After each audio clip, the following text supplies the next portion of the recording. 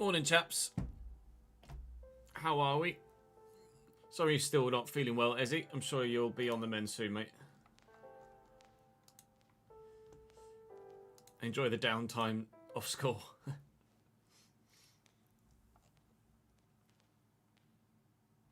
Oh, that's one thing I was going to do.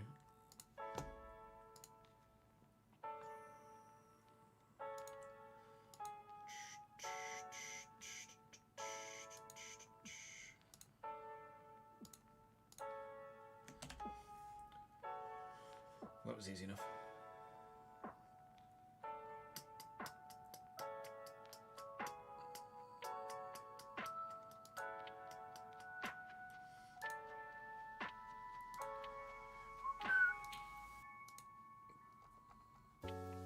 Plan for today is Realistic Rtg for today's video, then Realistic Rtg for tomorrow's video, and then Journeyman for tomorrow's video as things stand. We are trying desperately to catch up.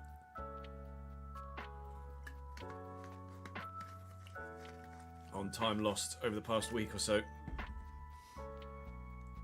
Do need to make one tweak to the schedule actually, and that's I think I'm down to work Sunday and have Saturday off, when actually it's going to be the other way around. I'm going to be live Saturday and not Sunday. There you go, that was easy. So we'll get the first episode recorded. Then we need to create a couple of Patreon players, make an edit to another Patreon player, and then we can crack on from there as well. But I'm gonna have to edit the first video today, like live, because it's literally today's video. But I'm sure that's something that you guys will allow, be understanding for. You always are.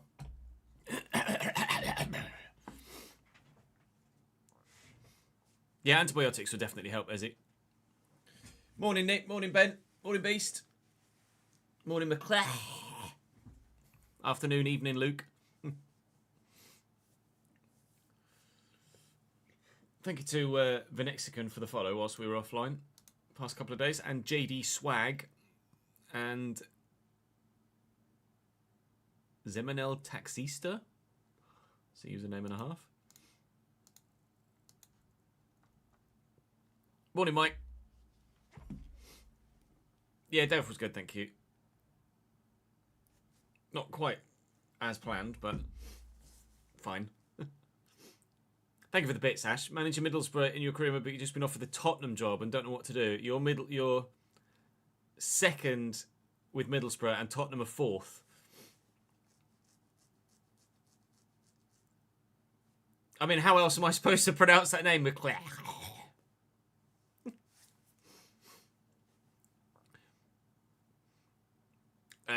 Yeah, I mean, if you're already outperforming Tottenham with Middlesbrough, then probably makes sense to stay, doesn't it?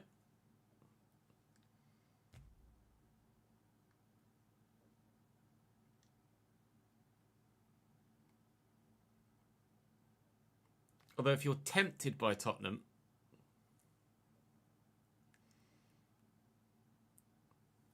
Thank you, Eds.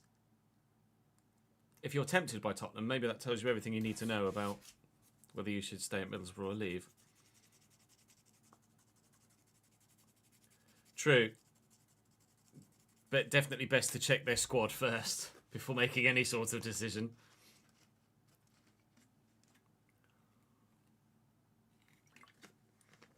Right, I can't waste any time. Come on, let's get recording. Welcome to the Realistic Road to Glory here on this Wednesday afternoon. We start with another big playoff chasing side. Derby County away from home is our first game today. We've a handful of games today. It's going to be a busy month, actually. Hopefully we can get it out to you for 3 o'clock. This is another one where I'm recording the morning of, so hopefully I can get it to you by 3 p.m. We'll play Derby. Northampton, Wrexham, Plymouth are up with us, and then Reading and Blackpool. I'm not sure. Obviously, the Barrow one will sim. Northampton, Wrexham, Reading and Blackpool are all players that... Oh, you see Plymouth there in 4th, Derby in 9th. it's an awkward one. Reading are 11th, Blackpool are 12th, Wrexham are 13th, and Northampton are 16th. So all very much with each other. So ultimately, I don't think it's really going to matter which ones we play and which ones we sim. So we'll probably sim the homers and play the away ones. So we'll play Derby, we'll play Plymouth, and we'll play Reading, and then we'll sim Wrexham, Blackpool, and then the lowest rated of the lot, Northampton. So on the first day, we're just going to jump straight in. One thing I did want to note was your feedback in the comment section continually for the past few episodes. Thank you for that. There's been some discussions about the growth peak. Obviously, last year with the RTG, we didn't allow anyone to grow by more than 3 unless they were a award winner, and then they could grow by 4. That worked very well with the last save. And it's been working well with this save, but the general consensus in the comment section seems to be that younger players should be allowed to grow by slightly more.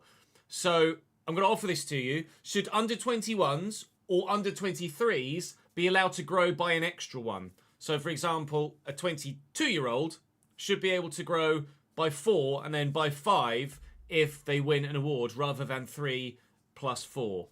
So I'm open to that if you guys would like that. If it's a case of whether we do it for under 21s or under 23s. For the Young Player of the Season award, we tend to allow players up to the age of 23 to be available for the Young Player of the Year award. So as such, perhaps it would make sense that the under 23s have the chance to grow by 1 extra.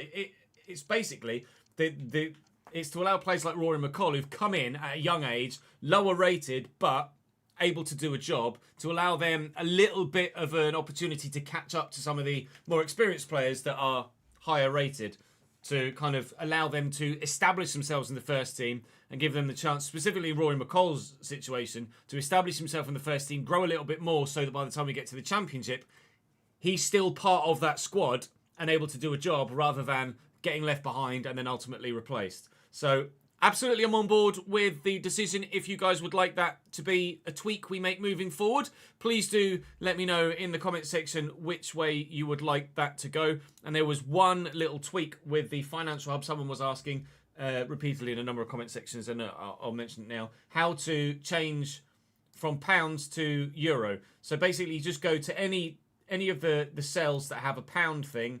You go up here to currency, you click on the drop down, and you go euro. And that will change that cell to euros.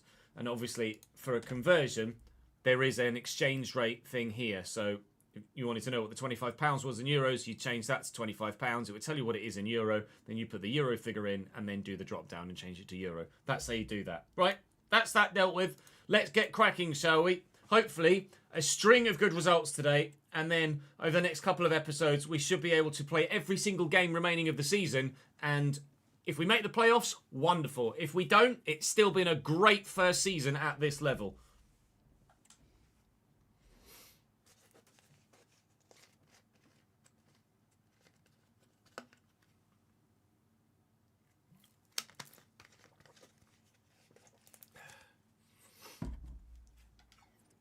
Yeah, do leave a live opinion, chat. I'd be open to that.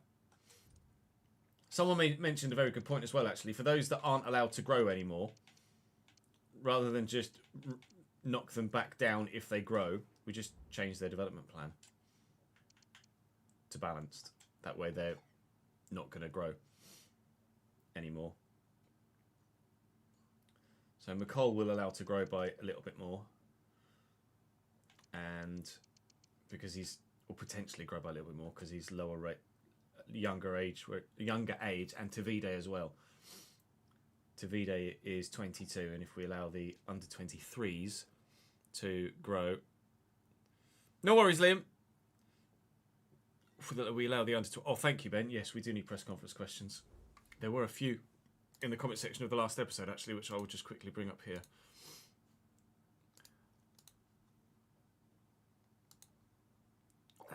Let's have a look. Oh,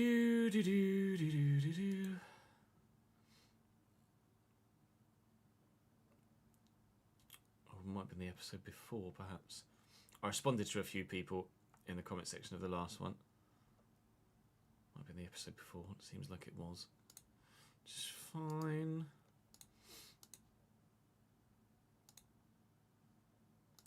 Oh, and YouTube decided that the captain's armband should go to Bradley Halliday,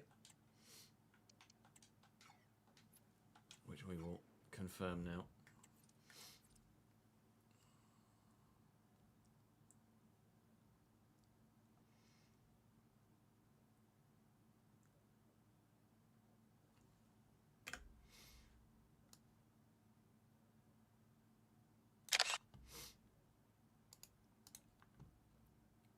If you have any press conference questions you'd like to ask in chat, then do leave them.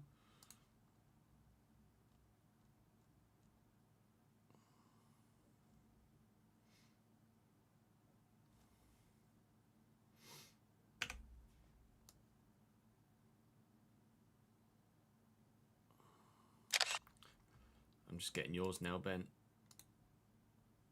from that episode a couple of days ago.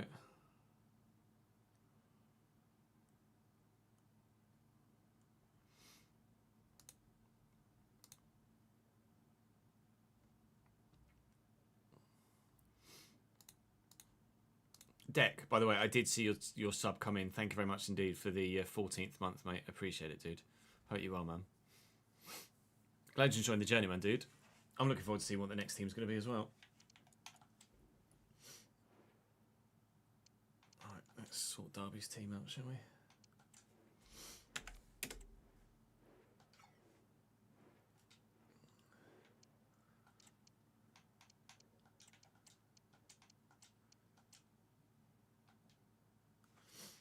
Oh my god, Connor Washington is... Oh no, it's David Washington, isn't it? I forgot about that. I see Washington in the lower leagues in England. My brain just thinks Connor.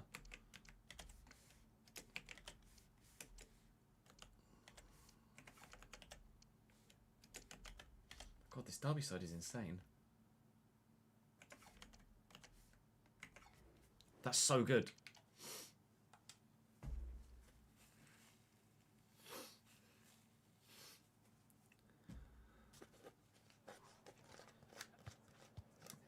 Yeah, it's the following season where they grow by one more when they win an award, right? Yes, youth intake today, Suffolk, is the plan.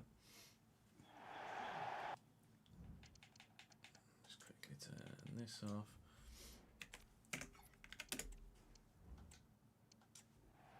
Right, we've really got to power through this as quickly as we can.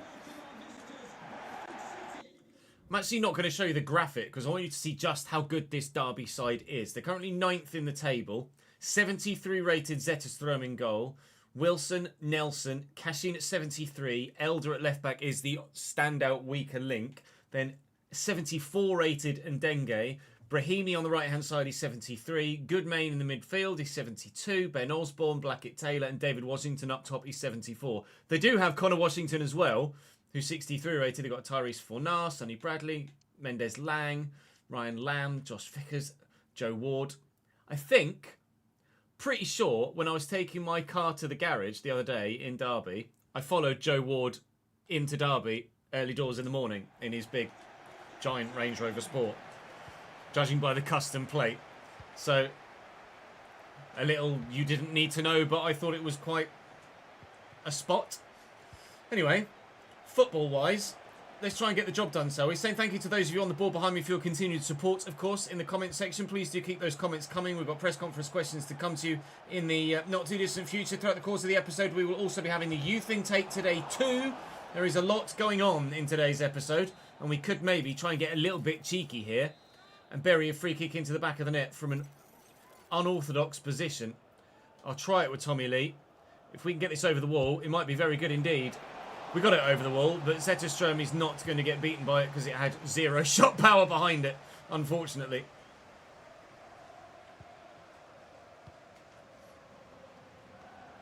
David and Goodmain, thankfully, has kicked it straight at early.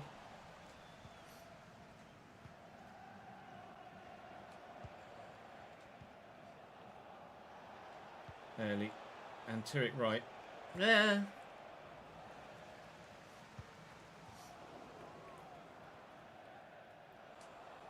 Early forward to Lapsley. Get that across. Down the right-hand side. Tommy Lee. Halliday. And McCall. Lapsley. Gets away from his man. A quick 1-2 hit. And then... the plan was to then get it to Tavide.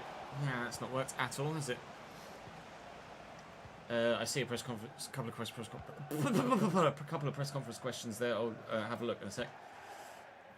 David, good first touch to get him away from the defender. Good bit of pace as well to increase that gap. Brahimi thankfully kicked that straight against the defender, and the counter-attack is on here. We'll use Tommy Lee first, then go to Poynton out wide. That was supposed to be a through ball, really, and it really wasn't at the end of the day. Halliday could get to that and does. Bradley Halliday is now wearing the captain's armband thanks to your suggestions and your voting in the comment section of the last couple of episodes, so thank you for that. Of course, we lost Sam Stubbs in the transfer window and needed a new club captain, and quite rightly, it kind of had to be Sam Walker or Bradley Halliday, because they're the two go-tos on the team sheet every single week. And, well, either of them deserved it, but you guys voted for Halliday. Halliday has it, although it's Sam Walker that makes the first save of the game. And he might need to make another, but Cashin's missed the target. If Vertic had promoted you for some of your better players such as Samson's video... Yes, ultimately. It's video to fresh competition at striker when he gets you, you're looking back up. I don't know, actually. From under 20, was live chat's preferred youth growth poll. Yeah, perfect. Thank you. That's...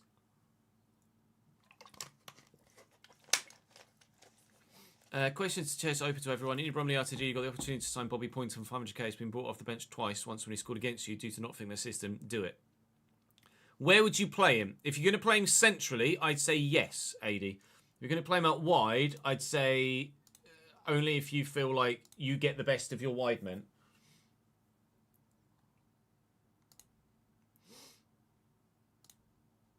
This was the results. 60% say under 21. Under 23, under 21, and nobody wants to keep it as it is, so fair enough.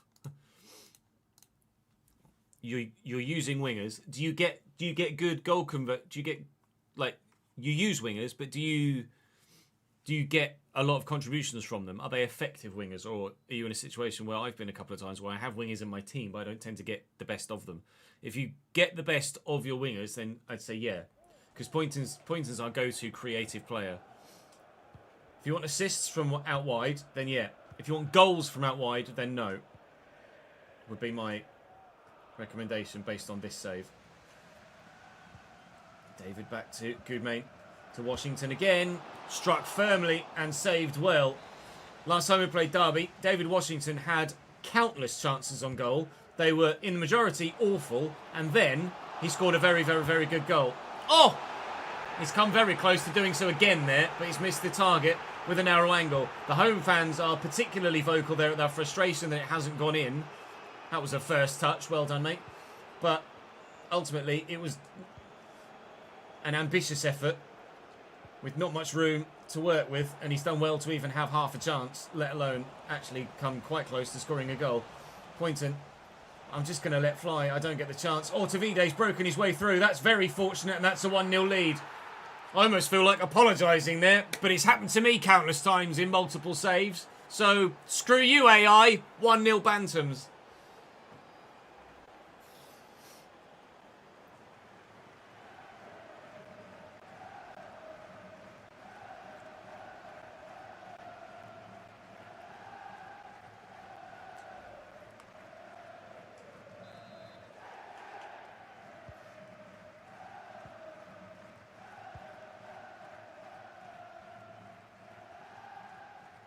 Pace from Bohemi and strength to burst past the man. He's still going.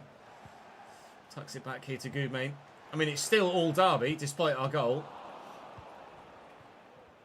But we're soaking up the pressure well. And then utilising, so far, a pretty damn good counter-attacking method. I'm going to tuck this back to Poynton, actually. And Bobby Poynton for 2. Creatively, assist-wise, Poynton has been very good from out wide. His shooting leaves a lot to be desired. It's pretty shite. Hello, floating speaker.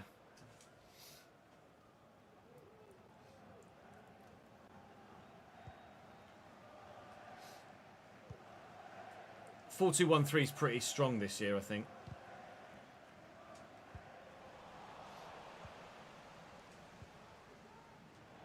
Lee to Lapsley. A bit of footwork. Try and manoeuvre something. Tavide is in the middle and could be found here, and is.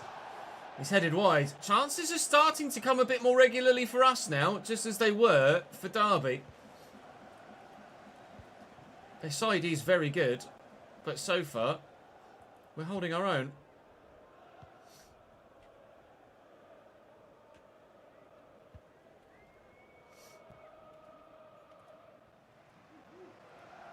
Elder down the line to Corey Blackett-Taylor.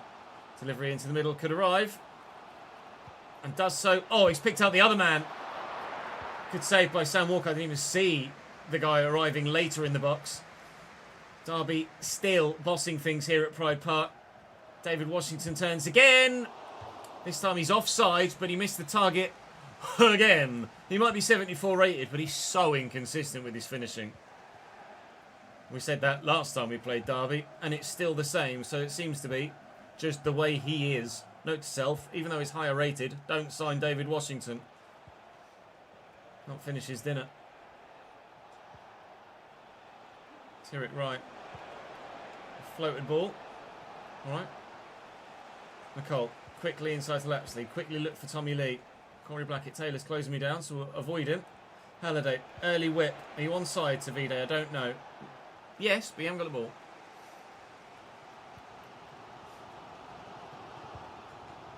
That's a great ball by Elder. That's not a great ball by Washington. Oh, space for Bobby Poynton on this side if we can find him. And Tavide's made a run round the corner. Tavide for two. Zetterstrom makes the save. Very well done indeed by the goalkeeper. Very poorly done indeed by the Derby man there. Lapsley under control, looking for Tommy Lee in the gap. But that is a rubbish pass. It will be just one at half-time. It could be 2 or 3 goals each after this electric first half. Still might not actually be. 1-0 here. 2 minutes added on. Good, mate. And Brahimi. Oh, Christ. Thumped into Saxon Early's chest. There's Brahimi again. And back. Good, mate. Good, main. Bad, main.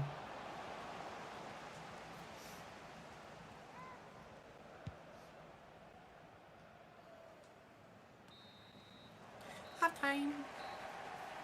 18 goals in 15 games as an inside forward is pretty impressive. What's the points difference like, Ben, in the National League?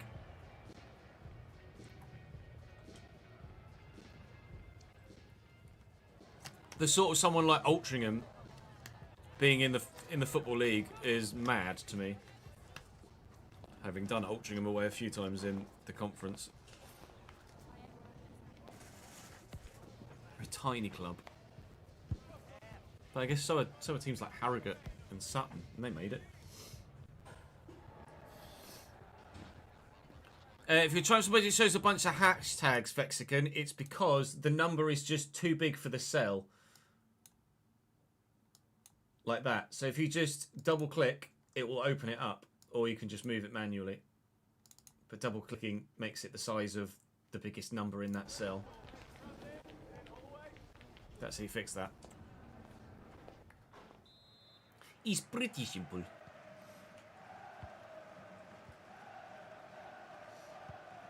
No worries, pal. Poynton. Tavide. Poynton's going to go, and he's in behind here. Tommy Lee's with me. There's a heavy touch by Poynton. I see the man on the edge of the box, so it's George Lapsley. That's not necessarily the way to go about scoring a goal. This might be, though. Ooh, good save by Zetterstrom. It nearly was. Corner to come in. Tyrek right, telling everyone to calm down. Tavide's up. Cleared away by Brahimi. Fair enough. Get it back into the danger zone. And...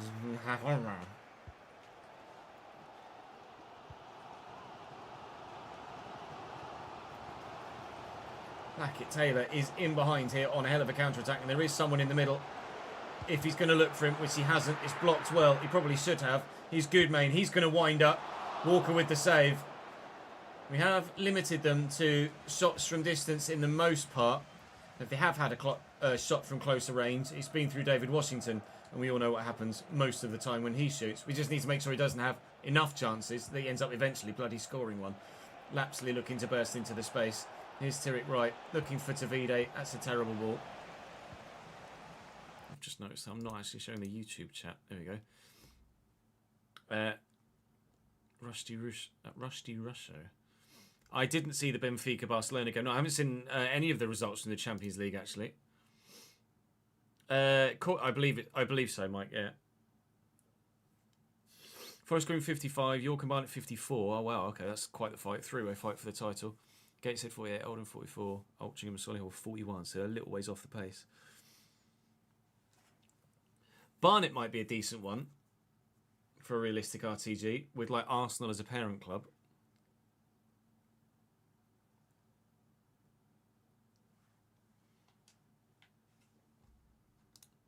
Plus tiny ground at Underhill.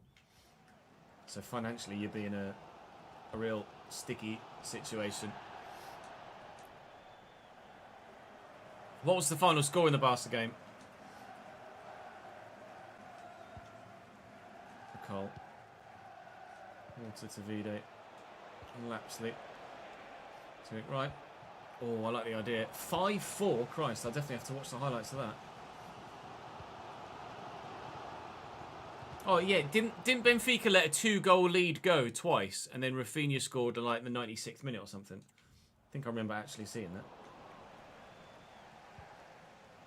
Rafinha's on fire this season, by the way. Halliday. He's gone for it again. I rate that. Bobby Poynton's available as the inside forward. Tavide then has gone the other way, so why not try and play Bradley Halliday in? And he's, I thought, going to go all the way.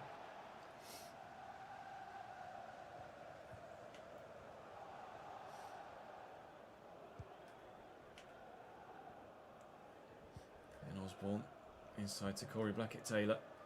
And Osborne again. Blackett-Taylor continually, and that's a great bursting run down the line. Still going, Corey Blackett-Taylor. McCall can't get it off him. Elder's got support arriving. Another blocked shot. How many times are we going to get lucky at the back with a kick? Oh, it's a terrible ball by Tavide. How many times are we going to get lucky with a blocked shot or a good save by Sam Walker? Surely, eventually, that luck runs out. If we could get a second goal between now and the surely inevitable, at some point, Derby goal, then at least we've got ourselves a bit of breathing room. Lapsley's there. And looking for Tavide. Nice lunge by the defender. Thought he knew where the ball was going to go. He did. He just did it wrong. Oh, Tyrek Wright can't get there.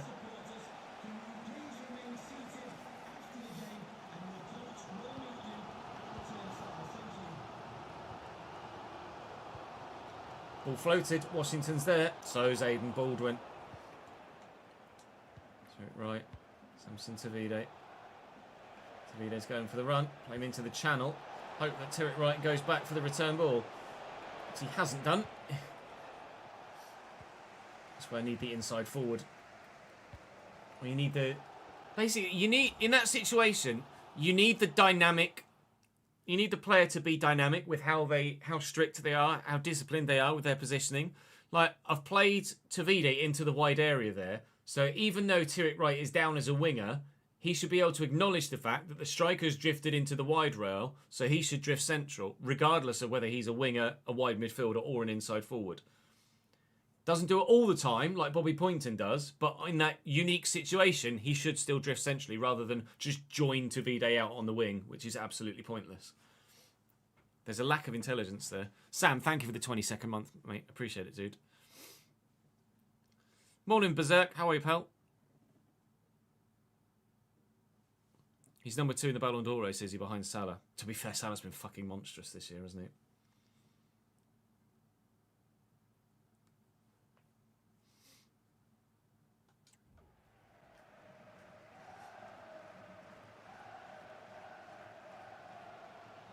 Brahimi on a hell of a run down the right-hand side. Cut back. And Goodmain. Decent delivery. Halliday's there. Oh, not the best of touches from Lapsley, but he will get it away. Go on, Samson, keep going.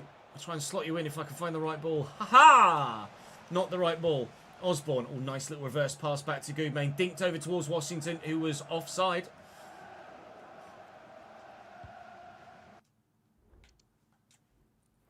Yeah, forward runs are... I get that they have a certain role, but they need to be flexible in that they don't always do exactly the same thing. Because play develops in a fluid way, not in a rigid, I'm a wide man, I must go wide kind of way.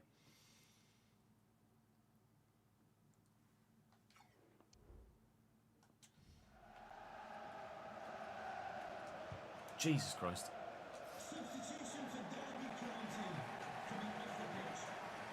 Oh, Christ.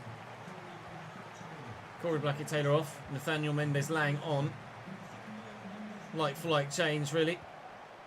Bobby Poynton in behind here. Tavide's pointing where he wants it. He gets it where he wants it. Nelson in the way out the back. Been one of those games, we've had quite a few recently, where the chances just keep coming at either end of the pitch. But both defences are performing very, very well, including the goalkeepers. Here's David Washington. There is a squared ball on. There's an extra man at the back post. Oh, my Lord. It was Nathaniel Mendez-Lang who's just on off the bench. That would have been one hell of an impact. As it happens, his teammates are particularly impressed with that from Sam Walker. I agree. That's why he, at the minute, regardless of whether we're championship or not, is going to be our go-to goalkeeper next season. 64 rated. And, well, quite frankly, playing much, much better than that rating would suggest. Poynton trying to drive past. Oh, I think it hit a hand. It did. Oh, very nearly got it done.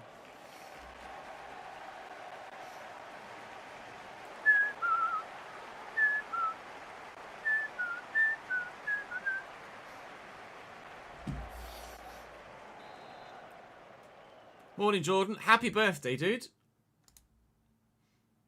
23rd I've got down here. It's 20 seconds, so that says to me that I got a handful of gifts, subs to gift out. Let me just make a note of that on my whiteboard, because I need to get this video made first. And then we'll gift subs out. But I'll do Jordan now since he's here. Happy birthday, Jordan. Appreciate you, my man. Thank you for your continued support. Hope you have a good day, man. Oh, to be 31 again.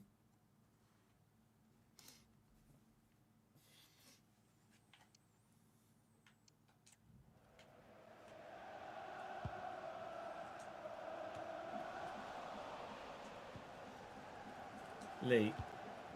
Out to Poynton. Nicely into Tavide. Couldn't hold it up.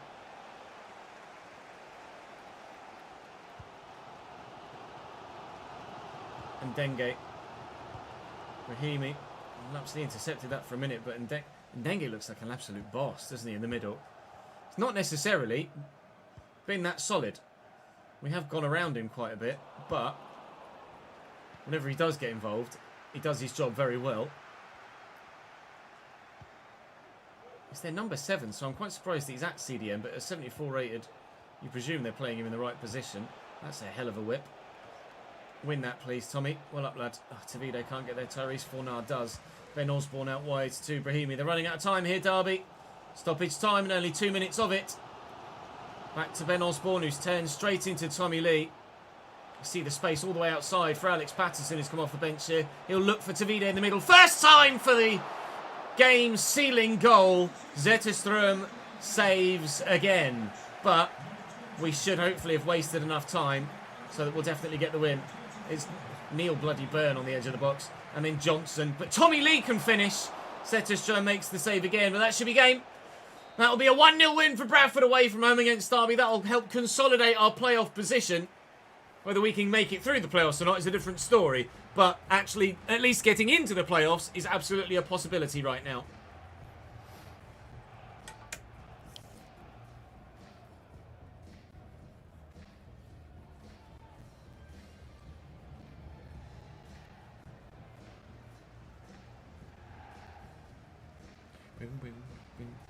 When was the last time an African player won the Ballon d'Or?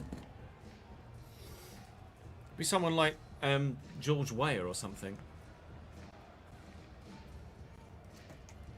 Couldn't even tell you the last time an African player won the Ballon d'Or.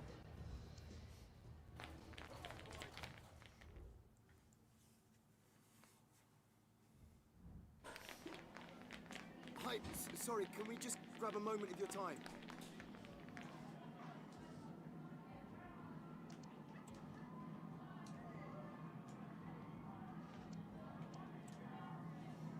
Thank you so much.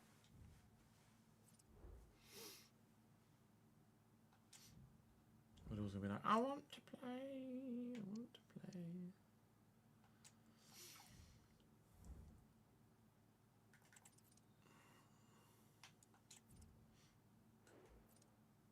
Just travel costs. Okay.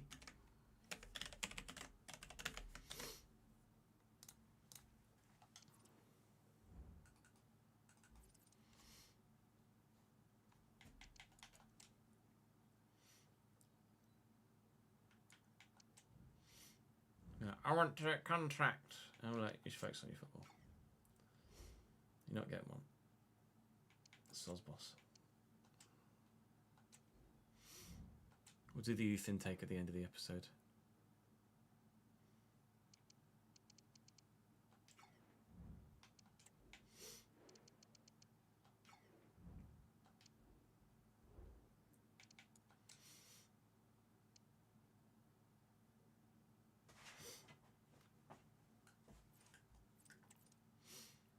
This is the board going to be like, you're not the average age. Oh, it's too high. Oh. The one time I actually acknowledge it and it's not.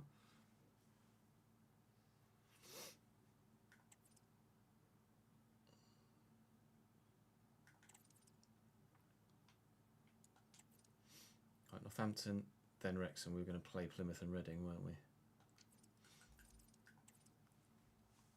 Just before we play this next game against Northampton, we have our first press conference question of the day, which come... I don't need to do that, do I? I'm just going to... Oh, fuck me.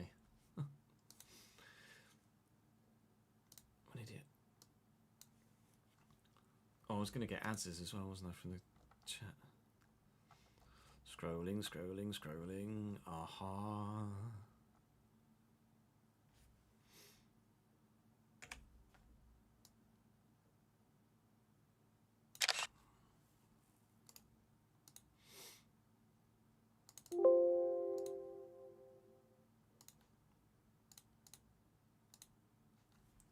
Just before we head into this game against Northampton, we have our first press conference question of the day that comes from Connor Hammond. It says, with Flint coming from the league below, do you not think it might be a bit of a rush to put him straight into the starting lineup so soon? Could it not ruin the chances of a playoff run in the coming future?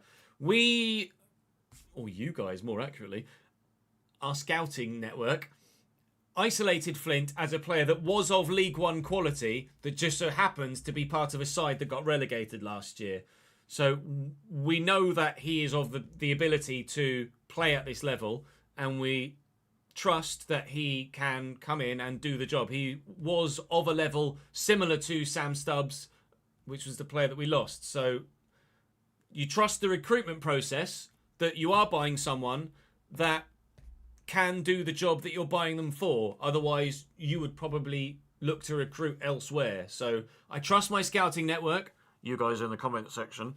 And so far, so good with Josh Flint. Really pleased with his performances so far. This match day against Northampton is going to be a simmer. You can see a little bit of fatigue in the side, but that's going to be manageable here as we're away from home. It's Bobby Poynton getting a late equaliser after Pinnock gave Northampton Town an early lead. Plymouth smash Burton Albion by 3-0. We've got Wrexham at home next, and that's where we'll head for the next fixture.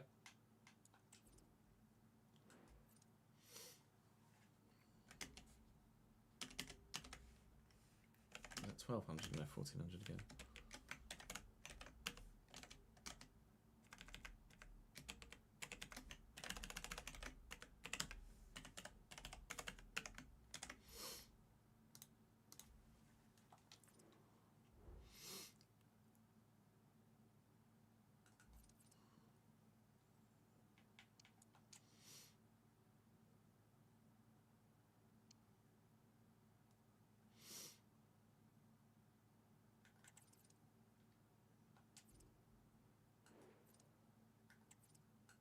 Another shirt sales?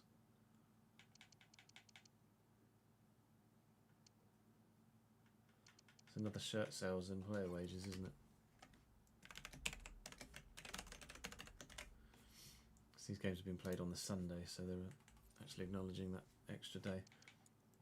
Next one, home against Wrexham. This one, I'd be actually genuinely intrigued to see what Wrexham's side looks like at this stage of a save. See, in real life, they're the side that we're kind of comparing our progression through the divisions to at the moment. In fact, they're performing even better than we are in real life. So they've got Brim up top alongside Lee Ho Jae. Rathbone, Elliot Lee and Dobson still there.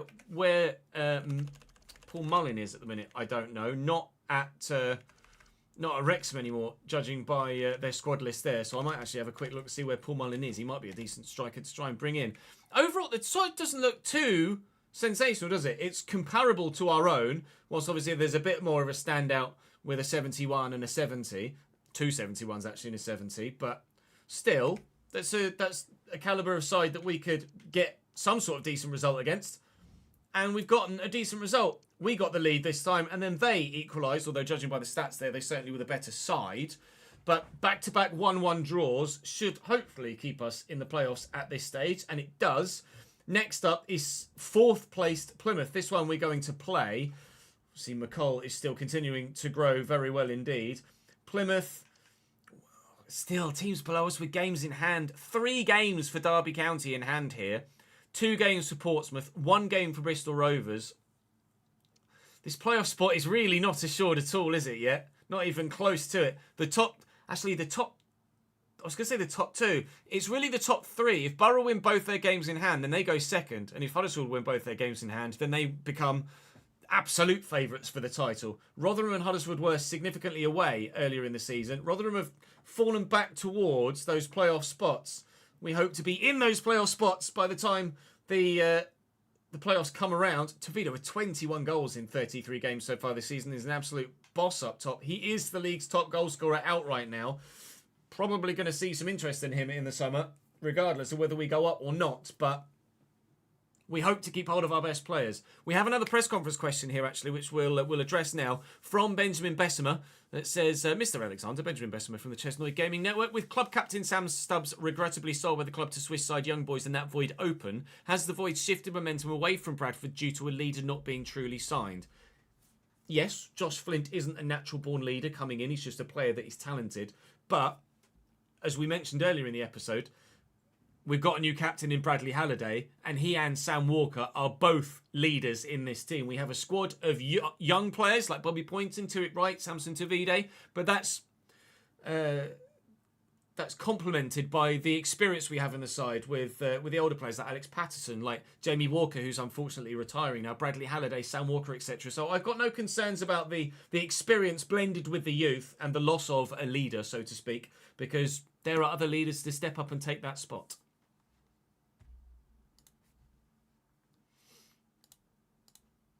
Ollie, thank you for the 12th month in a row and 23rd total, pal. What monitor would I recommend to play FC on? Anything? Well, it depends what console you're playing on as to what monitor you get. Play at what? 15% wage budget, Davidenki.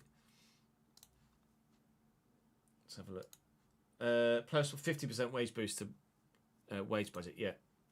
And yeah, let's have a look and see where Moles is. We'll actually just quickly check the budget. How are we, Luke? Well, I hope, mate. Thank you for helping me get to the bottom of that earlier. Me being an absolute fucking mongoloid. Right, so it's the stadium maintenance up.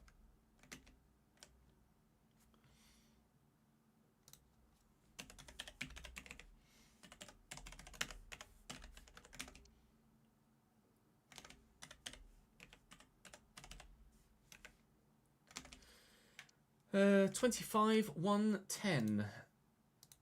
25 110. 414 315.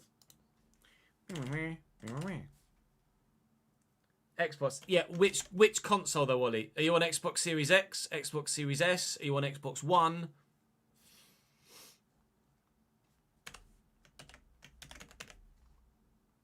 Like which generation of console you're on will dictate the capability or the need to buy a certain caliber of monitor.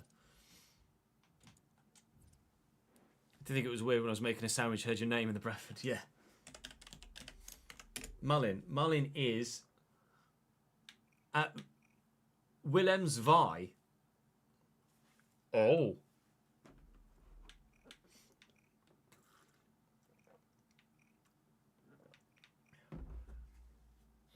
He's very good, is Paul Mullin. They've sold him to the Netherlands. Intriguing. I can't bring him home until we get to the championship, but if we make it to the championship for next year, then yeah, all right, we'll bring Mulls home.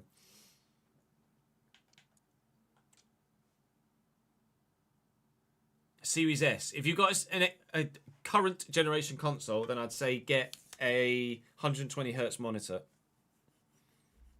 Ollie.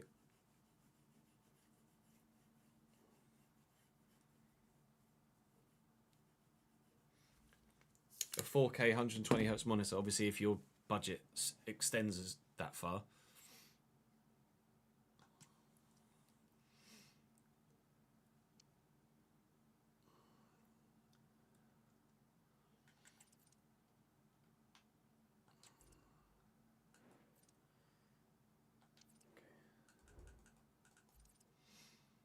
Okay. 21 goals, I think, for Tavide.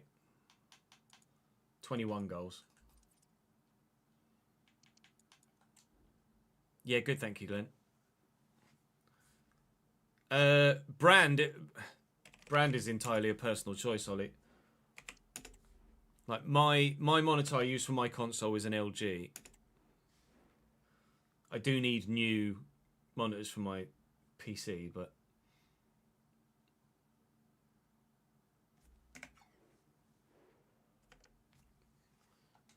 I haven't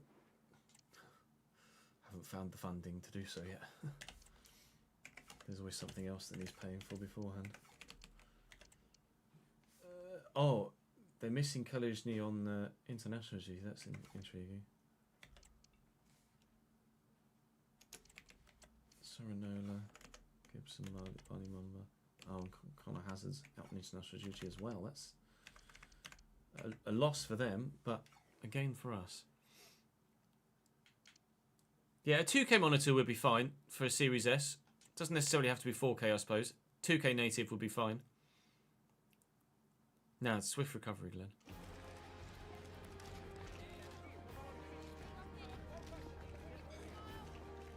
But as Davidenki says, for FC, you don't need a sensational monitor.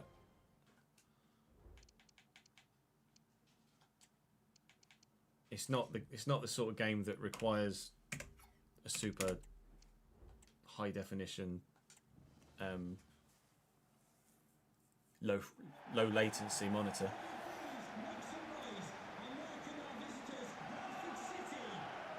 Bonjour, Leonie. Where are we situated currently? Are you in the hospital bed next to Glenn, or have you made it home?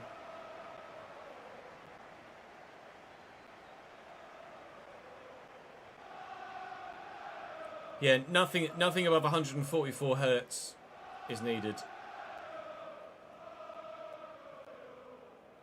Fingers crossed for a Friday home time. Yeah, fingers crossed indeed, Leonie. Are you feeling slightly better with the meds, or still pretty rough? Cambridge have brought themselves back into it though, haven't they? Signing that goalkeeper in January has made a massive difference. Come on, Yellers!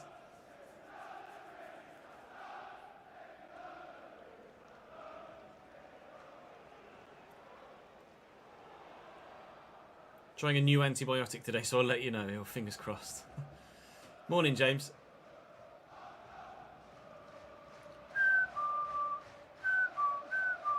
Chatter, yeah. Just you saying hello to specifically one chatter. 4-2-3-1 for the Green Army. They are missing Connor Hazard in goal through international duty, and Kalishny in midfield through international duty, two of their better players. Andre Gray starts up top. Ben Wayne scored a couple of very good goals against us last time we played Plymouth Argyle. They were really, really frustrating to play against and, quite frankly, battered me. Morgan is out on the right-hand side at 77 rated. Barley Mumba is still out at left-back at 74 rated. They have some really good, definitely Championship, if not maybe lower end of the Premier League calibre players, Plymouth Argyle. But that's not to say that on our day, we can't get a result. We just beat a Derby side that was on paper better than us. But doing that every single week is not possible. Insert every game we've played against Huddersfield so far this season. That's not a foul, ref.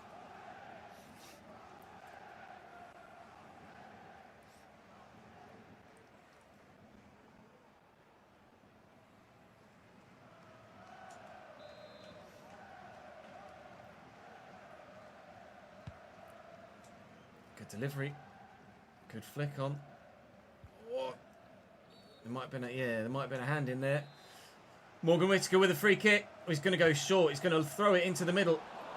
And Kieran Kelly is going to get rid of it very well indeed. Pleguezelo.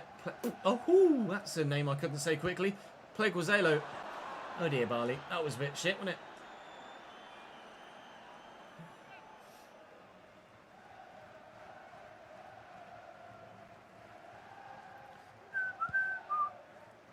Yeah, Josh Stokes has been really good. I like the look of Josh Stokes. Doyle Hayes. Short to Tommy Lee. To Vide. They backed off, so I will get a shot away whilst I can. Grimshaw makes the stop, but trying to create a goal here to give us a 1-0 lead. Tavide might get the chance for a header on goal here. It's going to fall back to him. We've been very fortunate with our 2 goals scored so far today. Samson Tavide individually has been the beneficiary twice, but it gave us a 1-0 win against Derby. Could it do the same against Plymouth? Luca Barrington from Grimsby. Where's he play? As in positionally, TJ. Stephen, thank you for the follow, mate.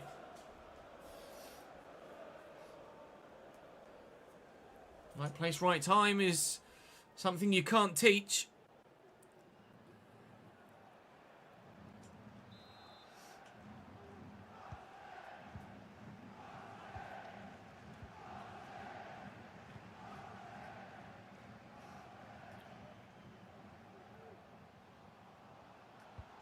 Oh, that's a great ball.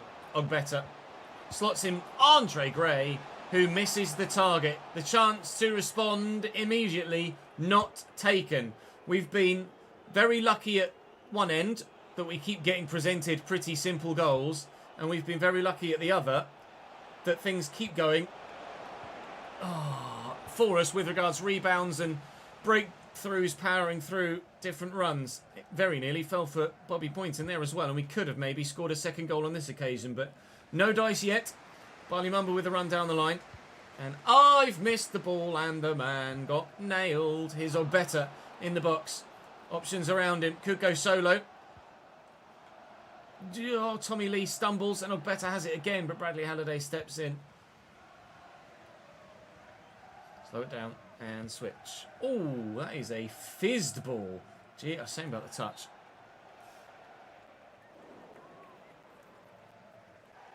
Rocco Vata. We had him on loan last year, didn't we? In the RTG, I think.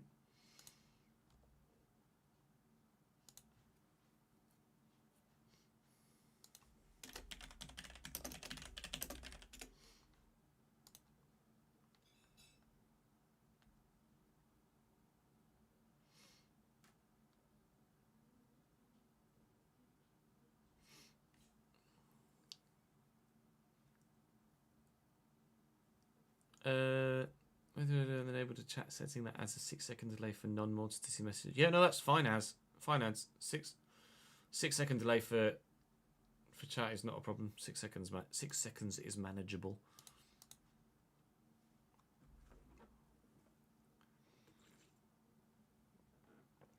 Like, as long as me and you see it in real time, that's all that matters, isn't it? After we sold Darbo, was it? Thank you, Rob.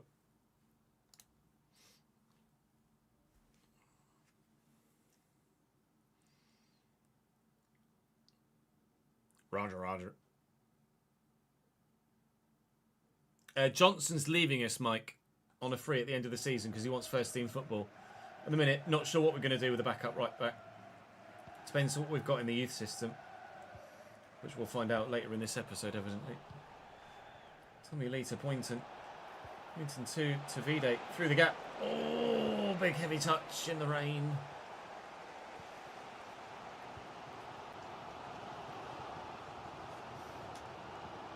That's loose from Ogbeta. Tommy Lee is there. Barney Mumba snapping at the heels. Used to support. Tommy Lee had his heels snapped at there as well. Oh, that actually... Oh, no! The first heavy touch worked brilliantly. The second one killed it.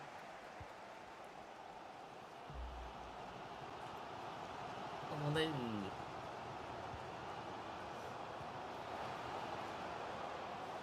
Right. Picked off comfortably. Oh, it's not great from Tavide. Forshore finds Andre Gray, who hits the post. And speaking of players who are in the right place at the right time.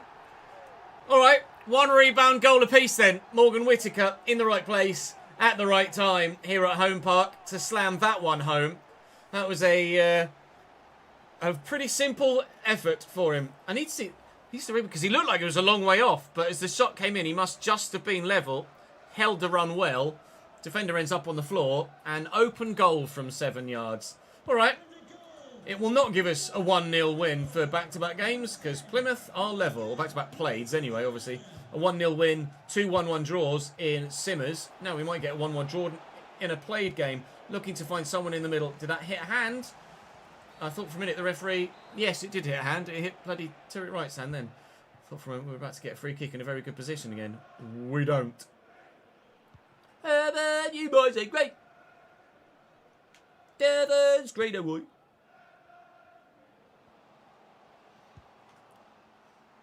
Whittaker. Still going. Forced backwards. He's the man to keep quiet, isn't he, really? Morgan Whittaker. Nice ball around the corner. Andre Gray, straight at the keeper. Angle against him. Comfortable for Sam Walker here. So impressed with Sam Walker in this save. I don't know whether it's just because he's 6'6", and that makes up for a lack of ability in other areas, but he's so good. I'm very, very, very surprised by him. Are you onside? Tavide nods it down. He is onside. Poynton! Ah! Wide again from Bobby.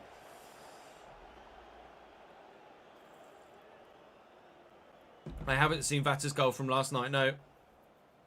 I haven't seen any footage from any of yesterday's games.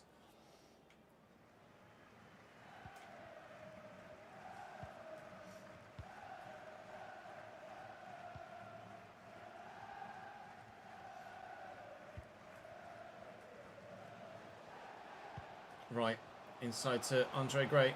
Thank you. Missing Ben Wayne up top. That's for sure. Oh, it's a heavy touch. Lunge.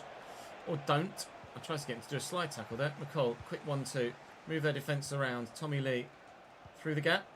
Not finding Poynton.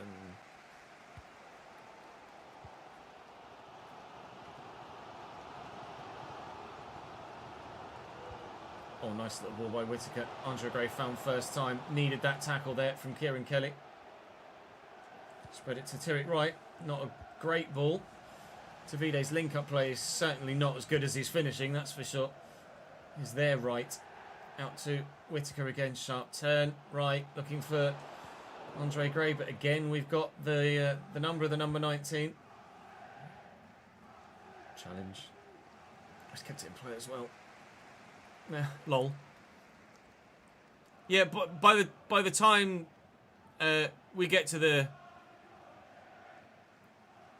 transfer window, TJ, you'll have the opportunity to leave the comment in the comment section on YouTube, or if obviously you're here live in the moment when we're recording a transfer window episode. Tommy Lee driven out wide to Bobby Poynton. Ball roll. Tommy Lee again. Great ball. Ah, shit. Fucked it. Lewis Miller from Hibs. I didn't see actually, TJ, where you said that Barrington plays positionally.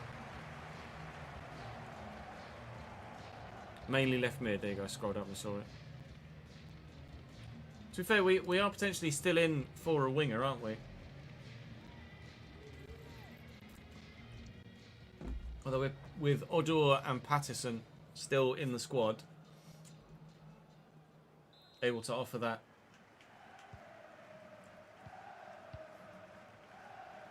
versatility.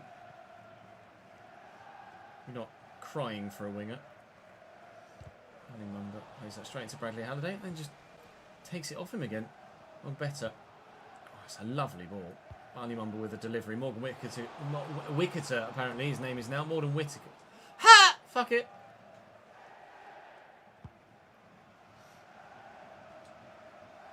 Well up to Vide. Lee looking for right. Can't quite find the man out wide. Whittaker floats it. Good header by Flynn. Tommy Lee. And in. And out there. Good run. Poynton turns well. Driving inside. Tavide just needs to be found here.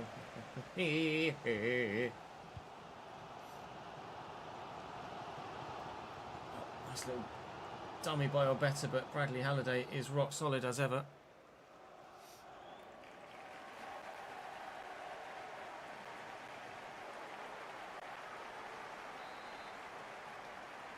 Whittaker with the free kick. They haven't committed any fouls thus far. We apparently have fouled them 5 times, so I think a couple might have been handball. Sorinola's going to get to that first, annoyingly. Tarek Wright, I thought, would have had the legs to get to that. Sorinola back to right. Sorinola. Adam Forster. Oh, nice. Around the corner. Right. Whittaker's offside. Thank you.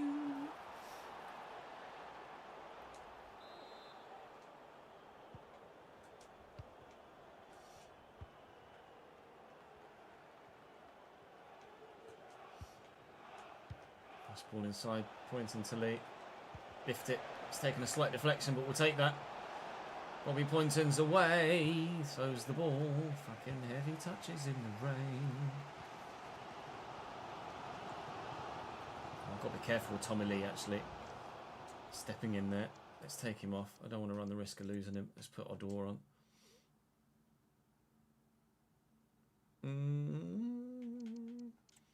Early for Johnson.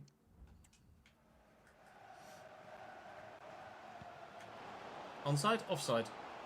Onside. That's very great.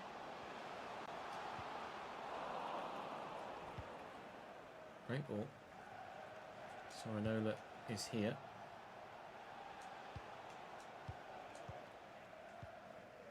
It's good football. Not to be beaten, apparently, Sorinola. Rather reluctant to close me down.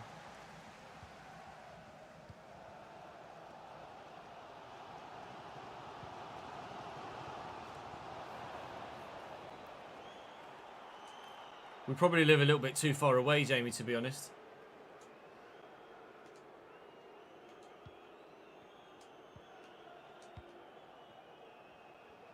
County or Forest, maybe. Right. Nicely into Tavide. Here comes the runner. It's Odor off the bench. Oh! Literally, you're seeing top left, as he was running through there, it was saying, oh, by the way, Clark Odor's on the pitch. Now everybody knows Clark Odor's on the pitch, including the Plymouth goalkeeper. 2-1 Bantams. How's that for an impact off the bench? Arriving late, just on for the booked Tommy Lee. Finish, lad.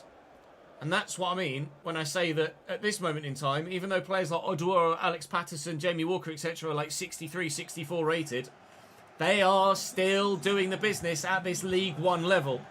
Whether they make the jump to the Championship or not remains to be seen. It might be like Tyler Smith, who was great at League 2 level but did not make this jump. Similarly, George Lapsley. Alternatively, they might just have the skill set that suits all the way to the top end of the Championship. We shall wait and see.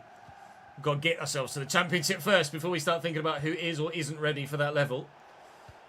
Nice ball by Poynton into the run of Tavide. Going to need some support. Here's Odor again. And arriving here is Jake Doyle Hayes even, and it's rubbish. From the area as he originally.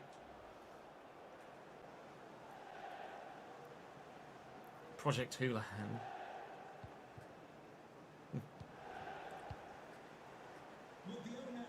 Be Project Dave Kitson, mate.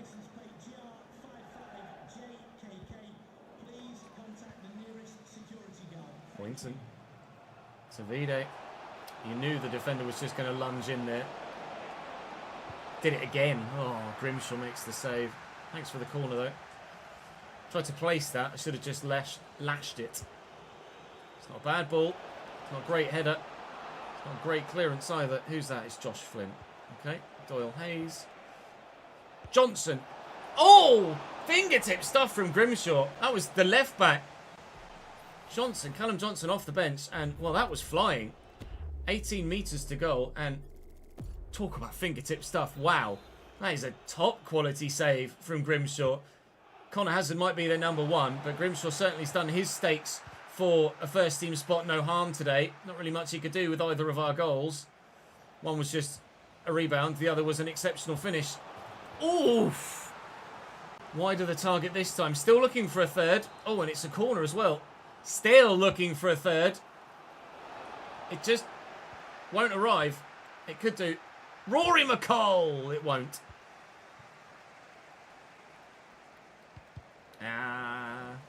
Double Ben Waine. Thank you. Everybody further forward was still offside. Odor. Lovely ball to Tyrrell Wright. Just coming back from taking that corner. Oh, Tavide's got there first. Right, Lash it says don't place it. Lash it! Oh, and it goes in, he says.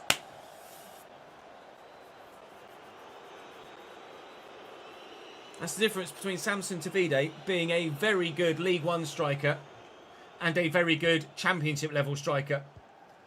There will come a time where we are on the reverse end of a scoreline like this, and a chance like that will present itself when we're in a relegation struggle and we're going to need the striker to put the ball away. And Tavide is not quite clinical enough in moments like that every single time to ensure that he's definitely the man to be with us super long term. But he's growing well, so hopefully with more first team football, more exposure, more opportunities, he will just become more and more clinical over time and develop into the player that we will need at that moment in time. Right now, he's doing a job for the situation. Just like Tyler Smith did last year. The situation changed this season. Tyler Smith didn't adapt. I think Tavide would adapt to the Championship, especially with more continued growth next season. But there might come a time where he's not quite good enough for our ambitions. Who knows? To be fair, his performances this year might seem just snapped up by a team that we can't say no to anyway, and it won't matter how good he is at any point because he won't be playing for me anymore. Well in, Josh Flint. 3 minutes added on. Still got our 2-1 lead.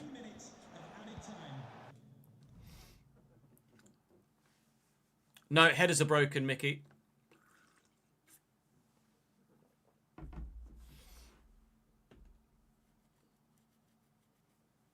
Attacking headers on goal when under pressure from a defender are broken.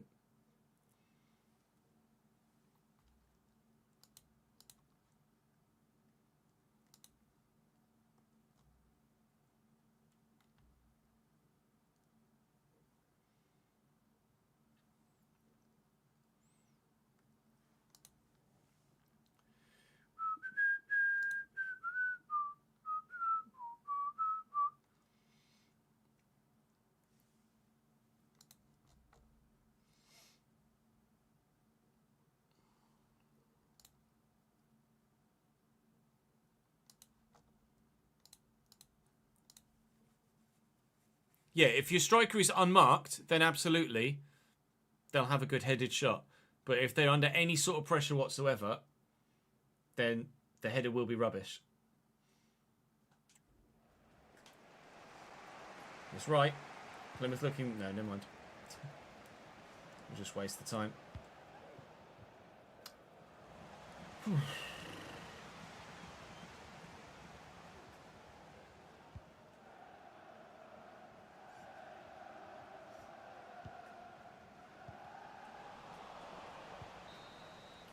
There's the final whistle. So far today, we have, if we're honest with ourselves, lucked our way to 2 victories.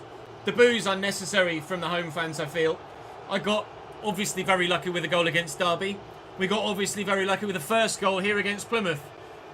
Probably should have been 2 draws from those 2 played games and 4 straight draws all told for the episode so far. Clark Adua's goal off the bench was of quality and there was nothing the goalkeeper could do about that. But that, again, every win we get just makes us that much more likely to finish in a playoff spot. But until those games in hand have been played and we really see how everything shakes out, we can't take anything for granted. Thanks so much for answering our question.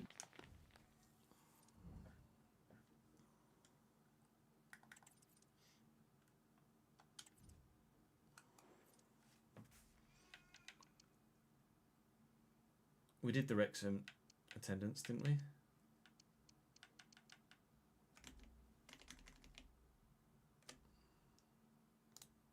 Yeah. So it's just travel costs, player wages, etc.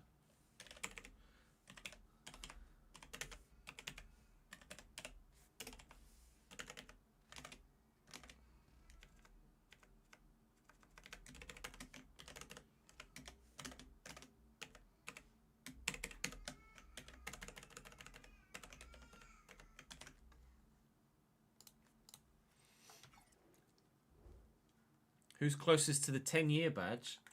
I don't know as I have a 10-year badge. I think my badge is run out at 8.5 or 9 years, in all honesty.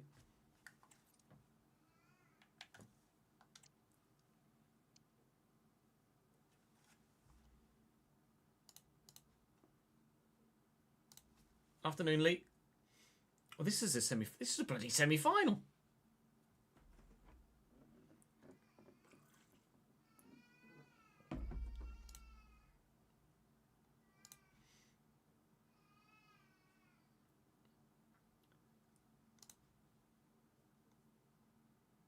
So actually, because of the 2-1 win against Charlton was the quarter. So it's missed the 4th round here. 4th round and it's missed the 4th round and the 5th round of this competition. The BSM Trophy, because there's no under 23s Premier League sides. So the 2 rounds where there was no prize money to be won didn't exist. So actually, the last game that we won against Charlton, we should actually give ourselves 50 grand prize money for, which I will gladly take. So prize money there is £50,000 for the quarter-final. And then what do we get for the semi-final? Oh, nothing. Win or lose in the semi-final, we get nothing. We just have to make it to the final to get more prize money for the BSM Trophy. That's fine. We're going to have to, as you can tell, quite heavily rotate here. Odua and Patterson will come in as the go-to wide men. We put Frankie Fielding in goal here. Halliday plays nearly every bloody game for us at the minute. Put Walker in there, he can drop. And then Lapsley can come into that position. And Bradbury will come in at left back. And let's see what we can do. Actually, no, let's take Halliday out anyway. Oh, I pressed the wrong button. Fuck my life. I've got to do that all again.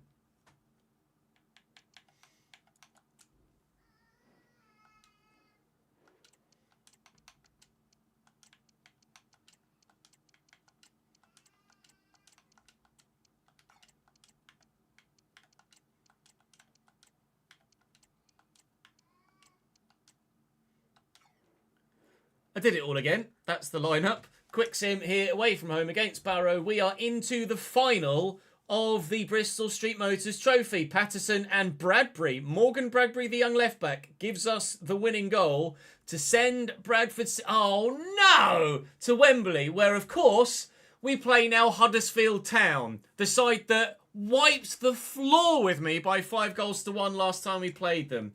What a pain in the arse that is. Walker's now grown to 55. Go on, lad. At 34 years of age, he is continually growing, but now it's saying, look, level down in 31 weeks. Even though it shows 66 there, it's saying we'll level down in however many weeks. So 65 is as high as Sam Walker's going to get, seemingly, hopefully, hopefully dynamic potential kicks in for him next year as well. We'll have to wait and see. Level up in... Oh, he's peaked. Absolutely peaked. Alex Patterson. Up next for us is Blackpool. Reading was the game we were going to play, wasn't it? Reading's on the way. But up next, Blackpool at home. They are currently 14th.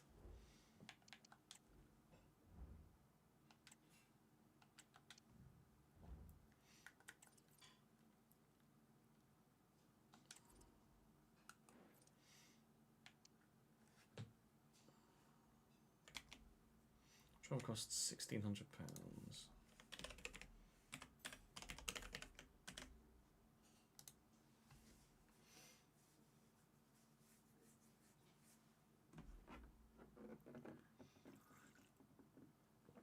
Yep, you're telling me facts.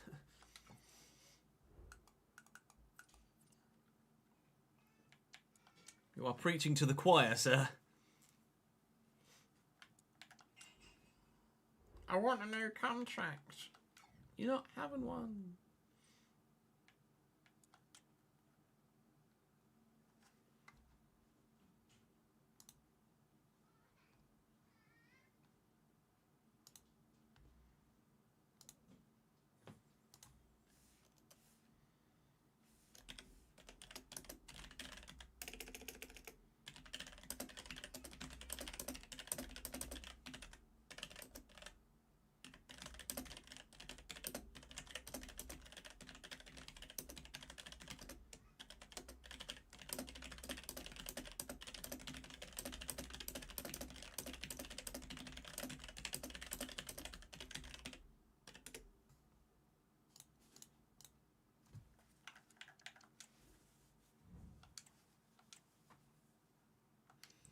Morning, Mike. Or afternoon, as the case may be.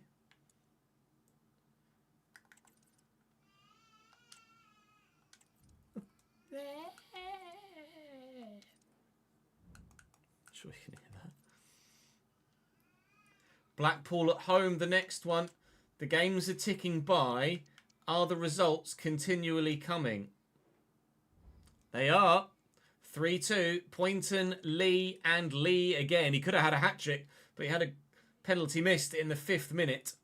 Tommy Lee has been such a good player for us this year. Cambridge lose again, unfortunately. Cambridge are actually on the way towards maybe, they were at least, trying to save themselves from relegation.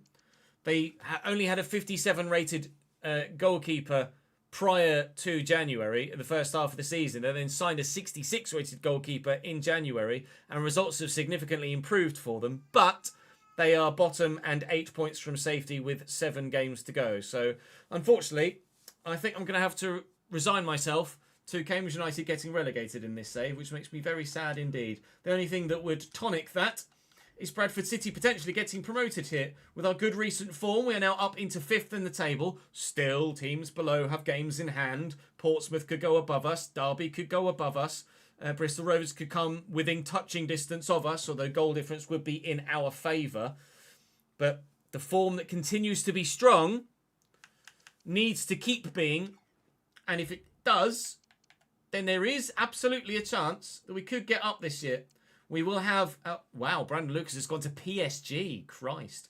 John Sanders in my youth setup is wanting to be called up. Are you really, John? Well, it just so happens that you're lucky that it's the youth intake at the end of today's episode. So we'll have to wait and see.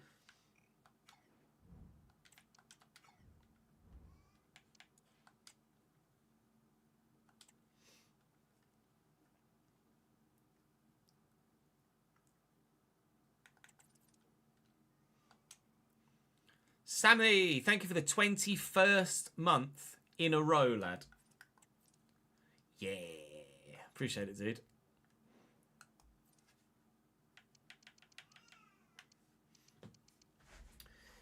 Oh,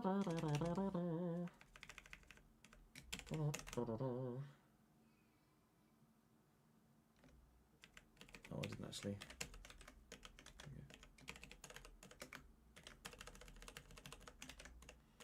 Match tickets number will change. 24753. 24753. 408 424. 408 424.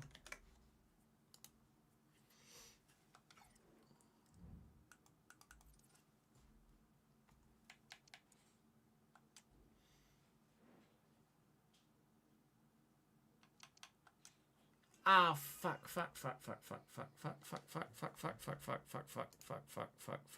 close. Don't want to play the highlights, press wrong button. Thank you, autosave.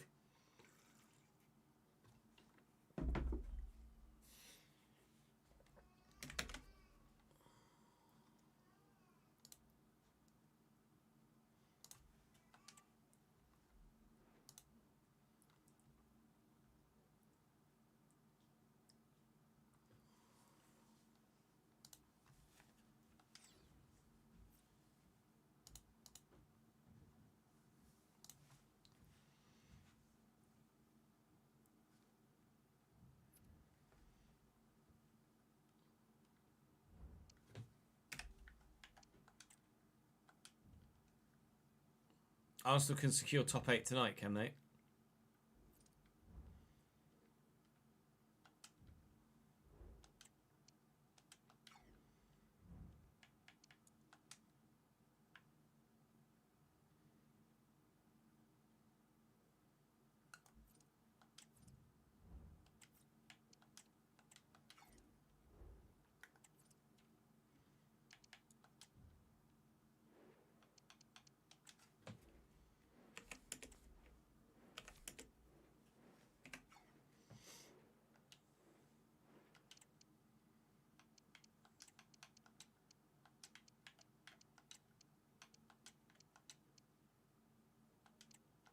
Just play McCall.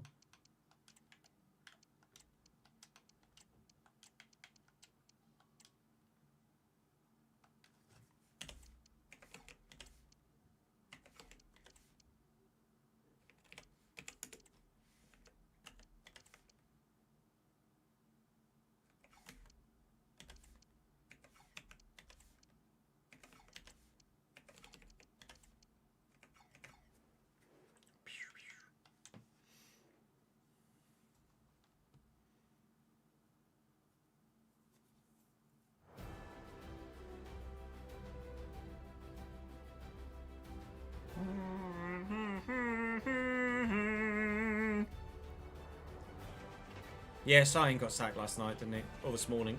One of the two. Who've City got in their final 2 games?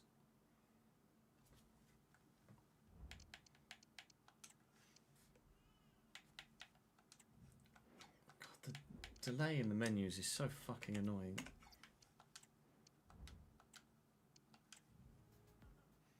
PSG and Bruges. They'll be fine.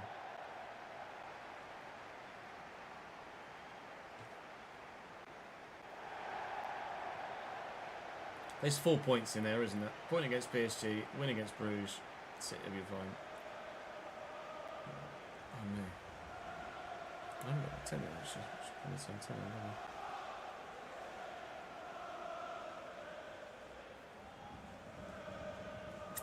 yeah, Ten Hag to Dortmund is the rumour, isn't it? The likely outcome.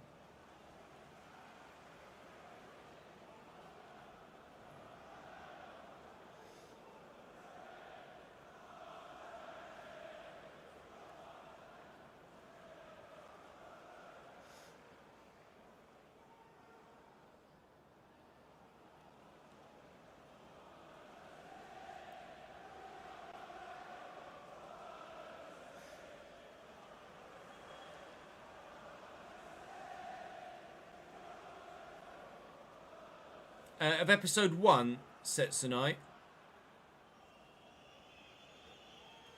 Reading with a 4-3-3. Joel Pereira in goal. Sam Smith and Harvey Nibbs in the front 3 with Kelvin there as well. Sam Smith has 3 goals in his last 3 games, so he's going to be one of the danger men for them as we head into this fixture. Danger men that hopefully we can keep quiet. I probably need to update that link, actually, in the YouTube description for episode 1 with the latest one. So let me do that. Copy link address.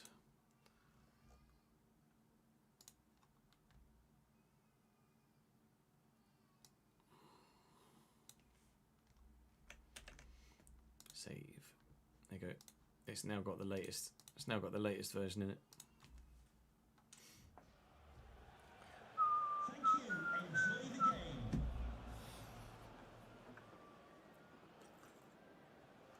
Yeah, that seems to be the way that people are going to go, Reaper, I think.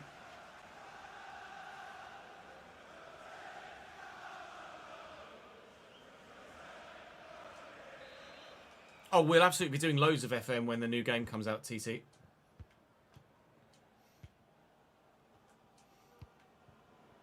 Bradbury to Lapsley. We've had to, unfortunately, because of the nature of the fixture list, make quite a few changes to the 11 for this fixture. It's gotten us to the final of a major competition. LOL. Gotten us to the final of a minor competition. But the fixture list has been very, very busy this month. Obviously Blackpool being a fixture that came quick and fast after the Barrow one as well. But we have... Oh, he went for me there. We have faith in our fringe players that they will do the job.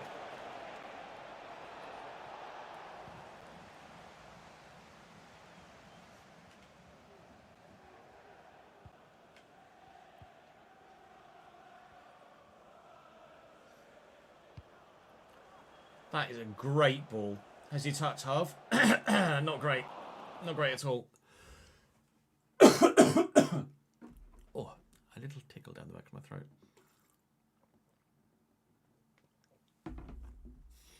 I think the plan is probably to do a Glory Hunter with Football Manager.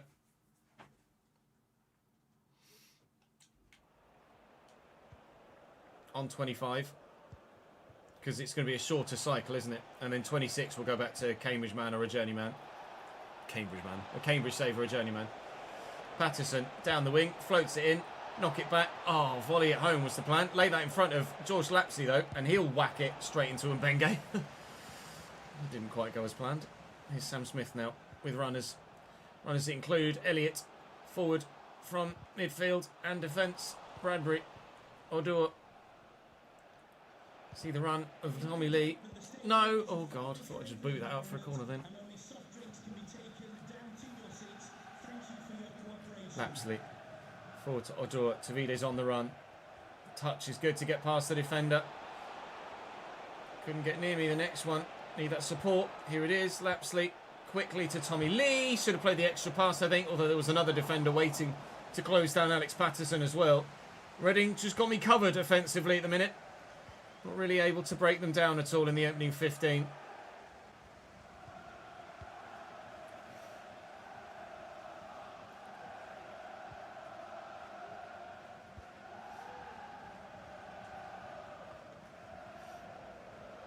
Lewis Wing. Good block. Okay, Lewis Wing. Sam Smith. Lewis Wing.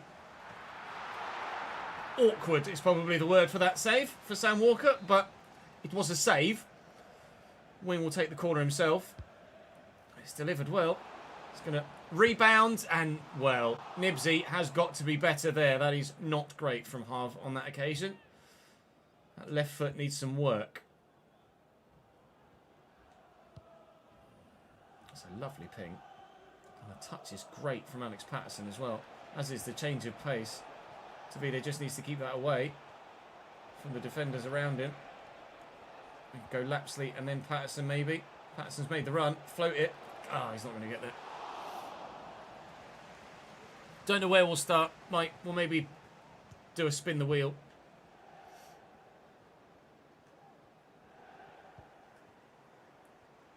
Sam Smith. Little reverse pass to Kelvin. Just trying to stand him up here. Baldwin does well. Halliday does even better. Oh, that was supposed to go back to the goalkeeper. Get out, please. Thank you. Christ, Samson chasing that. Misses the header, but that's fair enough. Oh, all right. Cheers.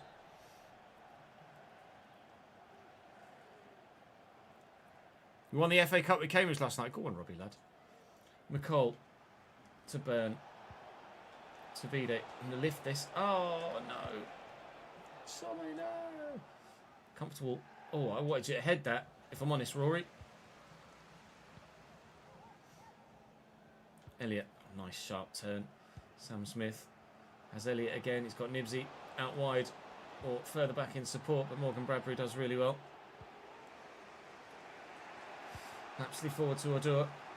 It's the obvious ball. It's the ball we'll play. Mbenge.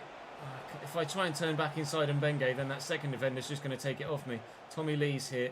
And Halliday's there in support. Look for Tavide at the back post. Tavide found at the back post. And the less said about that shot, the better. Sit up nicely for a volleyed effort. Oh! Certainly would have been in on the goal of the season vote had it found the back of the net. It didn't. It won't be.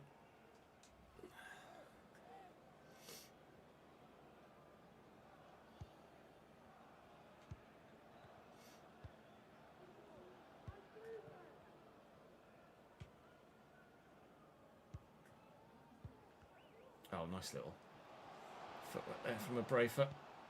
Little back heel back to Elliott. Squared ball back to a Brafer. Here's Nibs. Good delivery. Kelvin's up. Offside, thankfully. Not supposed to go to Tommy, but never mind. Playing that in front of Tommy Lee if I can. Challenge. Challenge, Charlie. Hudson with a throw. I think Lee might have used the hand there. Regardless, Reading got the ball back anyway because he's kicked it straight at Sam Smith. Then kicked it straight at Bradley Halliday. This is a really difficult game. We've seen plenty of chances in all of the other games that we've played today. But this one has been the opposite. Two defensive and midfield sets of players that are gutsy and determined not to concede a bloody goal today. On the run here, Kelvin. On our shortlist, because we think he's pretty good. Bradley Halliday's even better. Run then, Mr. Patterson. He's like, okay, I will then. Looking for Tavide. Ooh, we get a little bit lucky again. Tommy Lee.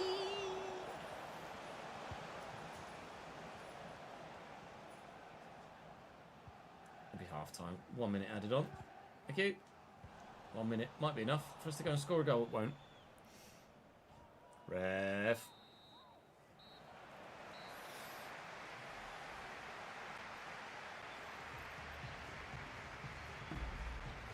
Oh, Morgan Whittaker. Great signing for you, Tawonga. He'll do business.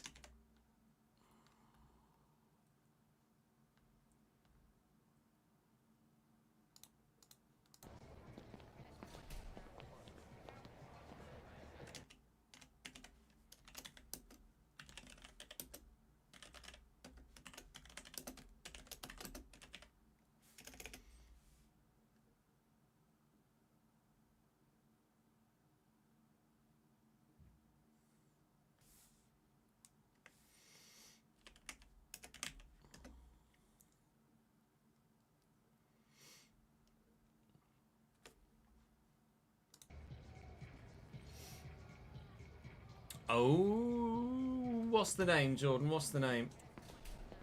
Talk to me, lad. Talk to me. What we say?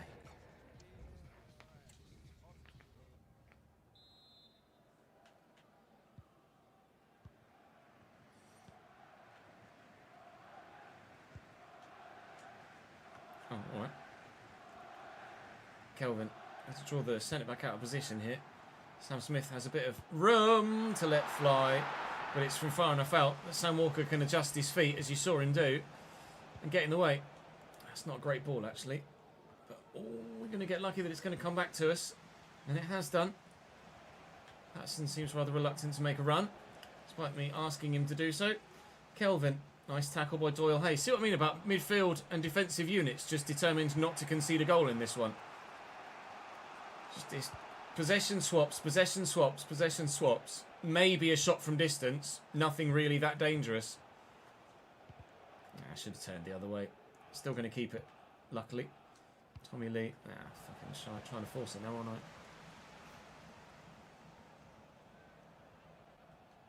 Well in.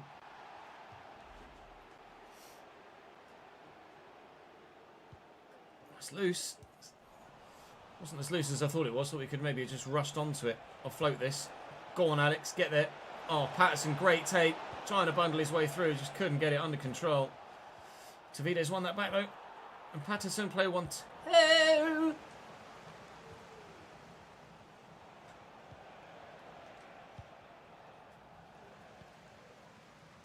Charlie Savage out to Dorset. Thank you. Yeah.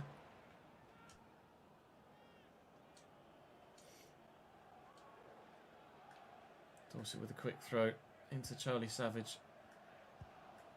And inside to Kelvin. Sam Smith running. I've tried to force it through a gap that didn't exist. I've just been taking note of the way that I play football. Tavide's there in some space. Needs some support though. We'll float it looking for Odua. Under control. Could go again. Clark. He's onside, I think, because of the fullback on this side. Clark Odua very nearly does it again for us. Good chance. Good save, to be fair. They've been few and far between chances of that level of high XG. But unfortunately, still not able to take one. I've got to lunge for it. I didn't get there, but thankfully, Sam Smith didn't force the issue. Charlie Savage with the corner now. It's not a bad ball. It's not a bad clearance. We have managed to get it away. I'm going to wait for some support, I think. Come on, Samson. Oh, and then Alex Patterson would have been free. Elliott. Sam Smith. Kelvin. Elliott again. Tucked back here to Harvey Nibbs. Edge of the box, there's Lewis Wing. Kelvin deflected. Oh, my Lord. Could have gone anywhere. Over the bar it went. Spinning and spiralling away. Lewis Wing to take the corner. Short here for Reading. Elliott will go back to Lewis Wing. He's got Sam Smith there waiting. There's another option on the edge of the box. It's Charlie Savage on his left foot. Harvey Nibbs on his right foot. Sam Smith on his right foot.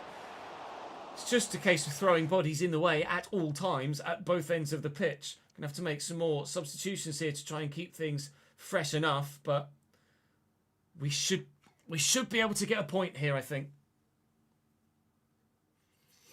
Johnny Yefeko, default X, start on loan from Rangers, 6'3", strong and quick. What's he start at? What's his potential, Jods? That might give us an idea.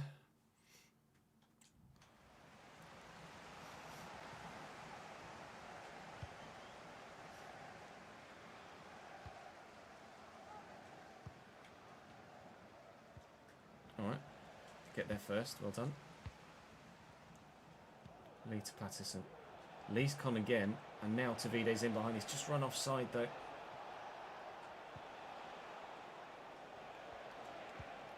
Worked that about as best I could given the situation. It's a really narrow angle. Nearly. Oh, Odua! He threw himself. I love Clark Odua. He's just everywhere. He's an absolute machine of a man. He's Ramirez-esque. Just doesn't stop running. And he's because he can play in so many different positions, he's just such a great squad player to have at this level. In there to Patterson. A bit of footwork. Didn't expect the fake Rabona, if I'm honest. Was only going for a Ronaldo chop, but 15 minutes to go. Despite diving headers and great saves by goalkeepers. Still no goals in this game. That's a whip and a half. Kelvin on the first time volley. If that goes in, then fair dues. Take the win, lads.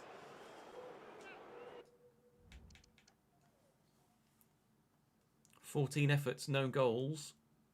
63 starts at mid-70s. It's probably still doable.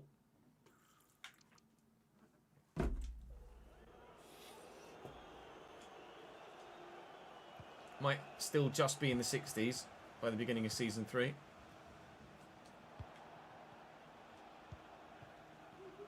I'll do it.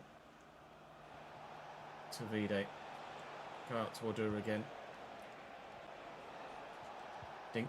Lovely ball. Get it down under control quickly. He got it down under control, but he didn't do it quickly. Oh, that's actually just rubbish. Doyle Hayes. Around the corner. Oh, fuck it, never mind then. Lewis Wing. Sam Smith. Big challenge by Aidan Baldwin. Aidan Baldwin and Neil Byrne might well be expiring with their contracts at the end of the season, but they are having still a good impact in the squad when called upon. That hit Patterson's hand, as is Alex Patterson's, to be fair, having a really good impact. He, however, is not running out of contract at the end of the season. I'm pretty sure we did extend his deal. With Jamie Walker retiring, we kind of need players like Patterson and Odua slightly longer term.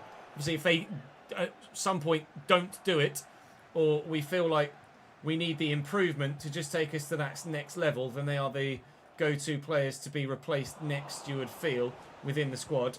Obviously, we're going to have some holes in the squad, player number-wise, in the summer with those expiring contracts. So they'll be the areas of concern at the beginning of Season 3. Please. Oh, no. If I just get that round the corner to Davide, we're in for a winner. We have an idea of what we might want to do in the summer. But obviously, if someone comes in for our best players, then that changes things. And if we go up a division, then that might change things yet further still too. But as it stands right now, we are a League One side. And we won't be automatically going up to the Championship. So the question mark of Championship football next year is still very much there. Here's Sam Smith now. The question of whether Reading might get a victory here is still very much there. Sam Smith beats his man, but the shot isn't good enough. Saved by Sam Walker. Cross to come in. Nibs will take it. Now or never. Royals, now or never. Never it is. It might not be. It is. Okay. Undefeated. Undefeated is great. Wins and draws throughout the month. Still, we consolidate in the playoffs. And from now on to the end of the season, we're playing every single game. Right. Let's see what the youth intake looks like this year.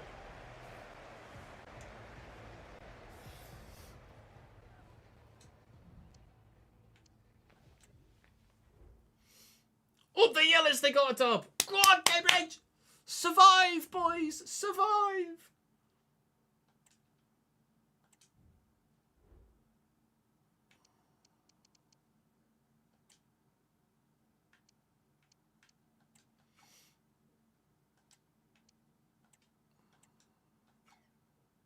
Was it Baldwin and who? Oh, Tavide. Nice.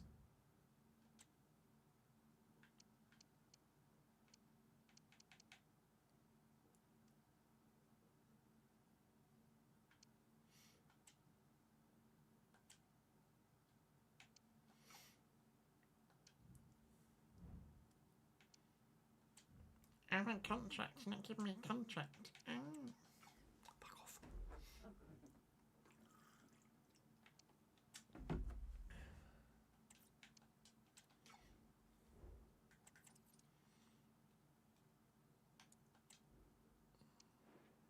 That's not what I wanted.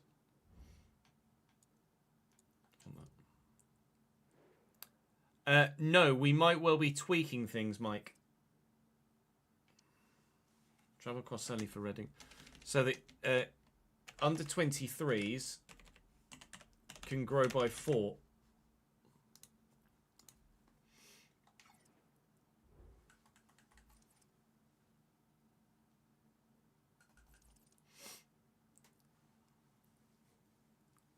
I don't know, Ollie. You should be able to choose whether you like training skill moves or weak foot. In my opinion, should be their own training module rather than as part of a position.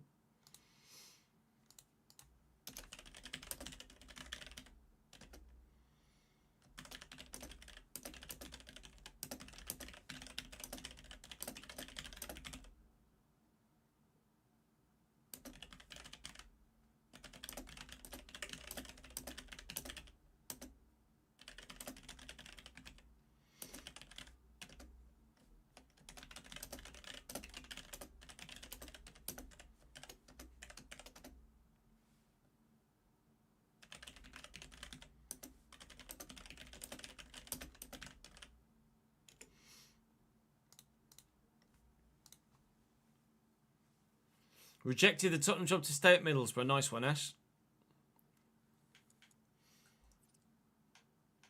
Right, with our current Youth Academy players, I'm probably going to let John Sanders go, to be honest.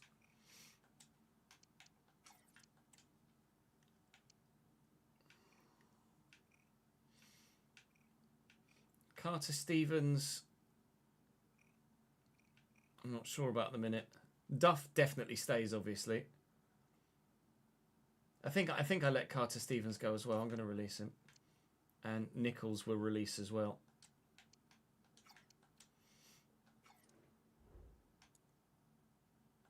Right, youth scout reports. 79 to 85. Brandon Lucas has gone to PSG. That's fine. I'm going to reject. Definitely going to reject. Lewis Pearce, we will call up. Definitely reject. We'll call Sebastian Corbyn up as well.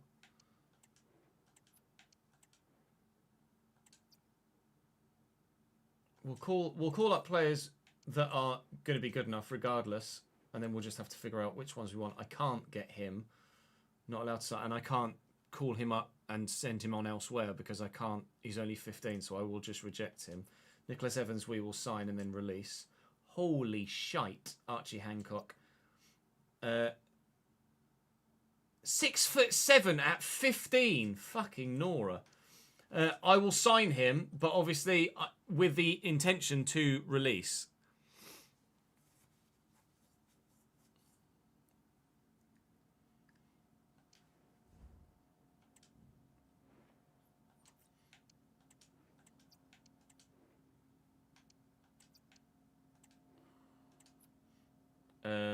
Again, we'll sign with the intention to release.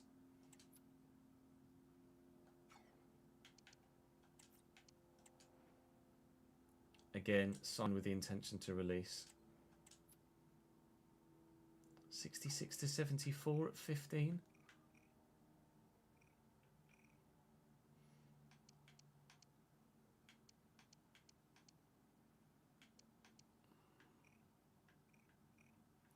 $65 to 77 at 14.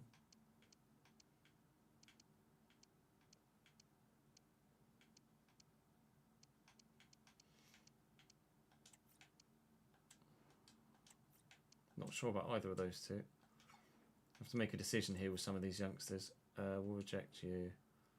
67 to 87. Sign you. Again, we're signing those guys to release them. So let me now go to my youth setup. Potential window. So promote. Promote. Oh, he's too young.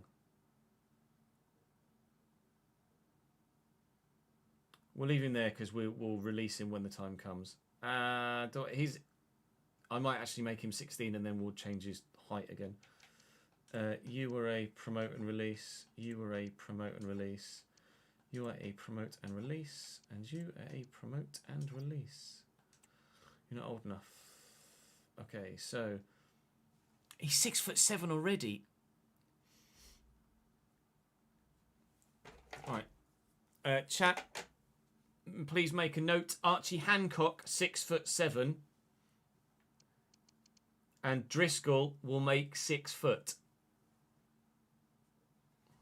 Alex Driscoll, Archie Hancock.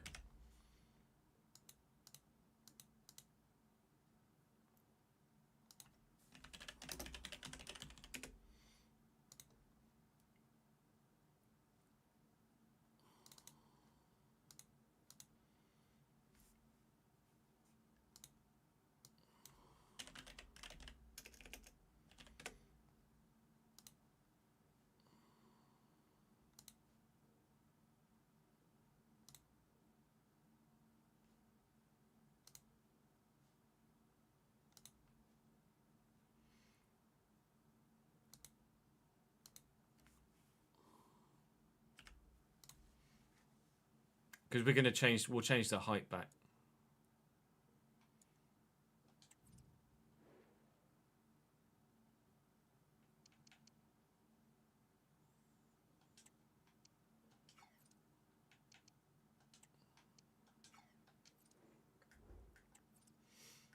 So now we need to release all of those guys from the squad hub.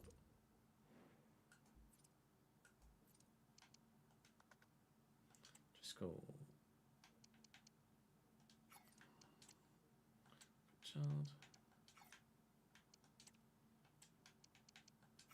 Harry Brown.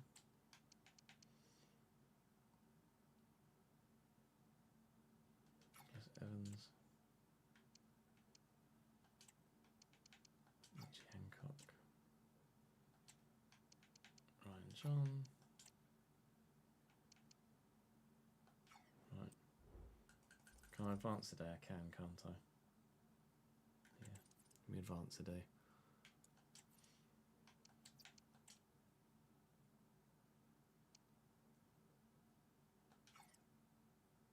Right.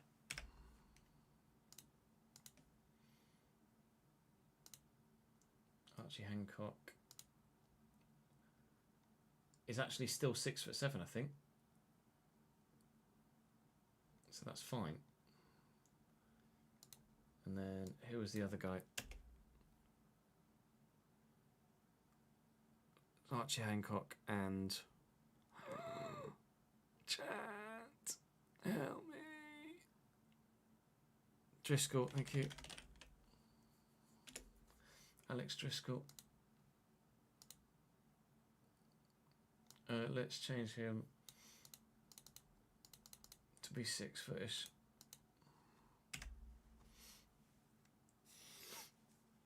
Six foot 1 at 14. You thought he was big. 6 foot. You were 6'2" at 14. Well, I was probably not far off by 14, 15.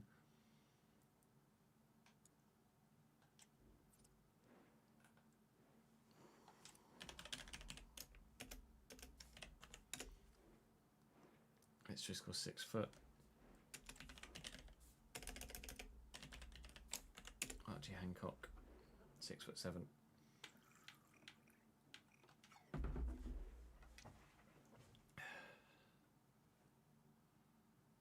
You were 6 foot at 10?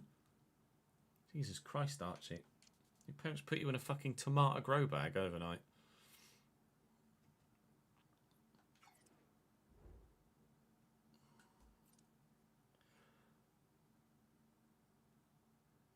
I meant 80.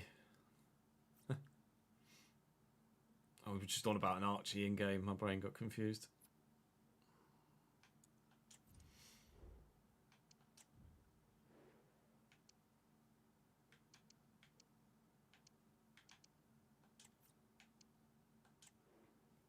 George Humphrey.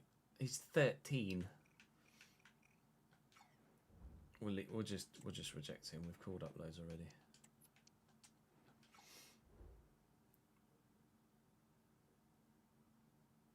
Makes you feel small, 5'6" at 36.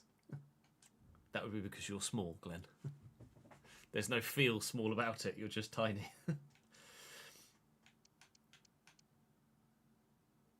Oh, Kai, there's even more at the bottom. The scout report was so full it couldn't show everyone. Kai Gilligan, sorry, Kai Gilliam.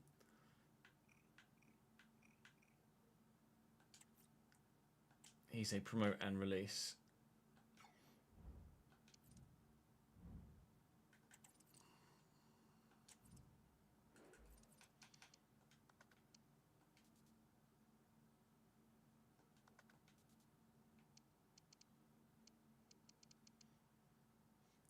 Did I just reject him out of habit?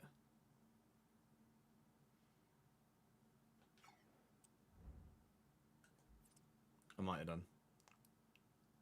Actually, no, he'll be in here. Hold on, Chess, you idiot.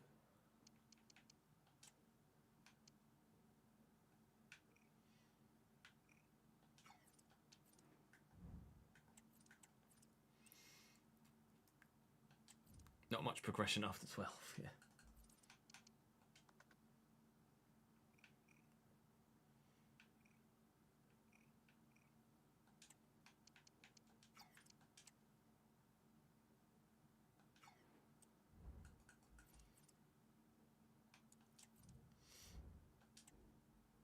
Right, so we need to make a decision about these guys.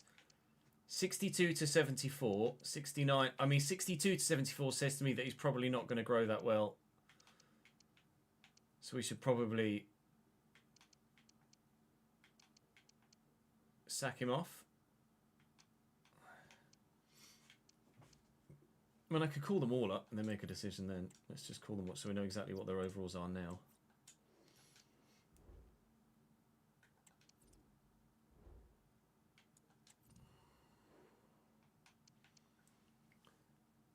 Corbyn's at 61. Looks like he might just be a goalkeeper that can come up and be back up to Sam Walker next season. If we don't go up, if we do go up, then we'll loan him out.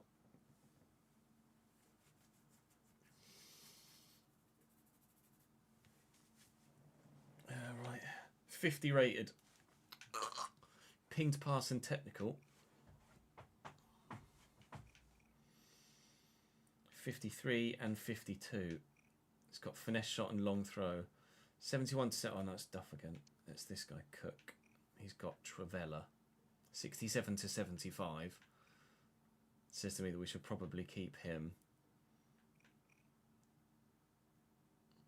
That's the thing. Like at this age, you kind of want them still to grow everywhere, but you have to prioritise them in certain areas now, which means that some of their stats are just going to always be shit. We're not signing anyone at the minute, Spartan. He's 5-star weak foot though, Cook. 4-star for Meredith.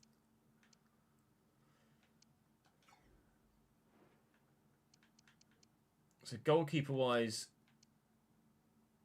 I mean 71 to 79 for Mason Martin is usable. Certainly could grow. Call up and send. Oh, all three of them are goalkeepers we could potentially utilise. It's got pinged pass and deflector. Footwork. Corbyn, the better of them, doesn't have any play styles. But I don't think we'd be wanting for a goalkeeper now at any point, would we? Or at least a backup goalkeeper, anyway. We could call all three of them up and loan them out in the summer. 62 to 74. It's the Wideman I'm not sure about.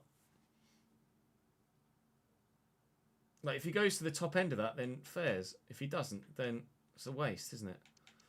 We'll play it by... I mean, Cook is 49, but 67 to 75...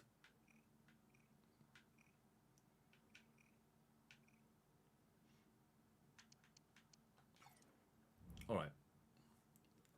So after going through the youth setup and the scout reports, we've released a couple that were already in our youth setup because they've been eclipsed by other players that have come in.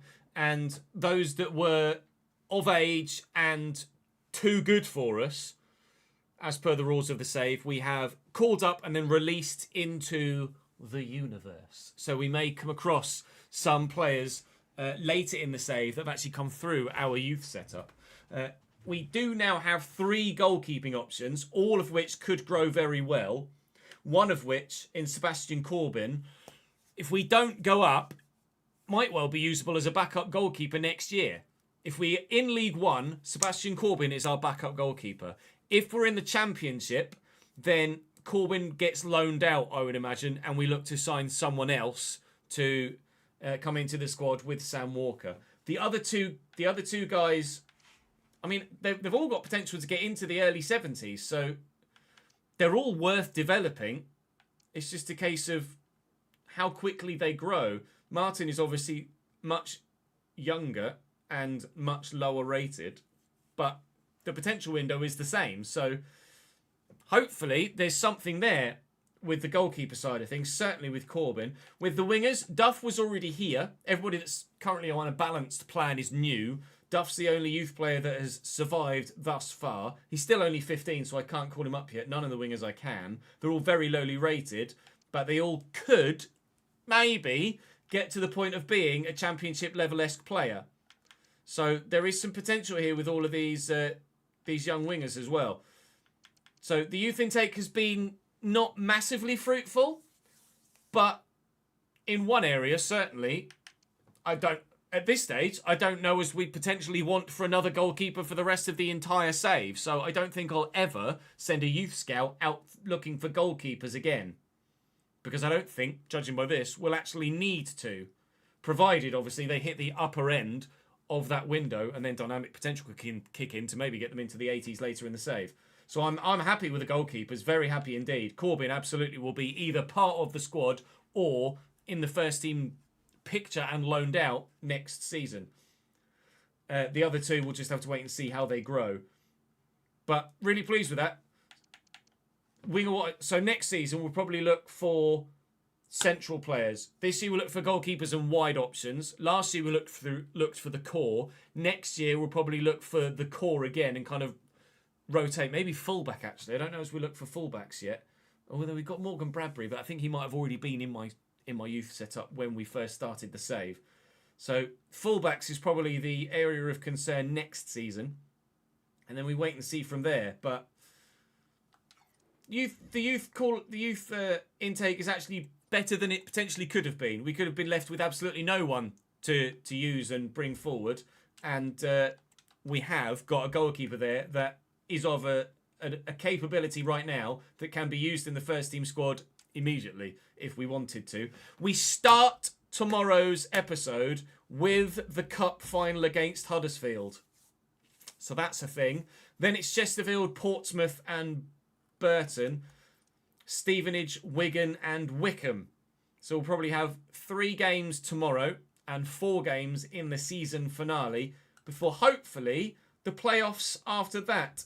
In the league at present, we are looking like so. 5th with 40 games played. Look how tight it is, though. It's ridiculous. Obviously, at the top end, they're all gone. The top 3 are the top 3, and they're a mile away from us. We're still 20 points off top, despite being in 5th. That's the difference in calibre between Championship sides that get relegated and League One clubs that are trying to get promoted. So Pompey could go above us. That would be 6th. Derby can go above us. That would be 7th and out of the playoffs. And Bristol Rovers still can get within touching distance of us if they win that game in hand and be a point behind us, or the goal difference would still be in our favour if they ever end up level on points. So at the minute, I mean, our scope for finish at the moment is anywhere from 4th to 9th. 3 playoff positions available, 3 non-playoff positions available for us to finish in this season. And we'll find out over the next couple of days which one we'll be in. Thank you very much for watching today. Really appreciate your support. Do subscribe to the channel to make sure you don't miss out on any more. Do let me know your feedback in the comment section on the points raised earlier in the episode. And hopefully, I'll see you back here again tomorrow for a cup final, believe it or not. Unbelievable, Jeff. We're not asked about it. We're probably going to lose it anyway because it's Huddersfield. But we'll enjoy the day out. See you later.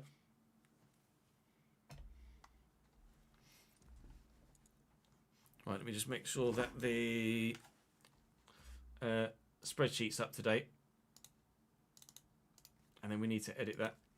Rtg S29. Then we need to edit that and get it uploaded for an hour's time. Which will be a push, but we will do what we can.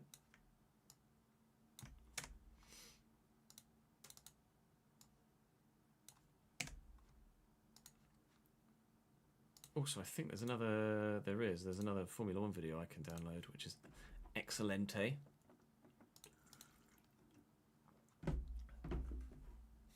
Do we dare do a prediction for the cup final? We can do a prediction for the cup final on Twitch if you so wish. I'm absolutely happy to do so. We're not quite going to be there for another 45 minutes or so, probably, but absolutely. We could do a prediction for you if you would like to potentially win some channel points.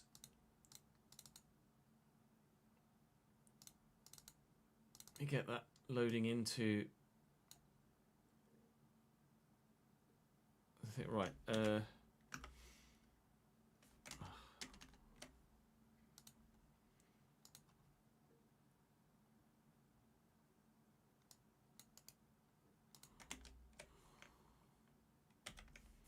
What do we call that episode? The last youth intake themed titled episode didn't do great.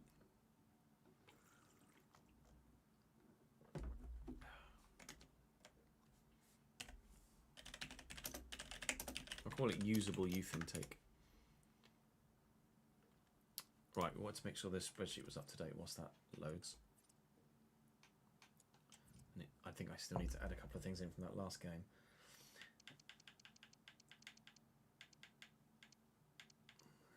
Yeah, the Reading game.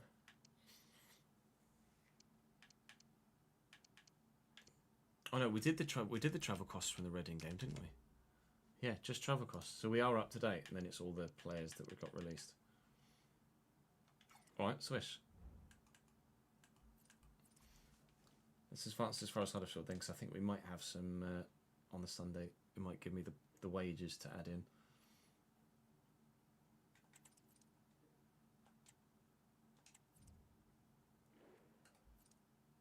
Which does, and shirt sales is 10k again. So it's just that one. So at the minute, we are making a profit this season of £6.5 million.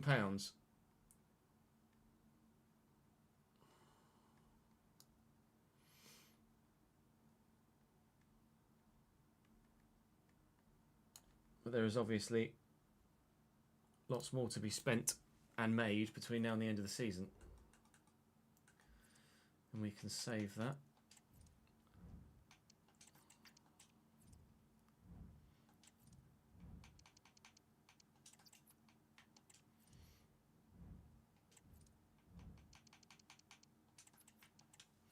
Just need to double check when.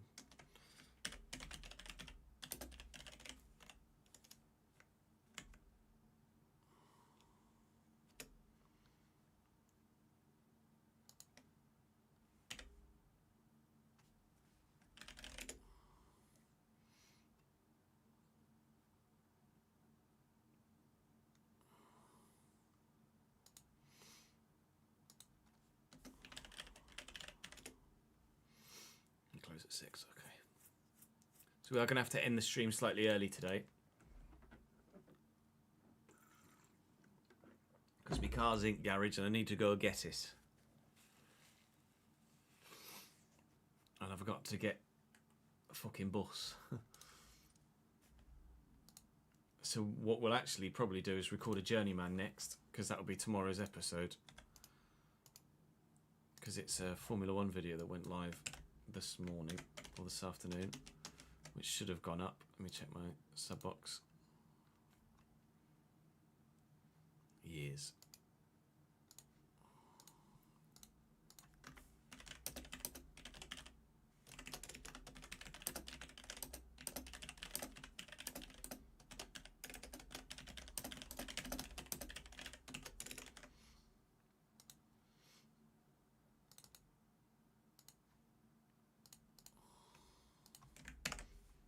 Welcome to the Realistic Road to Glory in a great first season at this level.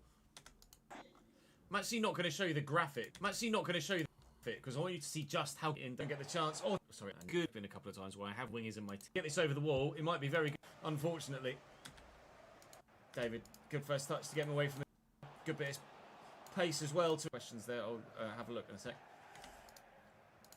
Good first touch. Fresh competition over the wall.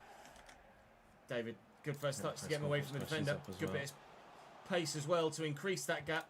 Brahimi thankfully kicked that straight against the defender, and the counter-attack is on here. We'll use Tommy Lee first today. Halliday, thanks to your suggestion, of course, because they're the dip, but you guys voted for Halliday. Halliday has it, although it's Sam Ward's first save of the game.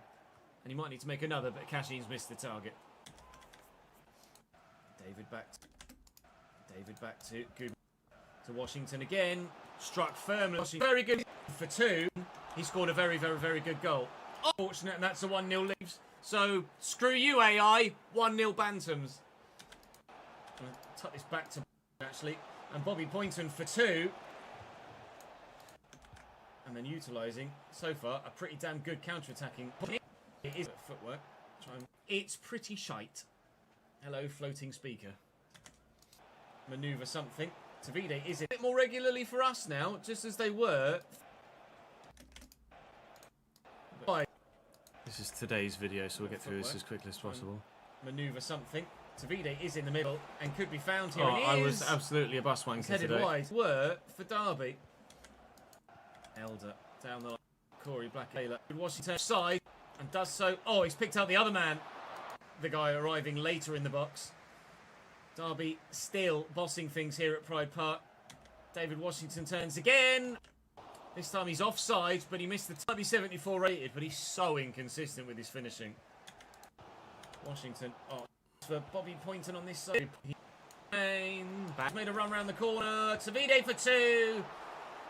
Setters through and makes the save. Very well done indeed. It was Lapsley. This might be though. Ooh, good save. In behind here. Tommy Lee's with Tavide. Poynton's going to go. In behind here. You got Cole and Lapsley. Cole. Poynton's going to go and he's in behind here. Who Tommy is? Lee's with me. Well, I guess Donnarumma's like the. Heavy touch by Poynton. I see the man on the edge of the box, so it shows Lapsley. That's not necessarily. Donnarumma's like the most down. recent goalkeeping wonder kid, isn't Down. Tavide's up. Cleared away by Brahimi. Fair enough. And he's going to wind up. Walker with the...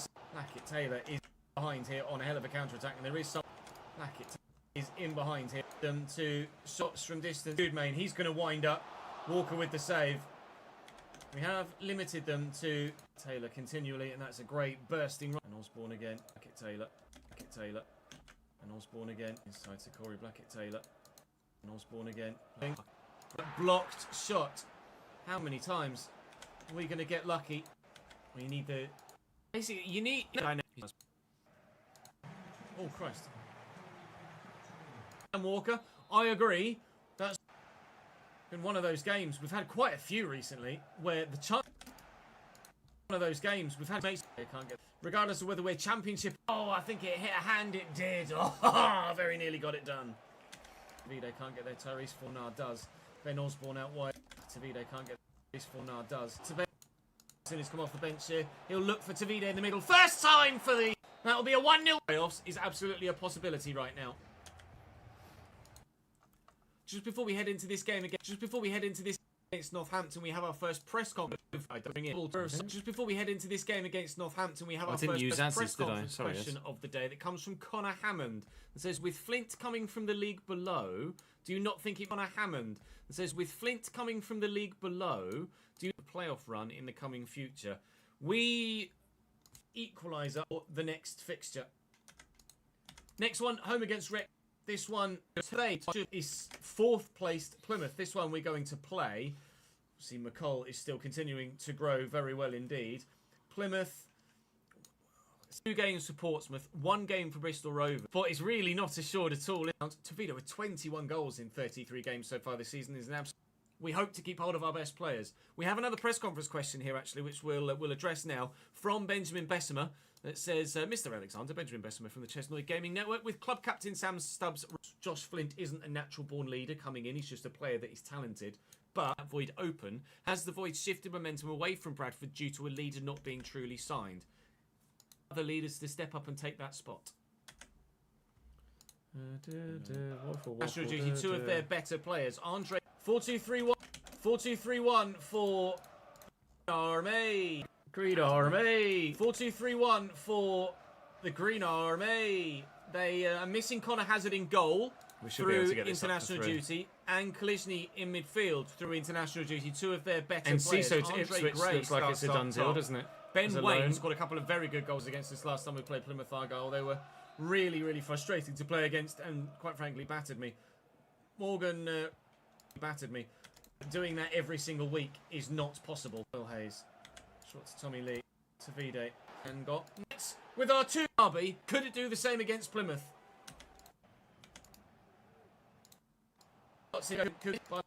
Very lucky at one end that we keep getting presented pretty simple goals. And we've been very lucky at the other that things keep going for us with regards to rebounds and breakthroughs powering through different runs. It very nearly fell for Bobby Poynton there. He could have maybe scored a 2nd goal on this occasion, but no dice yet. Barley Mumble with a run down. Right. And breakthroughs. Oh, it's not great from Tavide. Falls short, finds Andre Gray, who hits the post. And speaking of in a played game, looking to find someone in the middle. Did that hit a hand? I thought for a minute the referee... Yes, it did hit a hand. It hit bloody Terry Wright's hand then. I thought for a moment we were about to... See, a 1-0 win, 2 1-1 draws. Down, he is onside. Poynton! Wish Bobby Poynton could shoot. We probably live a little bit too far away, Jamie, to be honest. Right. Nice. Tavide. Here comes the runner. It's Odor. Single. Right. Nicely into Tavide. Here comes the runner. It's Odor off the bench. Oh! Literally, you're seeing No worries, Glenn. top Catch you in a left. bit, mate.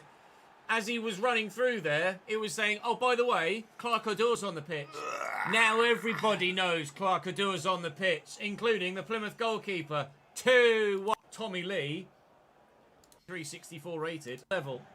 We've got to get ourselves to the championship first before we start thinking about who is or isn't ready for that level. Nice ball by Johnson. Oh! Fingertips. It's not great clear. Not bad ball. It's not great. Tried to place that. I should have just lashed it.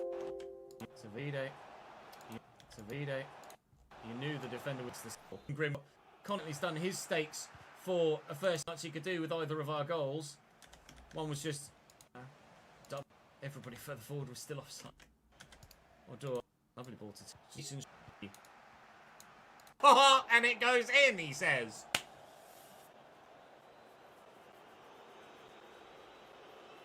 That's the difference between Samson Tavide, says. It goes in, he says. It goes in, he says. Fuck it, I'll leave the clapping. There's the final whistle. There's the final whistle. So far today. There's the final whistle. So far today.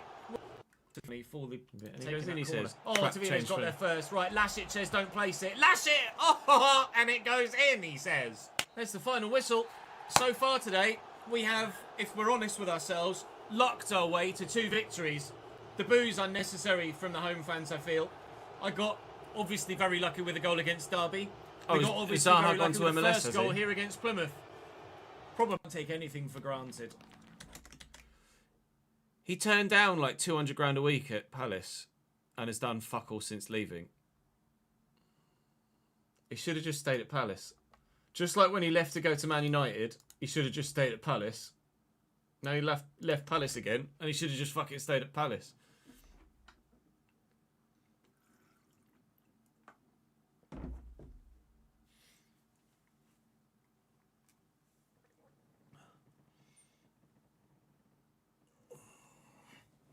I did it all again. That's the lineup. Quick, we granted. The 2-1 win against Charlton was the quarter. So it's missed. It's missed. The 2-1 win against Charlton was the quarter. So it's missed. We won Bristol because there's that's full. Quite heavily rotate here. Odua and Patterson will come in as the go-to wide men. Got 32 wide men. I did it all again. That's the lineup. Quick sim here. That's the lineup. Sim here away from home. And Bristol is going to get. Up next, Blackpool at home. They are currently 14th. Blackpool at home. Yeah. Blackpool at home. The next one. Yeah, the United move was more bad timing than anything. I probably would agree there. Continually coming. They are 3-2. Poynton, Lee, and Lee again. He could have had a hat trick, but he had a penalty missed in the 5th minute. Afternoon SA, how are we, lad? Such a good player for us this. So we'll have to wait and see.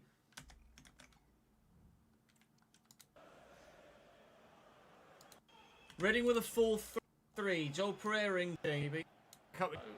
Reading with a 4-3-3. Joel, we can keep quiet in a competition. Down the wing, floats it in, knock it back. Oh, volley. Lee should have played the extra pass, I think, although he'll take the corner himself. Awkward. It's probably on that field. We think he's Lewis Wing. Good block. Okay, Lewis Wing. Sam Smith. Never been better. Currently munching on American biscuits. Awkward. It's probably the word. American biscuits, as in the American version of what they call a biscuit, or an English version, or English definition of biscuit. So American cookies. Save for Sam Walker, but... Because isn't a biscuit, an American biscuit is like a scone, isn't it? It was a save. Wing will take the corner himself. It's delivered well. It's going to rebound, and, well, Nibsy has got to be better there. That is not great from Harv on that occasion. That left foot needs some work. Forward to Odua. Forward to Odua. Absolutely forward to Odua. Off the hand. Really difficult. If I cheat at the back post, sit up nicely for a volleyed effort. Oh, it didn't. It won't be. And get in the way. Could go again. Clark. Could go again. Clark. Hey, play those things. That might change. Fullback on this side. Clark Odua very nearly does it again. Ryan! Super smooth. Nobody noticed, mate. Thank you very much for the 58th month in a row, my dude. Good save, to be fair. Oh, Chips Ahoy, yeah. They've been few and far between. Chips Ahoy are no Maryland, are they, really? Chances of that level of... Not even close. High XG. But unfortunately, still not able to take one. I've got to lunge for it. I didn't get there, but thankfully, Sam Smith didn't force the issue. Charlie Savage with the corner now. American food is just so full of extra shit that it doesn't need in it. Sam Smith. That it all tastes super fake. Elliot again. Super sweet. Tucked back here to Harvey Nibbs. Edge of the box, there's Lewis Wing. Kelvin deflected. Oh my lord. Could have gone anywhere. Over the bar it went. Spinning and spiralling away. Worked that back if I could, given the situation. It's a really narrow angle. Nearly. Oh! Now Tavide's in behind. He's just run offside though. Lee to Patterson. First time volley. If that goes in, then fair dues. Take the win, lads. Big challenge by Aidan Baldwin. Baldwin and Neil Byrne might well be. Oh, if I just get that round the corner to Tavide, we're in for a winner. We have, so there'll be the areas of concern at the beginning of season 3. Please. Oh no! Just get that round the corner to Tavide. At the beginning of season 3. Please. Oh. Undefeated is great. Youth intake looks like this year. Oh, the Yellows, they got a dub. Go on, Cambridge! And the scout reports, we've released. So after. Go on, Cambridge. Made myself laugh there, sorry. Episode. See you later. Okay, just bye, mate. Right, we've got 45 minutes to render that and get it uploaded. That should be enough. Pictures says it's pictures you want.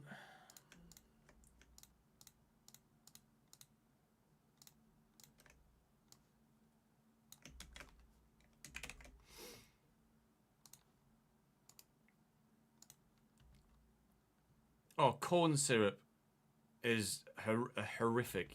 Like they just use corn syrup way too much in the US.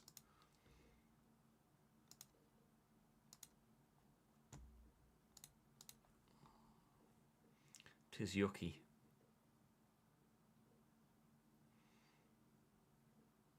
Hello, Millie. Right, that reminds me. Now that that's... Did I set that to render? Yeah. Now that that's rendering, we can do the gifted subs that we need to do, of which Millie is one. Learn you... Yeah, 20. All the 23rds actually need doing on the 22nd. So let's get those gifted. We also need to create a couple of players and then record a journeyman. I might record the journeyman first just to make sure the videos get made, and then we can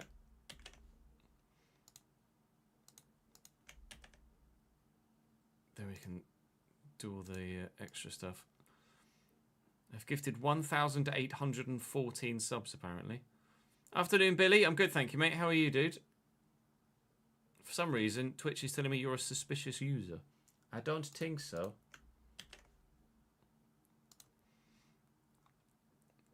Chelsea for Garnacho. Chelsea just don't need more fucking players.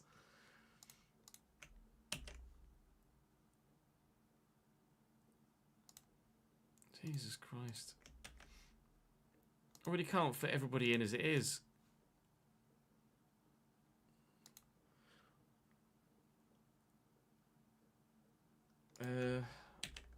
we need to do, Mats, don't we? It says it's to the community, but I'd like to give it to him if I can, but I can't. So let's just gift it to the community. I nearly gifted 5 then accidentally.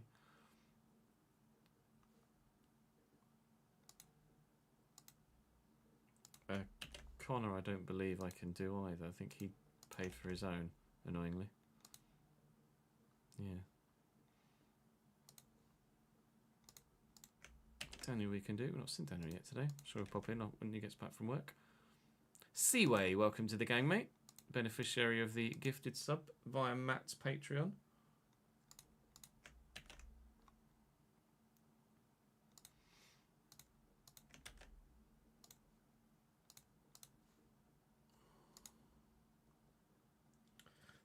Third, Jack, Jackie boy,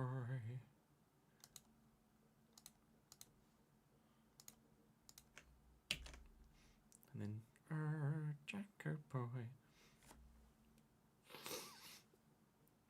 Tottenham are definitely in the mud at the minute, but this injury is not necessarily anything else, isn't it? Really, just had a really particularly unfortunate season at Spurs. Juventus in the league table and explain. Give me a sec, Jamie, and I'll load it up. Millie. I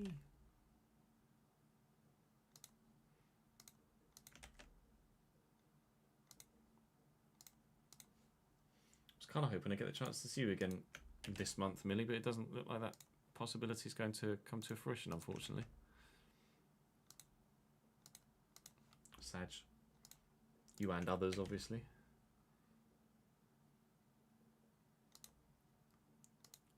Say no more.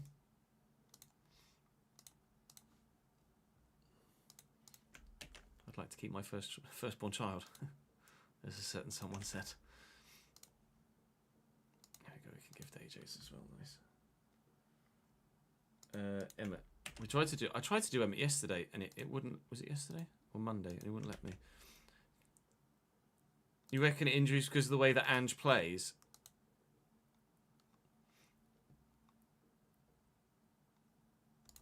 Just because it's so high intensity?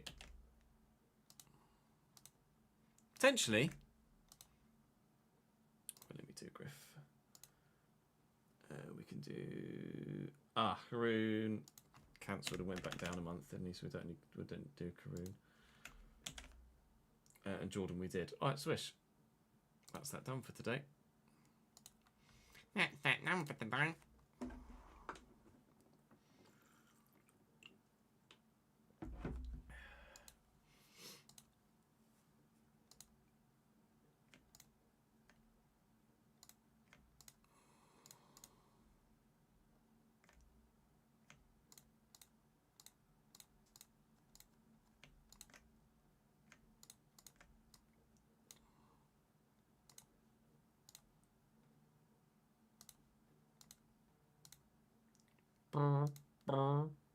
Phone's going berserk.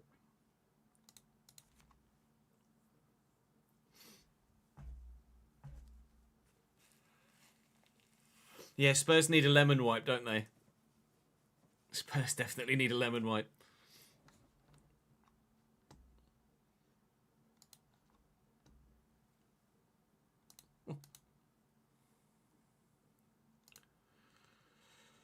Right, let's record the episode of The Journeyman.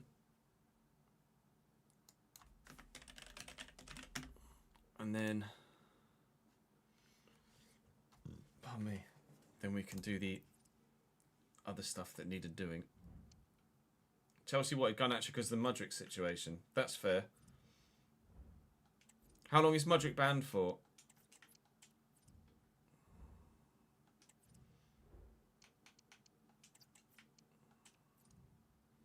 It does make the league interesting, you're right. Forest in the Champions League would be mad.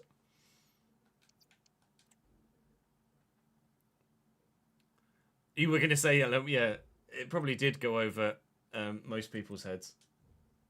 But those, if you know, you know. It's one of them, isn't it?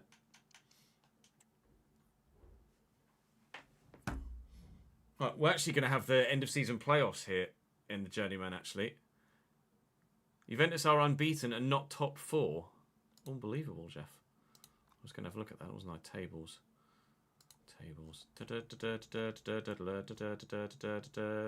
It's not actually showing me the... Oh, no, Europe. That's right. Oh, no, that's... National Leagues. It'll be in there, then, will it? Yeah. I think Serie A. This is the Serie A. Juve, 8 wins, 13 draws. They haven't lost all season, and they're 13 points off top. Wow. Quite the battle going on between Napoli and Inter, though, by the looks of things, isn't it? Inter are really strong. Plus 13, plus 33, sorry, goal difference. They're smashing the ball in the back of the net. I saw Lautaro Martinez's goal against Empoli the other day. That was an absolute smasher. How are Como doing?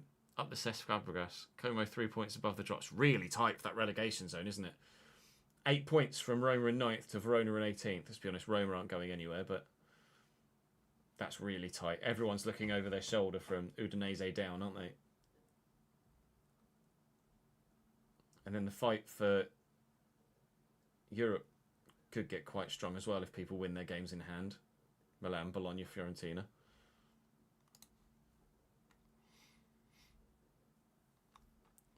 Yeah, do you do a lot of Serie A? Do you cover a lot of Serie A games, Ryan?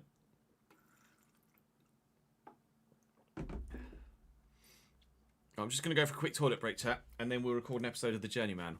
BRB.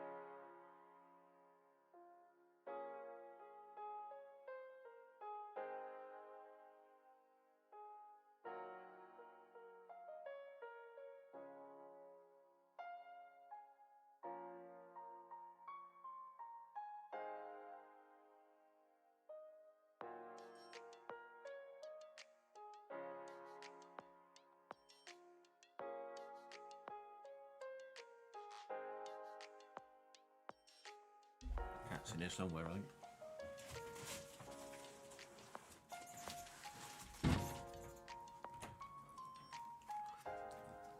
Yep, there she is. Hello. You going out? No, you're going under there. All right. Yourself. Ugh. It's fucking cold today, I tell you that much for free. Jesus wept. I know you're... Jesus. You're the most inconsistent animal of all time. I love you, and you're fluffy and cute, but Jesus.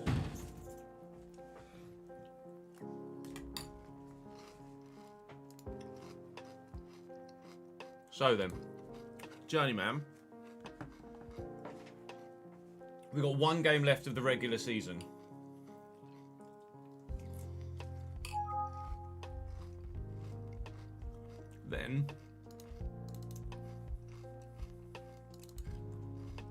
Then we head into the finals.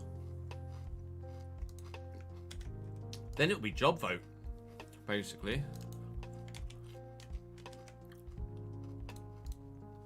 Right, chat, is Donnarumma the only young and upcoming goalkeeper you can think of?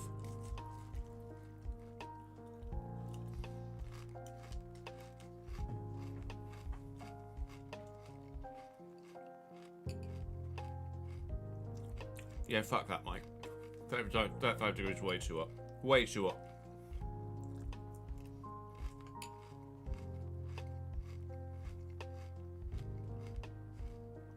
I feel like Samon's not really like widely known though. I need like a clickbaity someone.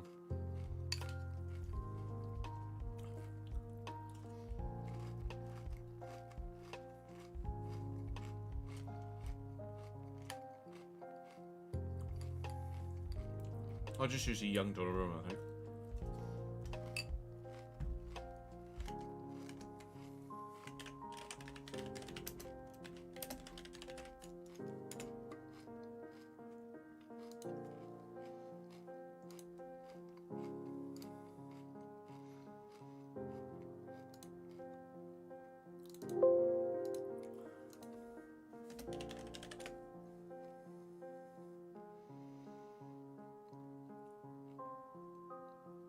He was such a kid, man. Donnarumma at 16. He looks so young. I mean, he was, but you get the point.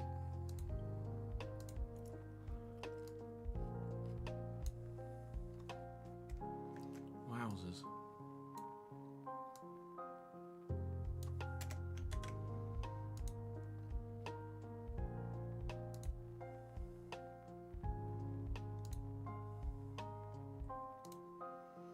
Need to upload that F1 video as well.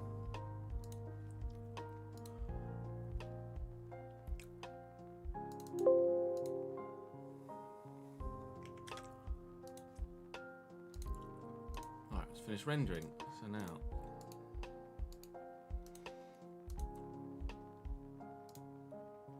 And get that uploaded.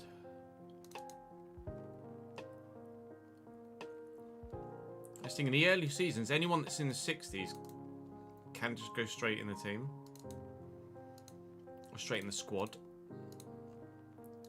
Like that youngster is just as good as Frankie Fielding right now. But if I call him up too soon, his potential will be ruined. So I need to do it in the next season, I think, don't I? I never know. People say different things. I never know whether to call a young player up at the end of a season or at the beginning of the next. When is the best time to call a youth player into the first team squad that's not going to affect their potential? It's at the beginning of the next season, isn't it, really?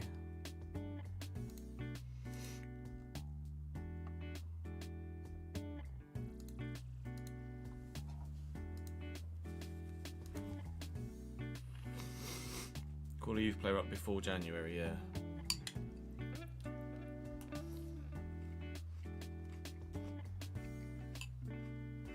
Yeah, ironically now balding in his mid-20s.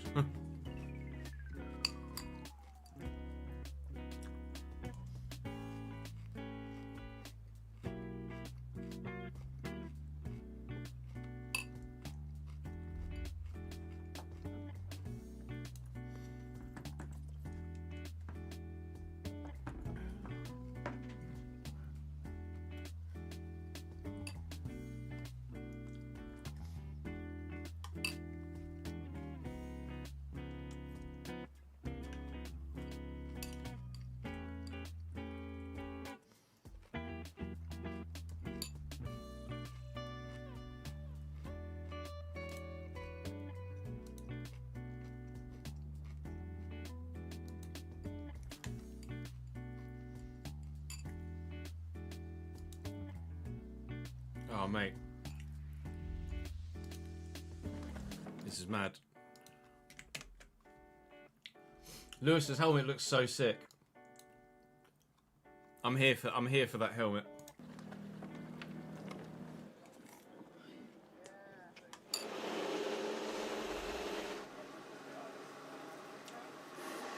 He looks so good in red.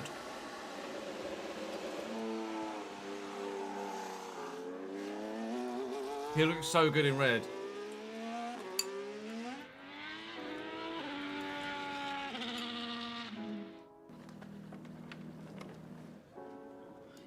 It just suits him, doesn't it? Just does. Oh, man.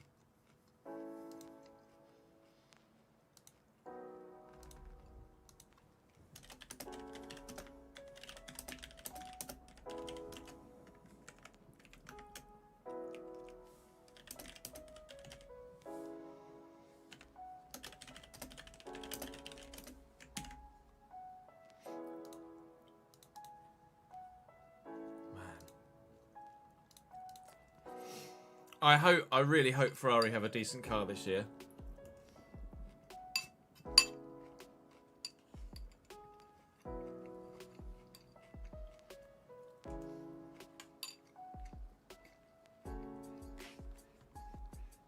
Why are you not going to support Lewis anymore, Tawonga? Because he's not with the British team? Well, Mercedes are fucking German anyway.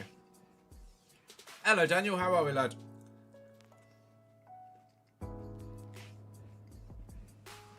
I've never heard of Immaculate, to be honest, Jin.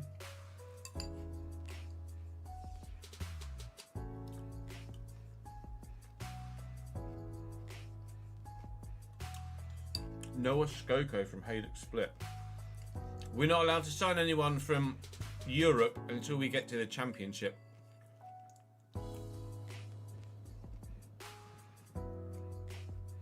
I think so, Daniel, yeah. Yeah, PSG City tonight, isn't it?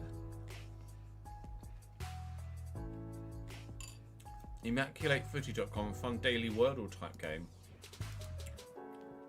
Have a look.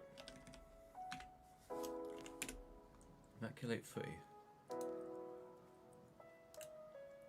Firstly, reject and object to all the fucking thingies.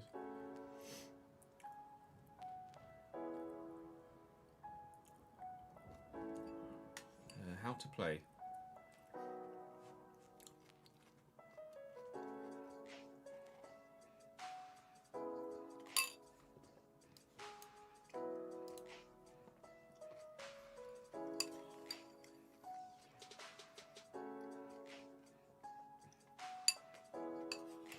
Select to play for each other matches criteria for cells, row and column. Oh, look out.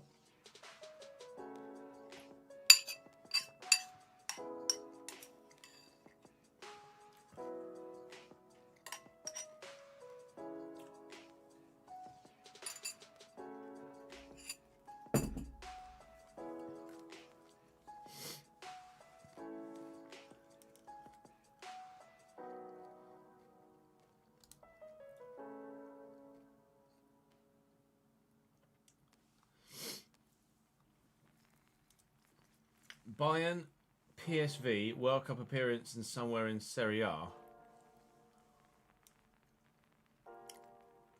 Oh mate, this is complex. This is gonna be complex as fuck.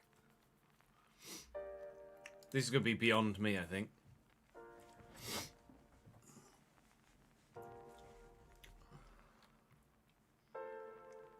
PSV, Bayern, Anderlecht and Leipzig.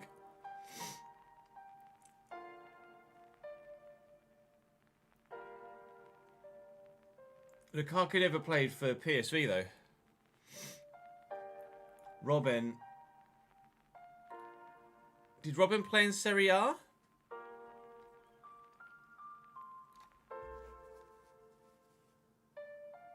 Robin never played in Serie A, did he?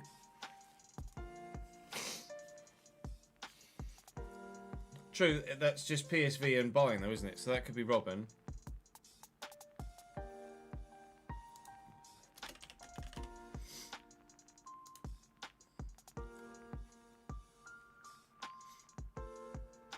Anderlecht and PSV. Leipzig and PSV could be Xavi Simons, right?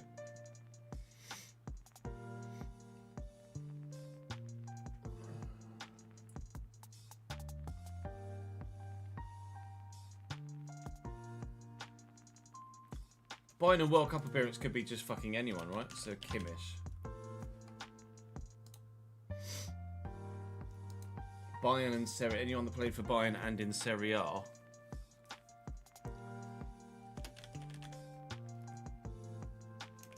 Kingsley Coman. Anderlecht and PSV.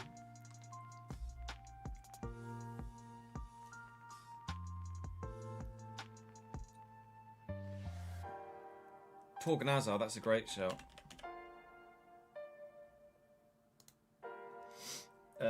Anderlecht in a World Cup appearance, Lukaku.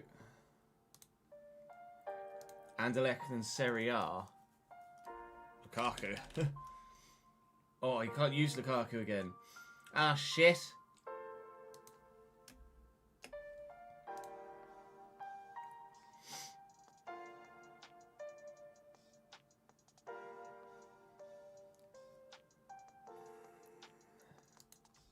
Great shot. Dries Mertens. Oh, Dries Mertens is wrong. Marcus! Fuck! You've killed me.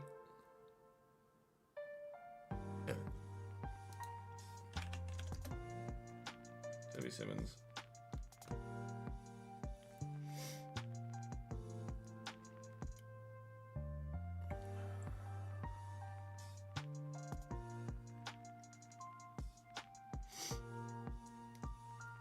Mertens did play for Napoli, but he must not have played for Anderlecht.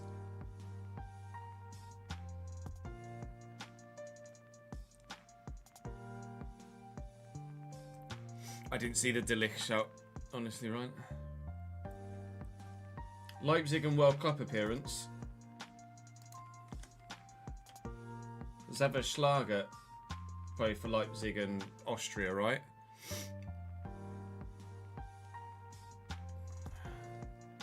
Salamakers is a great shout.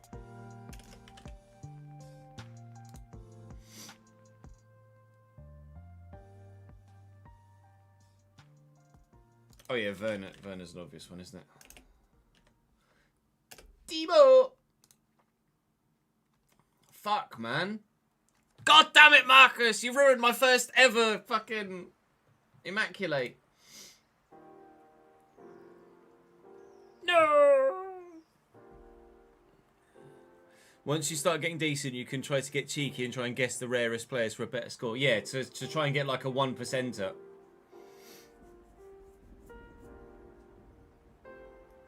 I think everyone on the planet would probably put Xavi Simons in there. I'm surprised that Kimmich only got 2%. Pratt would have been a good shout as well, to be fair, Sam. San Marcos was 3% anyway.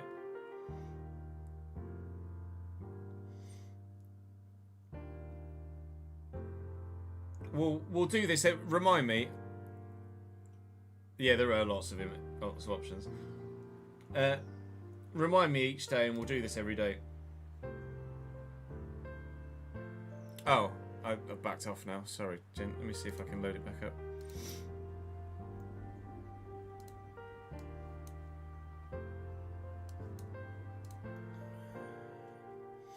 Possible answers. There's only 4 there. Actually, the most popular. Oh, Vinny Company, obviously there. Andre Silva. Luca Toni is the most popular for Bayern and Serie A. Really? Luca Toni? I would never... My brain would never have gone Luca Toni. Thomas Muller is not really that much of a surprise there.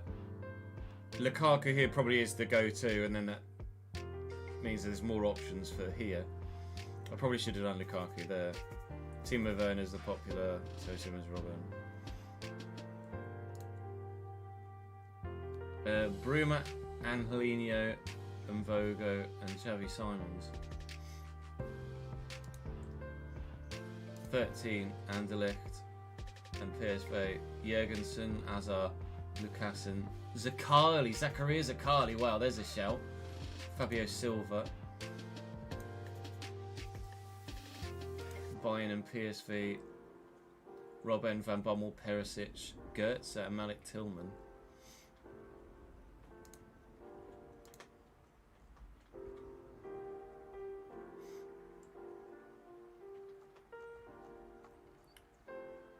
.338 rarity score.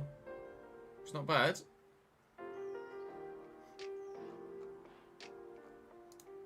We've got a couple of three low percentages in there. And not many people went for Lukaku there. So that's the thing. Like, Lukaku's the obvious one there, but you go for a lower score there, a lower option there to try and get a higher overall score. I like that. Test your football knowledge as well. It's on like number 525, so it's obviously been a thing for like 18 months, nearly 2 years. Bayern and World Cup appearance, Lucio for 0.5%. Yezici the GOAT, thank you for the follow, mate. Yeah, Jordan Lukaku's been Anderlecht and Lazio, hasn't he?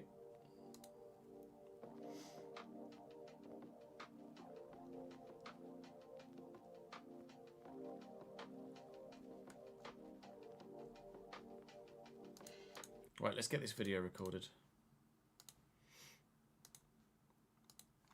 Mr. Noid, he says, talking to himself.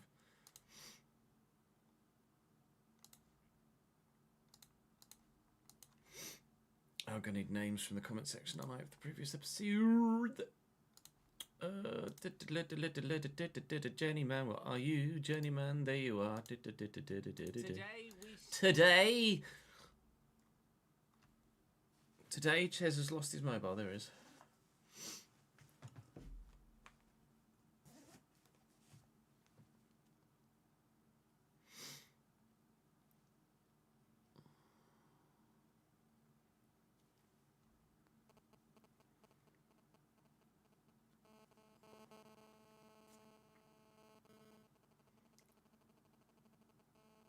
Let's go compact.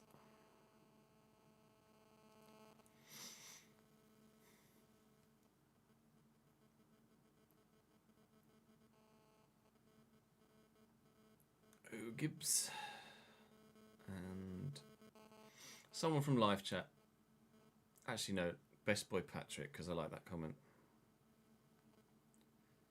He said, Barbaroo says, legend, icon, get a statue in Ches's garden immediately.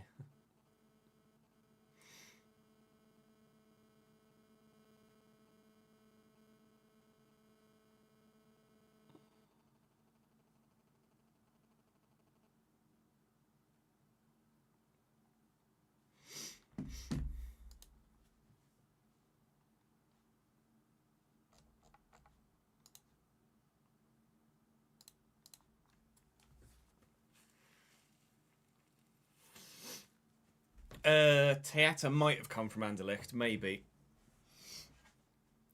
Right, record.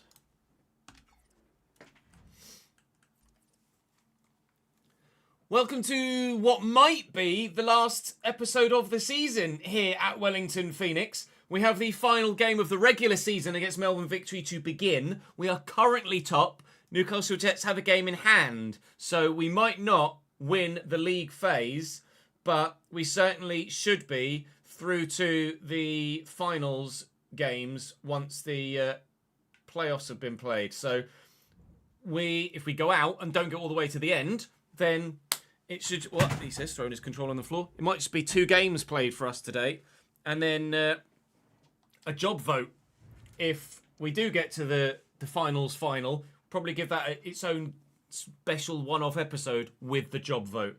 So we've got quite a bit to potentially get through, or not much. It depends how good I can be today. Thank you for your continued support on this Journeyman save, though. Really glad that you guys are enjoying it. Looking forward to seeing what happens with our first potential vote for moving clubs, or staying where we are, of course, which will be an alternative option too. Now, saying thank you to Best Boy Patrick, to O Gibbs, and to Compact on the board behind me. Loved the comment, Patrick, about getting a Barbaroo says statue in my back garden because he's been such a legend and an icon in this save. Let's give Singh a start here. I'm tempted to put Conchi into the starting lineup as well, but we'll stick with Rufa and Altai for now. Please, can we win the regular season? And please, can we win the finals too? We don't have press conference questions in this save, Tawonga.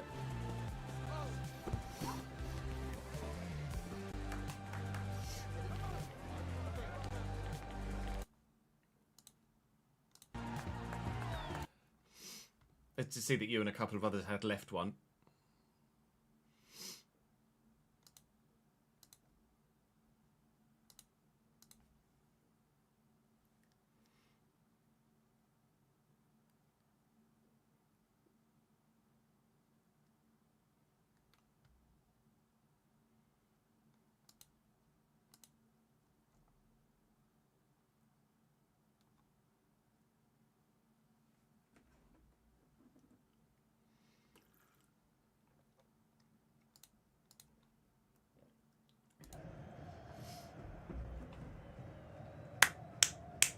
We haven't lost at home all season.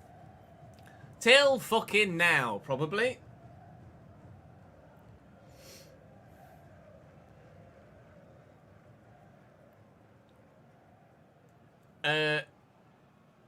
Annoyingly, not how I intended, SA, to be honest. But effectively, we give people the opportunity to vote for a nation for me to move to, and then we'll spin a wheel that will decide what club we go to in that nation.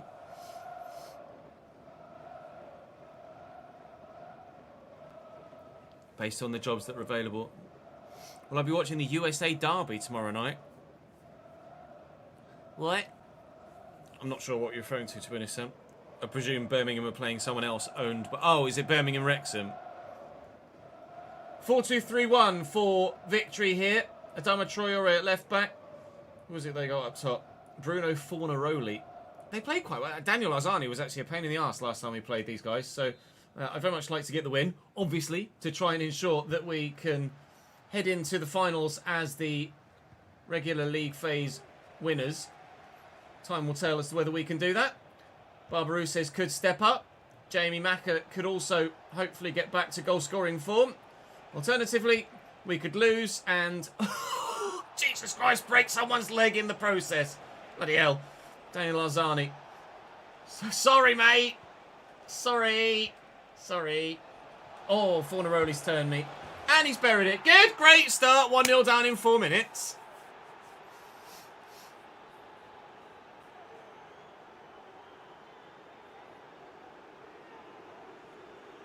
Yeah, it's annoying, isn't it, Venexicant? Within the same save file, yes.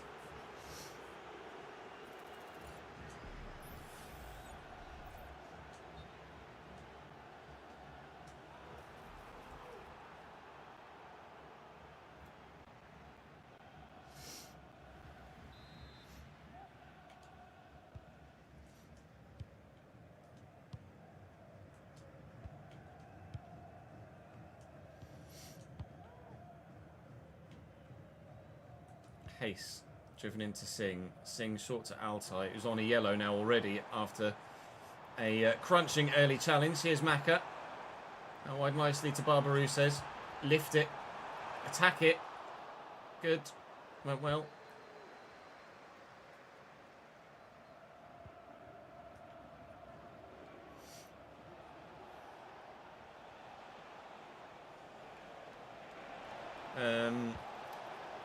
Oh.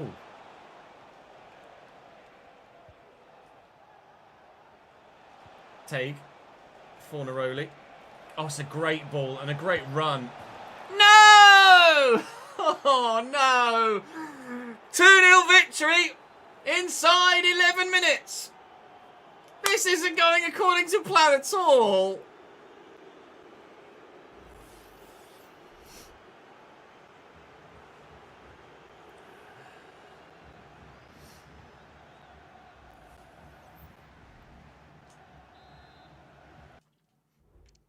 Let me just double check that the sliders are altered in this save as well with the pass speed. Yeah, they are. Just get fucking smashed. I'm just getting fucking smashed.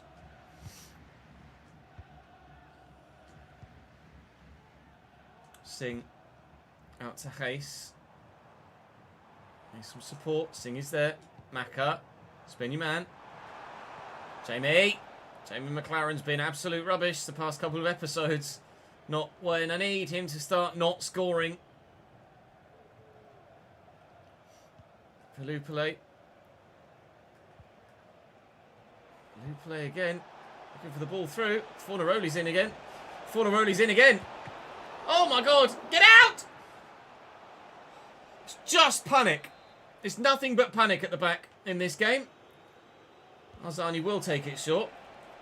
Lupale will drive into the box. Stand out to the man at the back post who's free. That could pinball anywhere. Thankfully, pinball's free to me. Go on. Go on! Run, Ace! Run! Run! Here comes Macca! It's not a great ball! Bollocks! Oh, the pass from Hayes is terrible!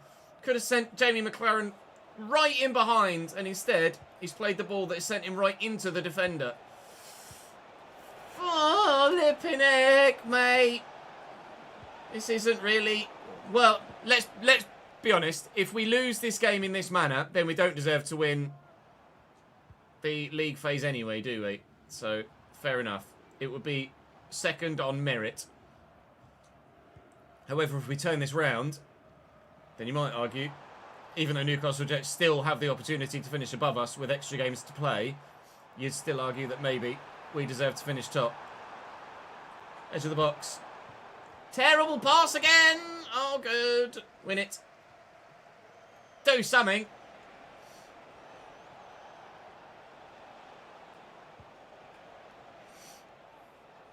Oh, no. Oh, yes. Albaru says. One Macca. Shit.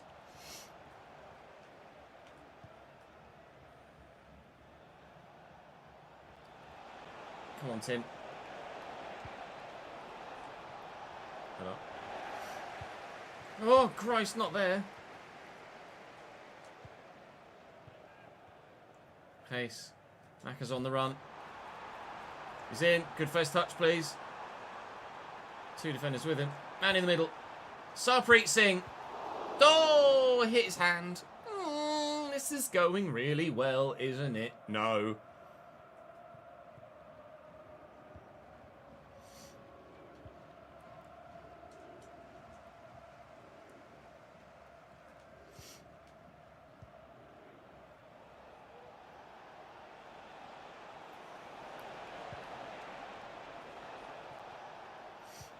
Moraroli into Teague. Strike! Oh. I thought that was going to go tops. What are you doing, Daniel? Oh my god. Was it Sean? I think it's Sean Johnson, not Daniel Johnson. Regardless. What the hell are you doing? Good save, lad. Second time around. Just literally... What are you doing too? Never mind. Kept it in play. Come on, Sarpreet. Go on, Sarpreet. You've got Hayes with you. You've got Macca in the middle. Got Macca in the middle. Barbarouses arrives and fires wide.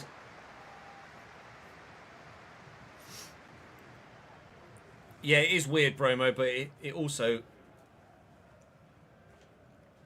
just works.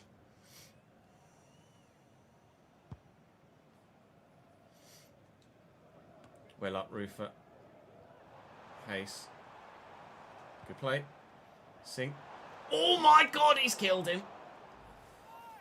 It's just a yellow, I'm sure, but it was pretty brutal. Hayes with a free kick. I'm gonna, because why not? Hayes. Dip. Oh, it's gone in! It's off the post, off the goalkeeper, and into the net. But we don't care. He doesn't care. 2-1, we're back in it. Wow. I wish that had gone straight in. I mean, it might have hit the post and gone straight in, but I think it hit the post and hit the goalkeeper. We'll find out from the replay. Yeah, post and goalkeeper. Oh, mate, if that goes straight in, it's unreal. We get lucky. But we'll take it. Game on again. Sorry, Dunk. Duncan own goal. Oh, I missed that. No. Oh, that's nicely done. Mishash. Monge. Teague. Altai does well. Gonna have to take him off at half-time, really. I can't risk getting a red card in this game, not when we're chasing it in the manner in which we are. Sarpreet Singh looking for Mazza. Jamie McLaren, Jamie McLaren, Jamie McLaren, 2-2. First half stoppage time. Would you expect anything else from this save so far? Goals, goals, goals, and drama throughout. On the back of the most ridiculous derby game you've ever seen in your life, it's continuing. Oh, mate, if Lewis wins his 8th World Championship in Ferrari, I'm totally here for that. George Nurse at Cambridge, Jordan Finley, Billy Sass Davis. George Nurse is the only one that I recognise there, I think. Jordan Thornley, the surname rings a bell, but I don't know why. Bank holiday in Italy and in UK, yeah, you're right. CR7 who? Lol.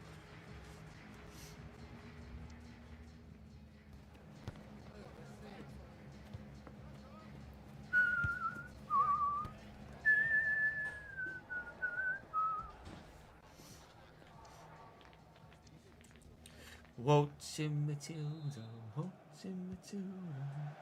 I can't sing that because they're a Kiwi club. What's the... Perfect, thank you, Eds.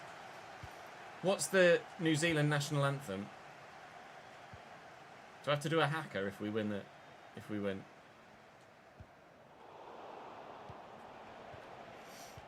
Fornaroli out to Sutton. No, not to Sutton. Sutton's my player. Arzani. There's Sutton. Out to Sutton. Go on, lad. I was going to take Altai off at half-time and bring Roa Conchi on challenge. I'll do that at the first opportunity of the ball going out of play next. Hopefully the ball goes out of play next because we've scored a goal. Hayes with a nice turn. And there's the run through from Rufer. Rufer's going to keep driving. Rufer's going to go all the way. Jamie McLaren's in the middle. Jamie McLaren! No, everybody missed it. Good. And now they've got a free kick. Sweet. Okay, right. Time for Conchi to come on. Come on, mate. Oh, one more goal. That's one more goal.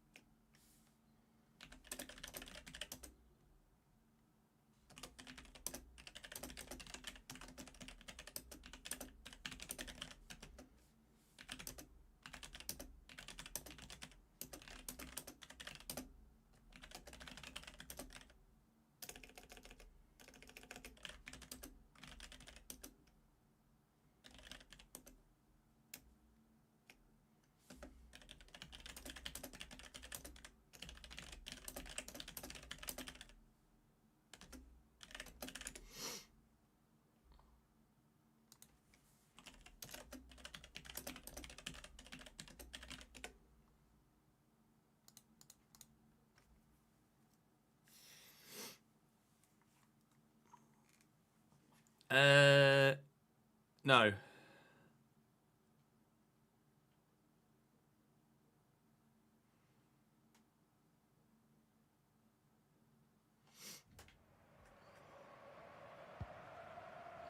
Win it. Solid. Well up. Singh does well. Case. I was meant for Singh. It's fine. Barbarouses is there. Here is Singh. Sarpreet Singh. Jamie Mazza.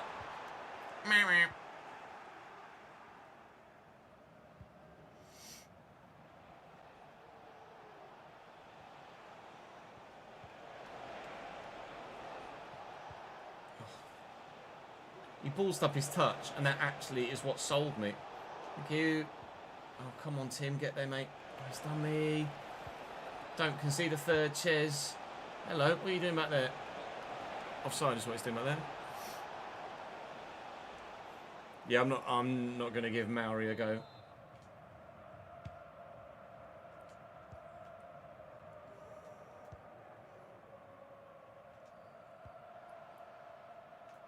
You're more likely going to get me singing something from Moana than you are me singing Maori.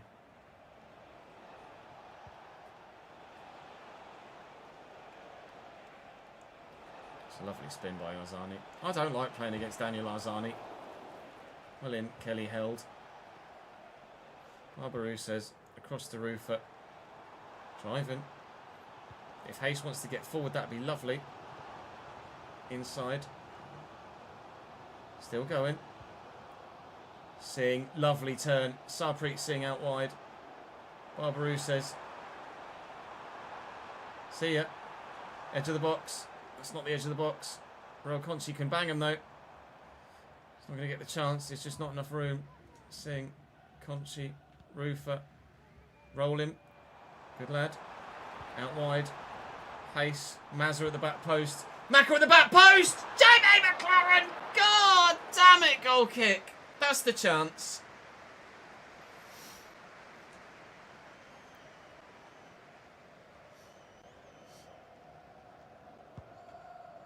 And no one leaves.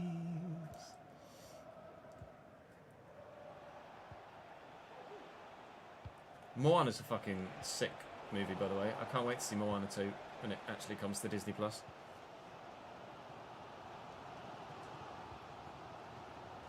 Roa Conchi, Rufer. Oh, it's great football. Oh, I think he's in trouble. It's the second yellow, I believe, on the way for the Melbourne victory man. Rufer with great footwork. It is. It's the second yellow. Fabian Mons, second yellow card, and Tutty Buys, lad. A man missing from their midfield now. Might help open them up for us to maybe find a winner and try and seal a first place heading into the finals.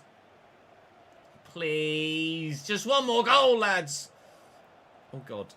I tell you what, if we don't leave, if you guys vote for me to stay here, I might sign Daniel Arzani, because he's just ridiculously difficult to play against. His footwork's unreal. No, Fornaroli, thank you, Johnson. How good is Arzani? 69. Yes, we've done RTG already, meow.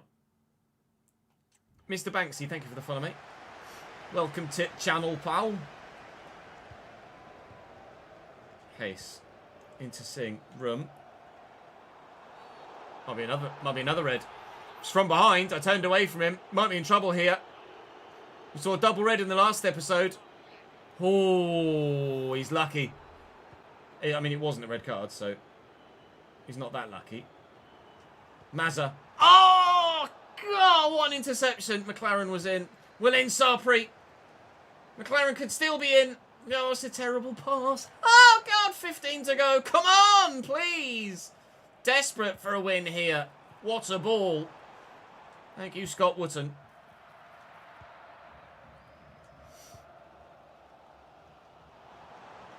Conchi. Barbarou says. Tim Payne's arriving. Oh, fuck it.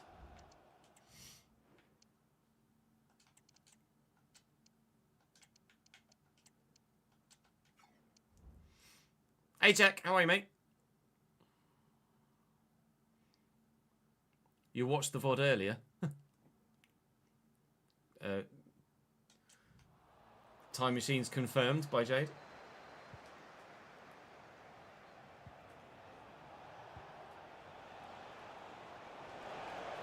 Oh, how's he got through there? Fornaroli. Price for that. Wootton away. Sing, Rufer, Sing, Mazza. I'm going to need support. Barbarou says. Not the ball I wanted. Thankfully, it's a usable one. Rufer, Mazza, Sing from range. Oh, Sabri Sing all the way home. Well, if we're going to win the league, then that's how you do it. From the free agent wilderness, Sarpreet Singh comes back to Wellington Phoenix to maybe score the goal that sees us head into the finals as top spot team.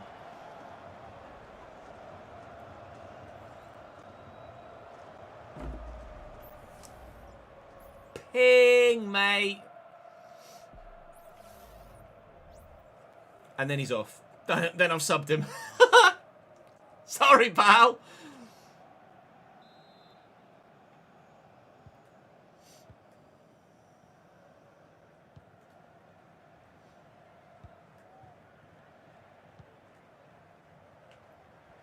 Teague.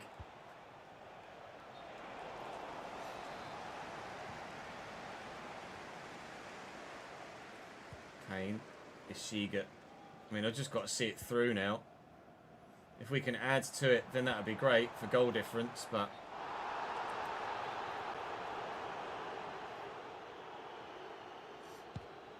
It's a good ball. Just well won back by the defence. At the very least, do not concede another goal, Ches. It doesn't matter if we don't score another. Just for Christ's sake, don't concede another. Barbarou says wants part of the party as well. He's not going to get it, though. That was quite a way wide, to be fair. I probably should have just played the ball around to hold on to it. Hopefully the referee's not going to add too much on at the end of the game, although there have been 5 goals and a red card. 2 minutes only. To be fair, 4 of the goals came in the first half. Barbarou says, what are you doing? Just literally let the ball run through his legs. Kill him! That's actually going to be our throw. No, it's not. 30 seconds to go. Even winning this doesn't assure anything, because... How is there a foul in there? Because Newcastle Jets have games in hand. But there's the final whistle. That is us certainly finishing in the top 2 and automatically qualifying for the finals, not having to go through the playoffs. Quite some manner in which to do so as well. Now then, we have to hope that Newcastle Jets drop points.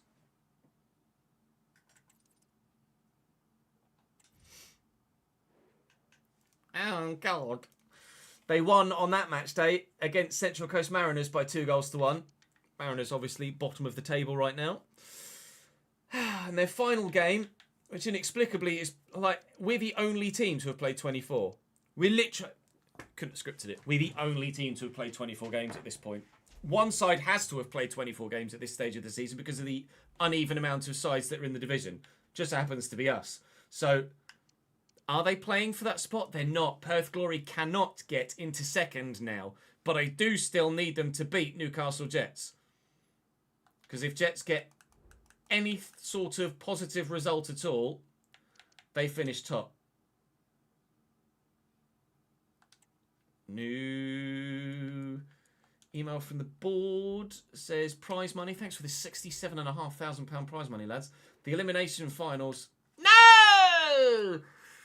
Oh, Newcastle Jets got the win by 2-1 against Perth Glory. We finished second in the league phase. So in the elimination finals, it's Perth Glory versus Western United, Sydney versus Adelaide, and then we will play one of those winners, and Newcastle Jets will play the others, and it will be for us Perth Glory. Oh, Christ. The side that Adam Taggart just scored 4 against me. In the semi-finals, it's Perth bloody Glory. Newcastle Jets won... No, sorry, Newcastle Jets lost 3-1 on penalties to Sydney FC. So, Jets won the league phase, but aren't going to make it to the final of the finals. It will be Wellington Phoenix or Perth Glory versus Sydney FC at the end of the season. Well, then. That's going to be... something quite spectacular if we can get there. A reminder that the last game against Perth Glory ended in a 4-1 defeat. So, wish me some luck, will you? Thanks. I'm going to friggin' need it.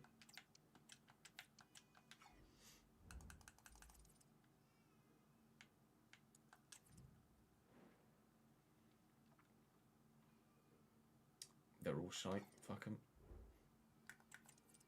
Actually, they're not.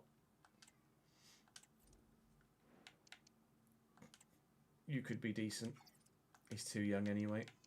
He's too young anyway. The rest are shite.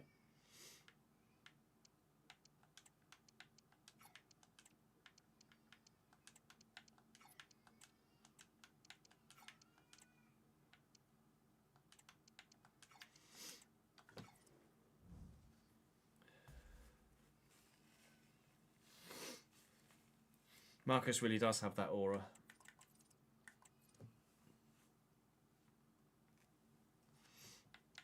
No, I've not seen any footage from any of the games yesterday, SA.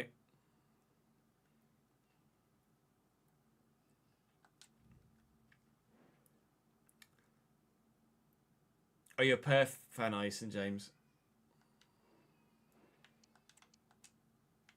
I mean, Singh has to get the start after that goal, doesn't he? Oh, Wooden's gone down in rating, I think. 38 pace. I didn't realise he was that slow. 31 acceleration, 44 sprint speed. It's never felt like that in game.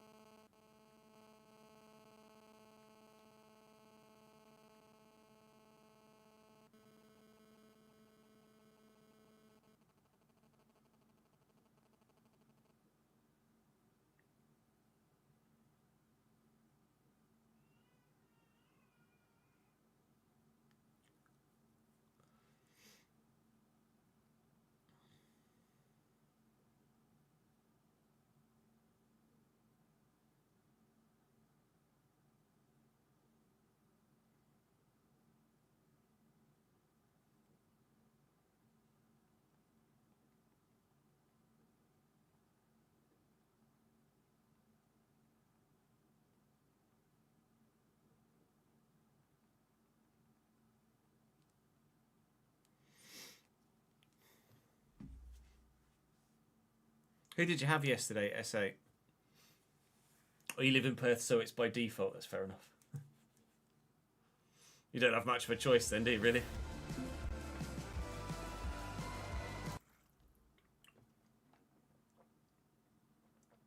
Nottingham Forest are ready to make a club record offer for Wolves forward Mateus Cunha. 60 million? Fuck off. He's had a good season, but he's not worth 60 mil. Christ.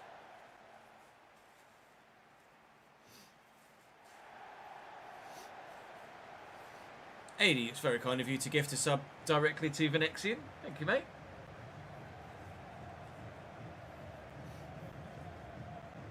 Venexicum. I absolutely butchered that. For some reason.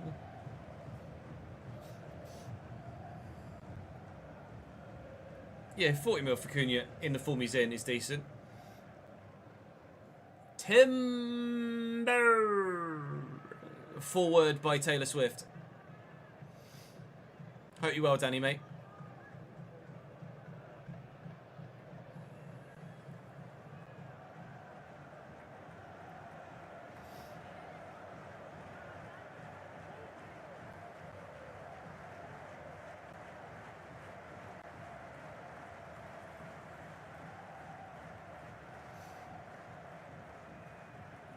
We're just dropping by with an amazing chat joke, as ever. Glad to hear you well, mate. Good to see you, pal. What do we make of the Enciso to Ipswich move as a Brighton fan? of course, up top for them, Adam Taggart. Number 22, scored 2+2 goals against us last time we played them. 4-1 defeat was brutal. And the way that we've been conceding goals recently, I don't know as it's really going to get any better here. We want to win, for obvious reasons. We want the toilet seat trophy. But we've got to win this one to then have a final in the next episode to try and get the toilet seat trophy. Seeing I could have taken the free kick there. We elected against it. Rufa! Wide. Have I got a pen? I might have a pen, chat. I might have a pen. I think I've got a pen. Oh no, it's for that outside the box. Oh! I've got a corner. Oh, I don't have a penalty. I don't have a goal either. Hayes. Hayes! Straight at the man.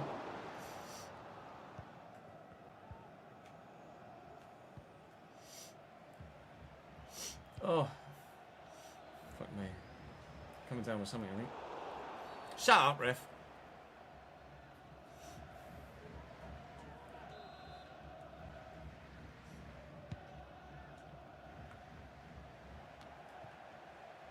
Gimme, thank you. Turn. Yes, Sarpreet. Yes, Sarpreet. Hayes. He could go all the way. Mazza! Goal! Wellington Phoenix lead in the 9th minute. Jamie McLaren comes good again. What a run by Hayes and a through ball, and the timing of the run. Mwah. So close to offside. VAR needed for sure just to make absolute sure that it was on, but oh no, actually, their left back certainly played him on. Tommy toe poke into the bottom corner. Up the Knicks.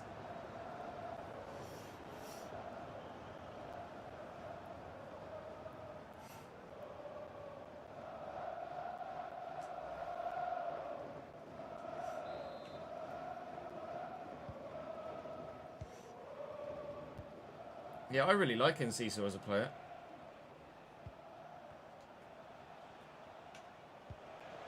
It's a nice ball into McInerney. I mean, that's one way to play a 1-2. If he buries that, I'm pissed. Thankfully, he's put it wide of the target. But it wasn't far wide at all. A warning shot across the bow of the Knicks' ship. Don't switch off against Perth Glory, for Christ's sake. Rufa. Macca. Out to Hayes. Even if we score and get a 2-0 early lead, we've literally just seen in the last game, it doesn't really mean anything in this division. Singh trying to do it again, and Sale with the save.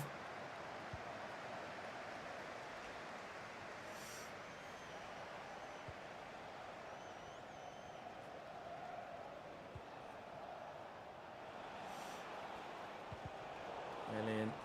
Oh, Sutton. Excellent. Absolutely brilliant. Space for Hayes. This is going again. And maybe a little bit too far beyond him. He's done well.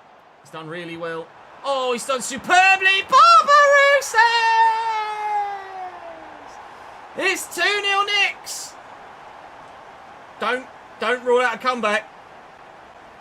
You literally just watched us do it against someone else. And it is Perth Glory, that ball though. Mwah! Chef's kiss, lads! Chef's kiss! Up the Knicks!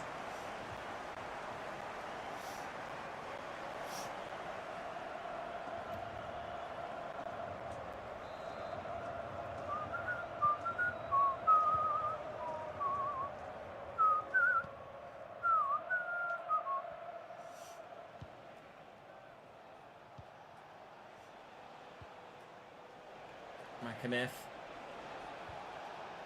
To Carluccio. Away. Ah, thank you.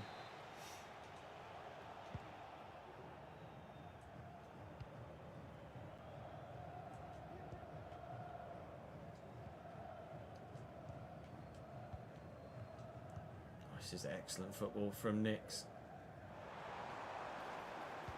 We're flying at him. Hayes, driven. Macca.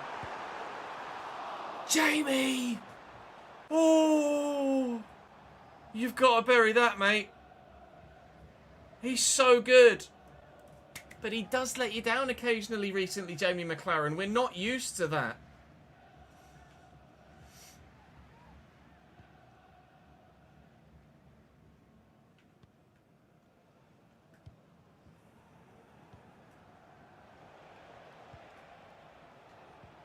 Nice tackle. Sing. Mazza. Good block. Under control by Barbarouses, though. Edge of the box is Rufer. Barbarouses, Rufer. Sing! Wide. Corner. Come on in. Tuck it back. And again. Hayes! 3. All right. Yeah. We're going to the finals final.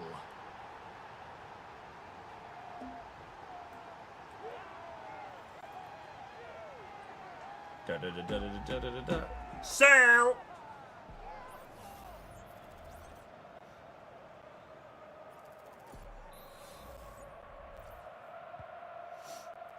Everyone gets a vote, TJ. It goes to a vote at the end of each season as to what happens next. Kamulka. Taggart. Nicely picked off by Altai. Singh, Rufer, Sutton, and Hayes. Oh.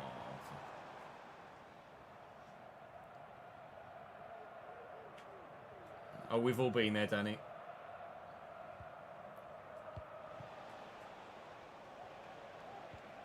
That's why we create backup saves now. Amini, offside. How far in were you when he overwrote it?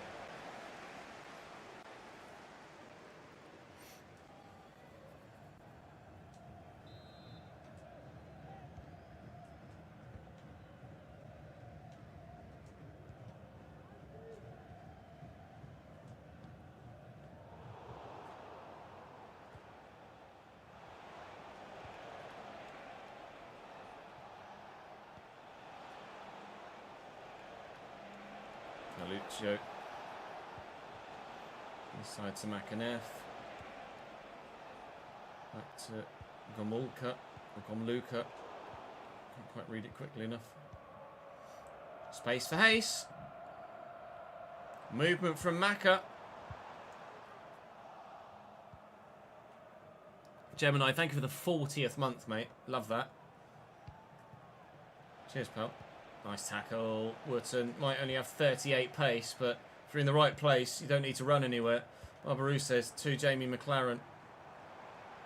Space for Hayes again. Tuck it back to Rufer. Help on into the back of the net. 4. This is payback supreme against Perth Glory. Get in. Middle of season 2 with a cracking youth player at centre mid. Saj. You're a better man than I would not have restarted. I'd have played a different game. I'd have been like, fuck it, I'm playing F1.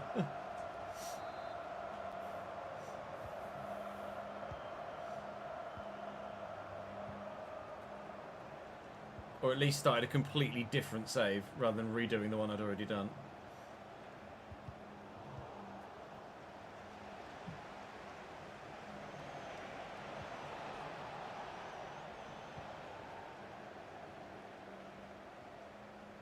I mean, there's space. It's just, why not just keep running, mate? That's why.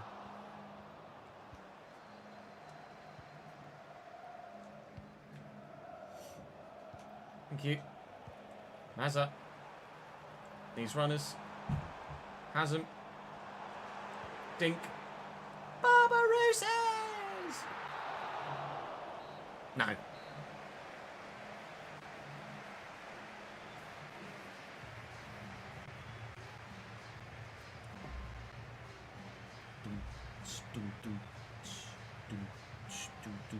Yeah, make backup saves.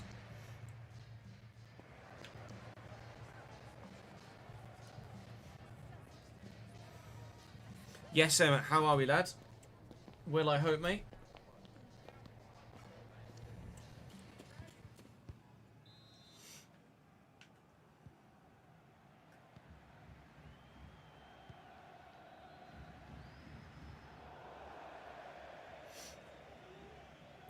Yeah, so everyone keeps telling me. I saw the end result and the manner in which it came about, but I've not seen any of the highlights yet. So RTG rules. Have a player in squad 65 rated at the end of January window. Goes up to 66 in 2 weeks when the youth intake happens. Player is 76 rated. Does he fit criteria? Yes. It's 66. It's your highest rated player at the time of the youth intake. For transfer windows, it's at the beginning of the window. For youth intakes, it's at the time in March.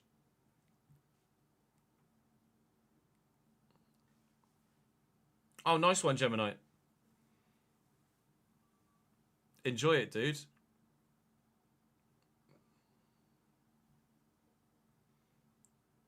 You stand every chance of getting a result.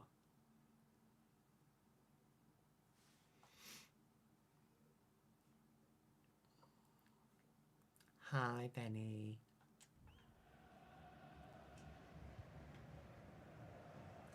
Roofer. McLaren. Oh, it's a great ball, but Barbarouses can't get there.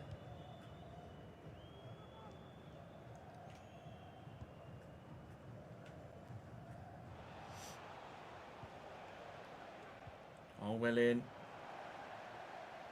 Gotta go Mazza, he says. As the ball gets played to Barbarouses. Roofer's there quickly to sing.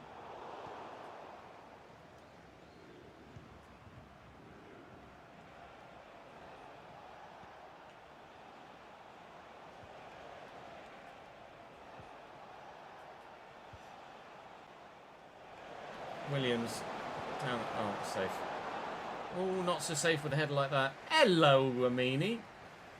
Your cheeky little back heel pass. And absolutely dick all afterwards. Barbarou says, drill it.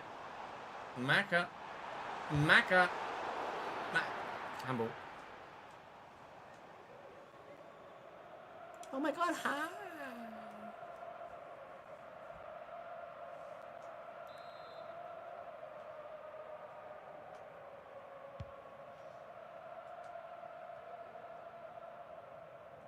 Out tight. Roofer out wide. Oh god, heavy touch. Time for changes.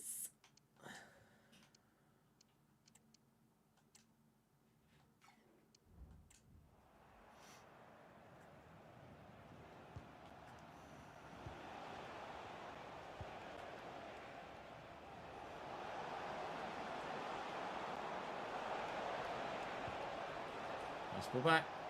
Amini. Makanef. Taggart. If ever it was going to be anyone to score a goal, it's going to be Adam Taggart. It is now a reverse of the previous fixture. Really feel like there's a point the whole team celebrating that, but here's what it is. I think there needs to be a bit more context with celebrations like that, doesn't there? Like, yes, they've scored a good goal, but they're 4-1 down still. There's no way they just run off to the corner and celebrate like that. Ishiga, decent effort, and no corner.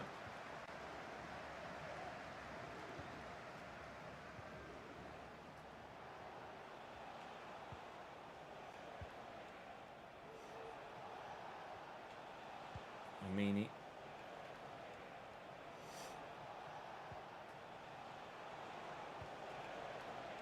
It's actually not bad, this, from... Not again.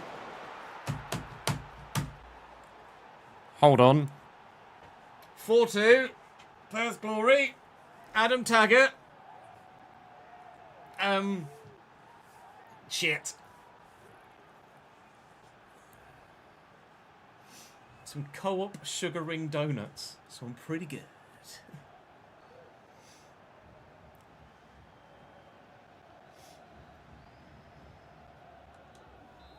Adam bloody Taggart, mate. That's 6 goals he scored against me in 2 games. Can't remember what the first game against Perth Glory was like in the league.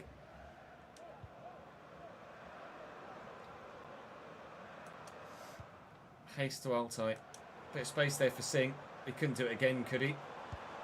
Might, he has. Oh my lord, Sarpreet Singh. Sit down, Perth Glory. Get out of it. Not a chance. 5-2. We will have that final.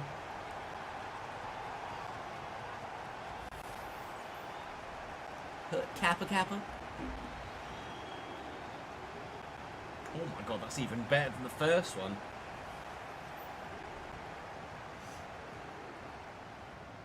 Burnley at home tonight, I'm not confident. No, I wouldn't be either, to be honest, Benny. Sorry. I think you might be going down, mate, to be honest. Green Army!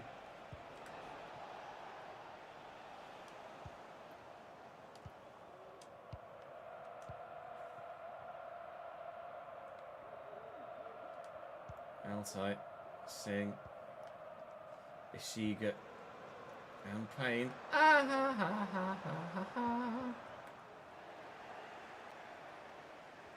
Kill him. Ooh. He survived. Williams. Round the outside, round the outside, around the outside. Chick, fucking wah. Get out. Oh, and Mazza wins the header.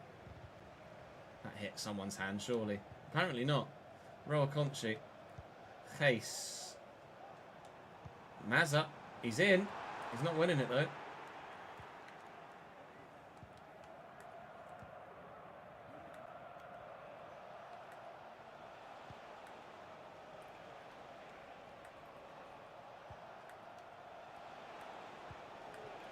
Great ball. Tiger on a hat-trick again. Solid tackle from Wotton. And Singh gets to that first. Conchi to Ishiga. Substitutes looking to help change. Well, change the game. Doesn't need changing. Just to maintain the game. Mazza, great touch. Turn. Ishiga's there. Can't find him. What season are you in, AD?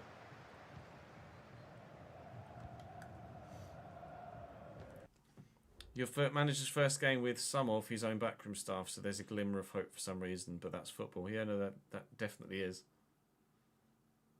Are you still in season 1? Fez.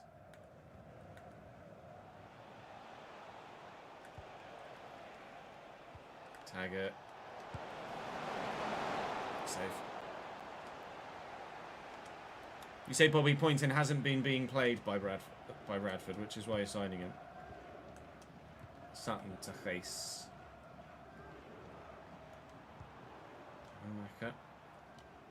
Face again. Singh. He's in again. Sarpreet. 6. Thank you, Sarpreet. 6. 7. 7. Thank you, Sarpreet. It's 6-2. If ever you needed a definitive, yes, we deserve to be in the final, the comeback and then this. The comeback in the last episode, and then this comeback, and then this. 6-2. We will have the one-off final special tomorrow. Sosler will lose it now, but we'll give it a damn good go. And then obviously we will have the transfer vote after that as to where we move, if we move, next season. God, 7 would be unbelievable. For the second time this season, Wellington Phoenix score 7 goals.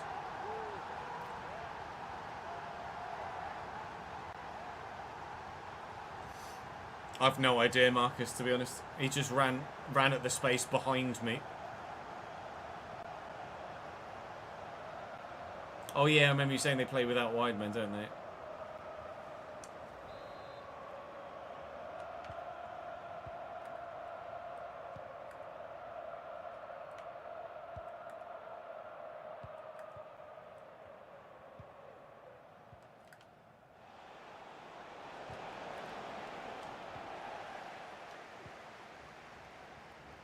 See, oh my lord. That's just pure frustration. It's a yellow card. Is it a second yellow card? It's a second yellow card.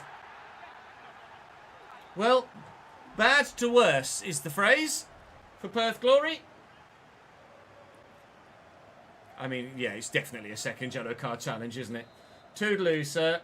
7-2 and now a man down. Gamulka. Oh, they've got it back. Woof. After the nerves of the first game today against Melbourne Victory, going 2-0 down inside 12 minutes, I absolutely did not see us winning the next game by 7 goals to 2. Against anyone. Let alone winning the next game by 7 goals to 2 against the team that just beat me 4 goals to 1 a couple of episodes ago. That's a mindfuck. That tells me that this league is anyone can beat anyone. Do you agree? I think I do. By Christ.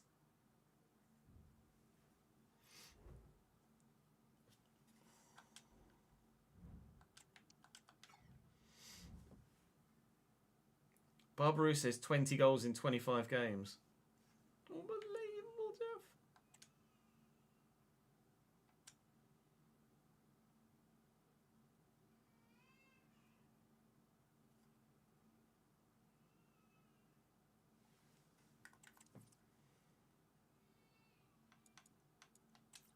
Fack.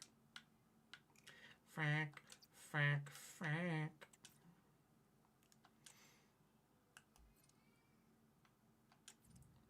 I wonder if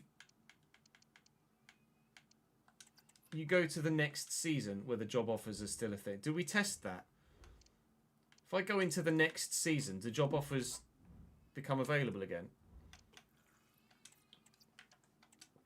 I presume not, but I'd be curious to know. So I'm going to try and find out. I did test it, did I? Well, let's find out, shall we? Oh.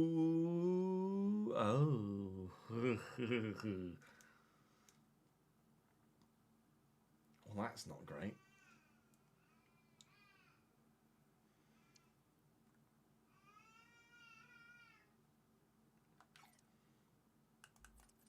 Yeah, it's not that there aren't any, Jade. It's that because we artificially generated a job offer, the game is registering that job offer as not having been completed when obviously we have actually completed it. It's bugged the game. It's bugged the save. Frack, frack, frack. Sorry, Emmett. Not what you thought was going to happen today. I am. I'm going.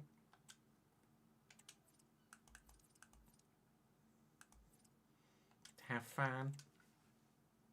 That's not the lyric. Well, that was quick, AD. Christ.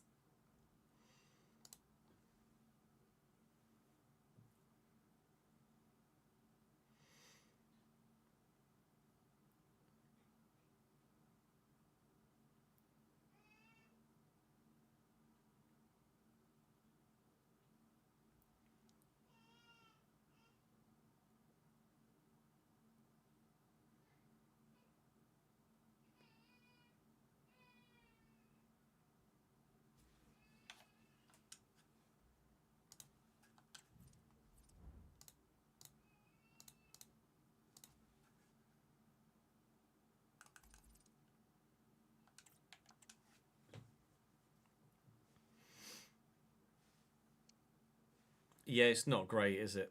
Let's be honest.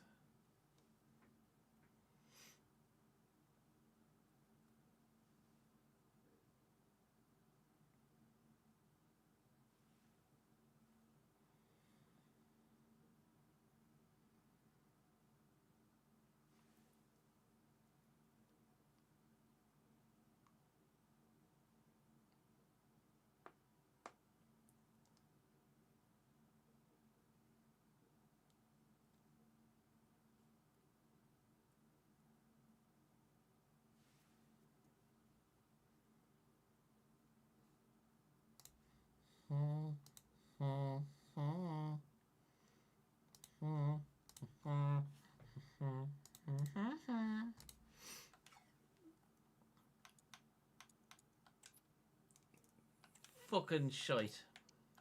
Right, good to know.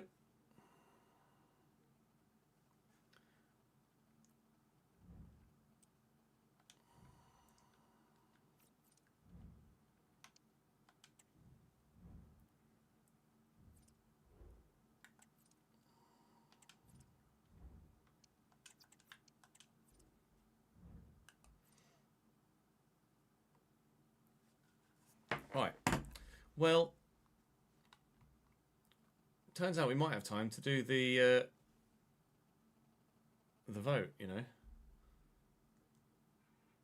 I didn't actually do an outro there, did I? What I just... So we have ourselves Sydney FC in the A-League final. That will come as a single game and end of season with job vote special tomorrow. For now, I think we'd quite like to just enjoy what just happened, to be completely honest. The comeback against Victory, the demolishing of Perth Glory, and the opportunity to win silverware in our first season in this save. Barbarou says is the league's top goal scorer. Jamie McLaren is the league's second top goal scorer. But keep an eye on Klimala in the next game tomorrow, because he's the fourth top goal scorer in the division, and he did score a great goal against us last time we played Sydney FC. Just to refresh your memory from the previous games against them in this save. Sydney FC we drew 2-2 with in our most recent fixture, but we did get a 3-0 win at home in the one prior to that. So it's possible. It's doable. The question is, will we do it? Well, join me tomorrow and find out. Also join me tomorrow and vote for the future of the save. That's all for today's episode. Thank you very much for watching. I'll see you tomorrow. First time Knicks have ever been in a grand final, is it? You love to see it. What episode number was the one that went live today? Or yesterday? Was it yesterday? Yesterday.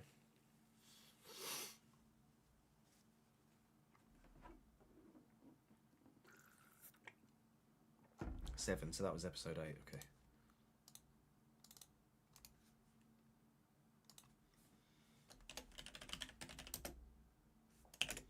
Journeyman 8.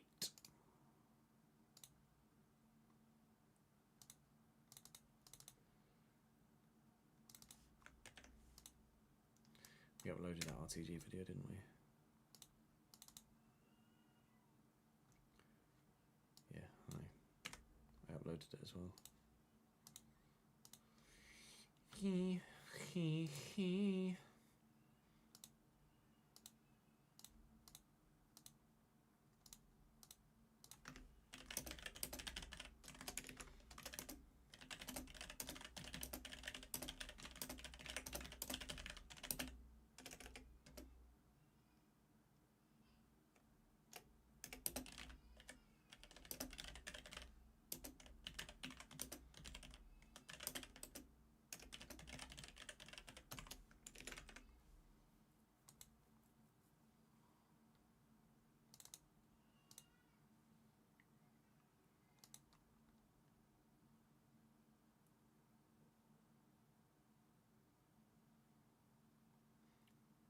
There are Post Malone themed Oreos.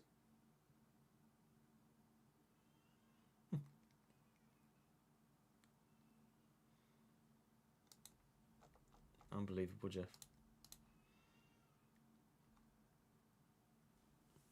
I choose the nations, Mike.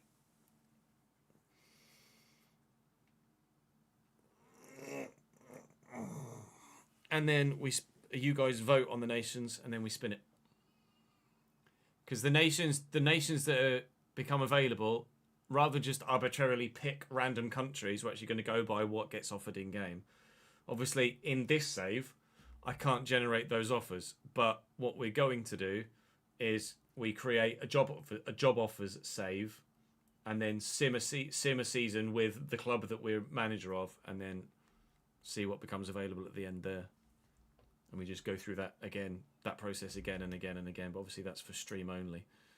We decided we're not going to tell YouTube about how it's actually going to happen, because it's a bit of a clusterfuck.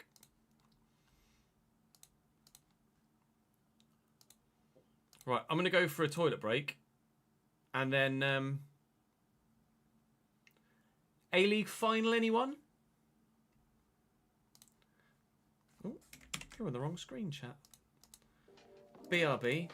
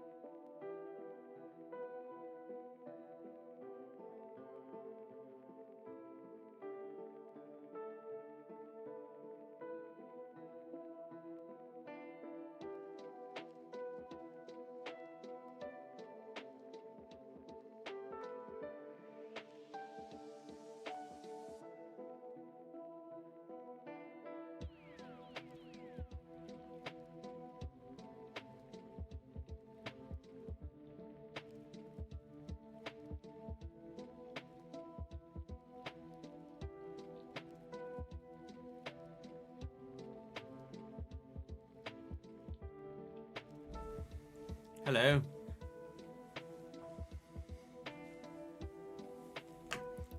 Kieran, thank you for the 68th month, my man. 51 in a row as well, which is top draw, lad. Thank you, pal.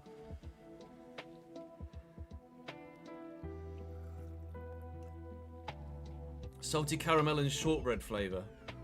Not bad. Not bad.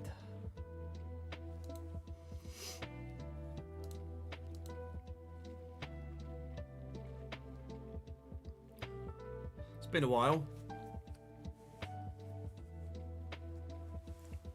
Has indeed been a while. I did the thing, chat. Did the thing. Not done the thing for a while.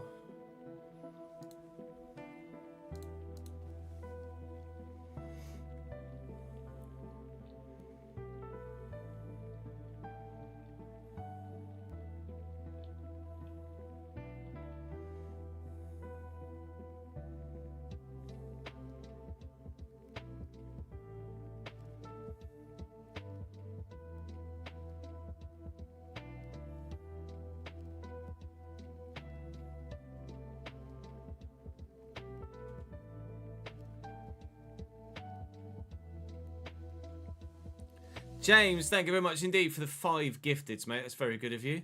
Rampage, Midget Ghost Effect, Blaze Gamer, CPC Tactics, and Hecka.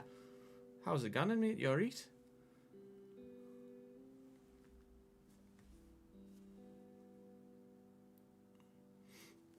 Five more for a win. Oh, God! Don't put pressure on me. Don't do that to me, Christ. Oh, I'm so glad I got a haircut on Friday. Coffee should be prescribed on the NHS to all parents with kids under the age of 5. Can confirm, yes. Bottlenose time, probably. Probably. Abso-fucking-lutely, Bob. I don't know about that, Bob, but you said you can use both feet.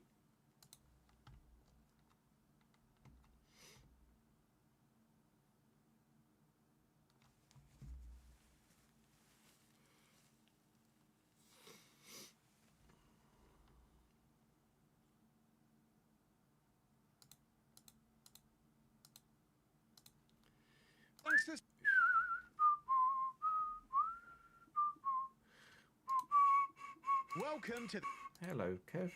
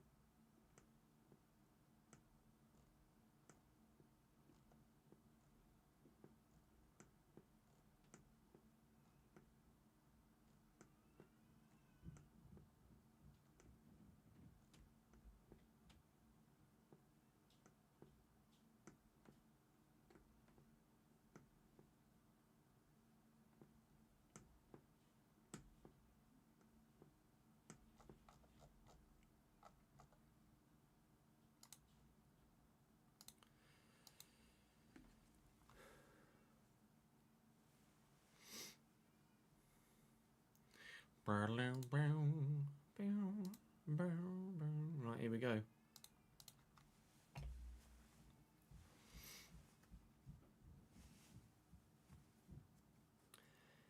It has been quite the... I'm going to sneeze.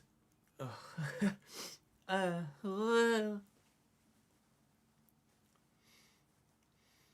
come on. There's right there. Oh, God. It has been... Am I recording? Yes. Oh, Jesus Christ.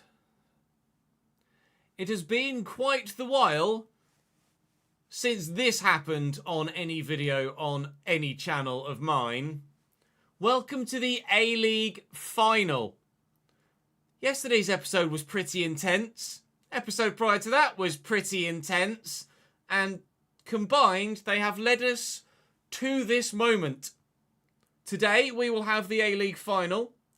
We will also have the vote for which league, if you vote for me to leave, you would like me to be managing in next season. don't vote yet. Wait till the end of the episode and you'll be able to have a better idea of what's available. There will be a straw poll in the description, though. But please, as I say, don't vote yet. Ta. Right. Game on? Is it? Yeah, I think so. Sydney FC in the final of the A-League after working our way via a second place, unfortunately, in the league stage. We got ourselves automatically through to the semi-finals. Perth Glory, Sydney FC, Adelaide United and Western United, who not that long ago were bottom, found themselves in 6th. And they got through to the elimination rounds where they lost to Perth Glory. Sydney FC won 3-0 to Adelaide. Oh, sorry, won 3-0 on penalties against Adelaide. They then played Newcastle Jets and got through on pens again. This time 3-1 after a 2-2 draw against Newcastle Jets. It was quite the semi-final for us. So now Sydney FC in the final. We drew 2-2 last time we played them, which evidently seems to be the go-to scoreline for Sydney FC. But at home, we won by 3-0. So we have, on paper, the better chance of getting the result. The final is going to be played at Estadio de las Artes. Don't know whether that's anyone in the A-League's actual ground or not. Rojas for Singh, who has scored 2 worldies in the last episode yesterday, will be the only change that we make. And we are desperate to end this season with silverware. We weren't able to finish top in the league phase, which was really disappointing after a wobble mid-season. I really want to win this game. Be extended highlights of the final, and then hopefully some intriguing options for you to potentially vote on for next season. First things first, though. This is a biggie. Drop the video a like if you're enjoying the saves so far. They're all in their suits. I'm in mine. Barbarouses and McLaren are the 2 top goal scorers in the division. Time to probably lean on them to win the title.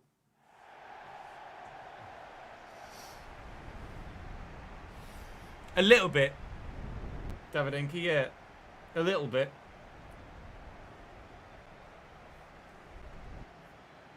That's what we're playing for. The toilet seat trophy. I mean, we hope we can lift it. If we do I go and like remove a toilet seat from somewhere in the house and then come in with a... I mean, funny as that would be, no, but...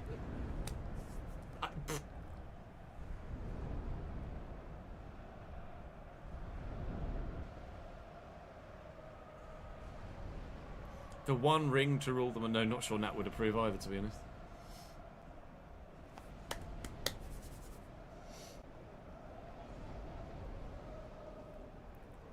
You mentioned it, so you got to do it now. Nah. Sorry, I'm going to let you down, Ads. Plus, our toilet seats are more square than round, so it wouldn't fit anyway. The side standing in our way. Andrew Redmayne in goal. 4-2-3-1 for them. Patrick Wood up top. My surname namesake. Of course, Joe Lolly's going to be very good on the wing. Anthony Caceres was on the bench when we drew against them. He played very well in the first game against Sydney FC this year, although we did win that game, as we mentioned, by 3-0. It's a windy night. You can see the kits blowing here, there and everywhere. It's game on, chat. It's game on, YouTube. Will it be a league title in our first season in management? Or will it not? Let's keep that in. Fucking great.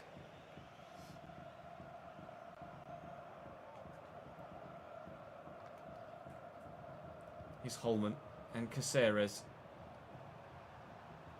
Good footwork to try and create something, but the pass is left wanting. We will have extended highlights of the game today, but quite frankly, there was enough going on in the last episode. The last 3 games that we've played have been enough. There's been enough happening that they could have had a 1-game special of their own. with all of the goals, red cards and chaos. Hayes is going to keep that in, and we will run straight into the defenders. What we'll do, it's a shaky start here in the opening few minutes. I'm hoping that if we can get ourselves an early lead, then we can look to lean on it. Fingers crossed they'll lose a little bit of confidence, because they did only finish in the playoffs this season. We were one of the best two sides in the division, and by some margin as well, ourselves and Jets, above everybody else. And it wasn't even Sydney FC that were next in the league. They were 5th, I think. Was it 4th or 5th? Certainly. Kane around the outside, dinks it in, hit a hand, free kick. Oh, I'm going to play that short, I have to. And then spin. And Barbarou says, tries to force it. Hayes. There's Singh. His left foot is definitely much better than his right.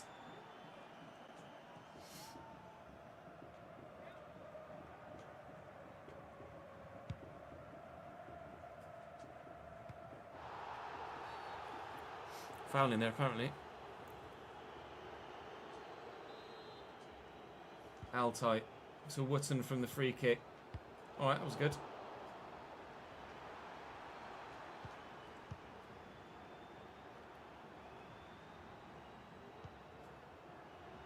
Holman. And Wood. It's loose, but Barbarouses gets there. Then they get there. And here comes Sydney FC again. Holman, Lolly, quick one to... Okay, quick fire passing all round at the minute. And a strike that, well, thankfully doesn't trouble the goalkeeper. Well over the top of the bar from Sydney FC, but their first attempt to try and get themselves the lead in this giant fixture. It would be Wellington Phoenix's first ever A-League win, if we can see this through. Not able to slot Jamie McLaren in there, and he would have been offside had the ball found him anyway, I believe. I don't know whether Sydney FC have won the A-League before. Sure, live chat will tell me in the moment, and we can bring it back to you a moment later. Here's Patrick Wood again. Now they've come even closer. He's hit the post. Right. We can't afford to let them shoot anymore. They've gone from missing the target entirely to hitting the woodwork, and next time it will go in. Hayes. Want it to go in ourselves, but I still can't find Jamie McLaren. If anyone's going to score in a yellow shirt today, it's going to be he or Barbarouses. But neither of them finding the target or even really having the chance yet.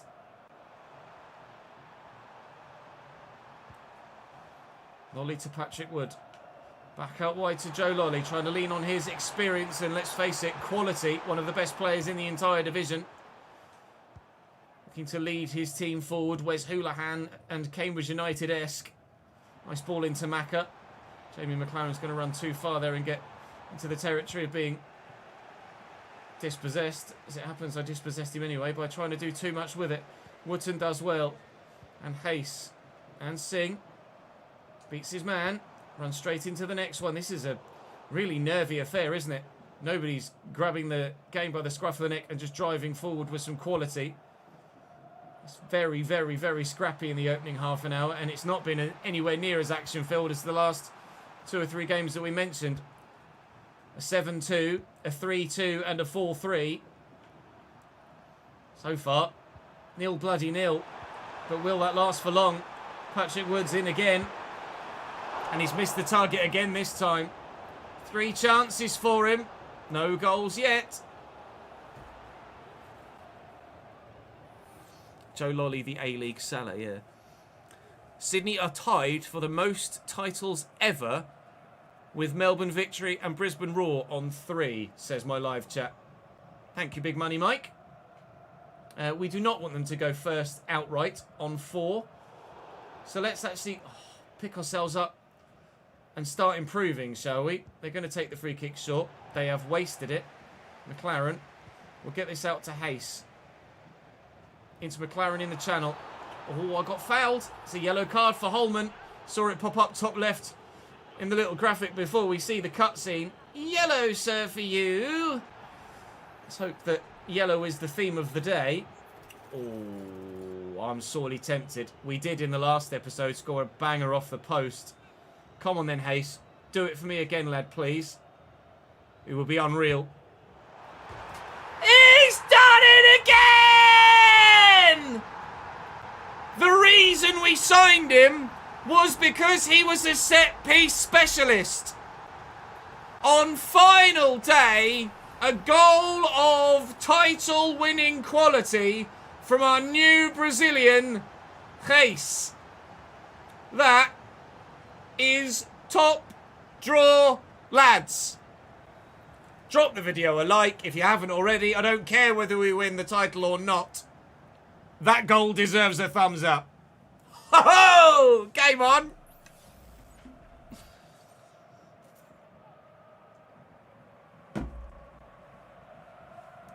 Let's fucking go!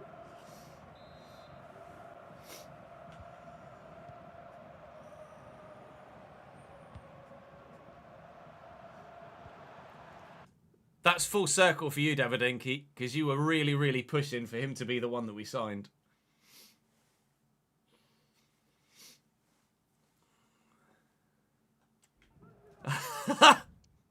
It took me a little moment to get that, Charlie.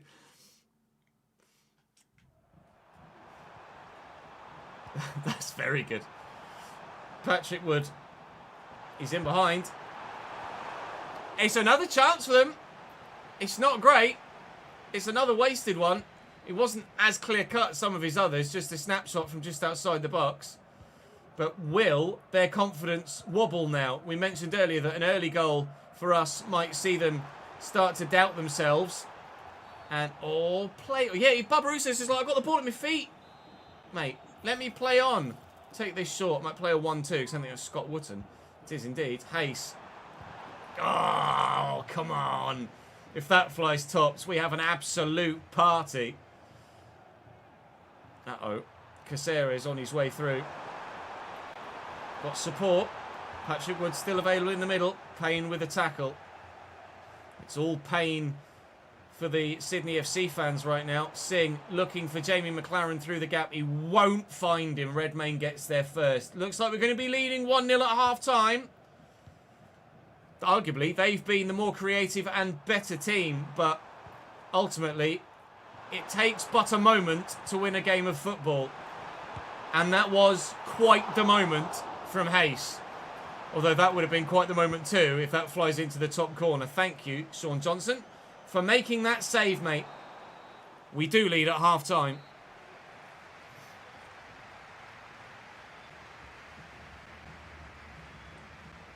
He's done it again! You're enjoying this, aren't you? Putting those clips together.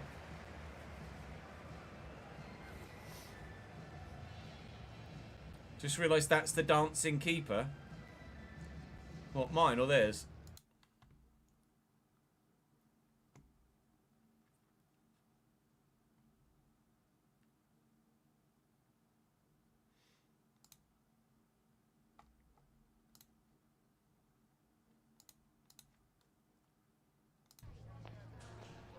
Andrew Redmayne versus Peru. Oh, can it? I hadn't even occurred to me that that was a thing, to be honest. I'm going to have to look for that now. Andrew Redmayne dancing.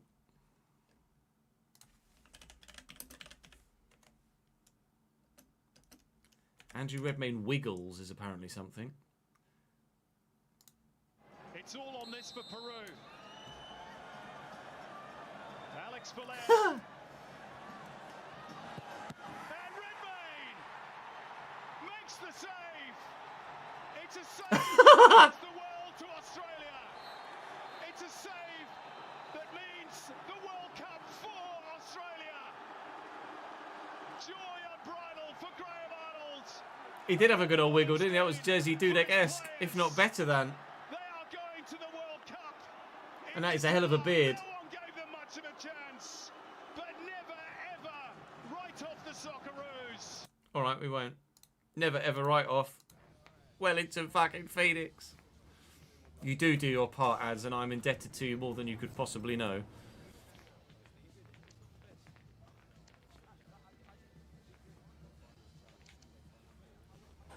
At half-time, They're bossing possession. They're bossing the creativity.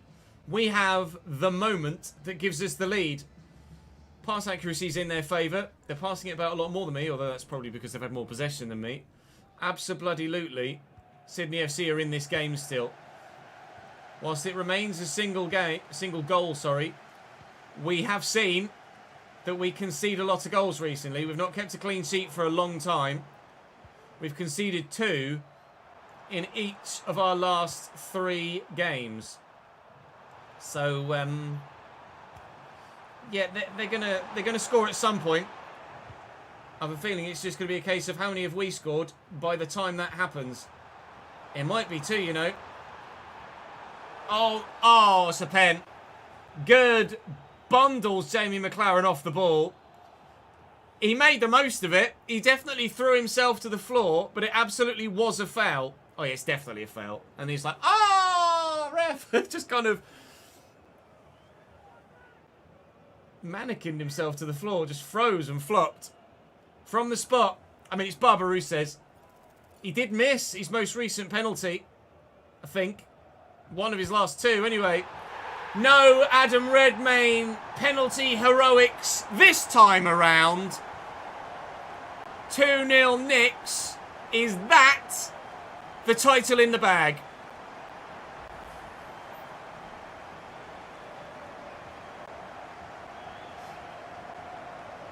Maybe.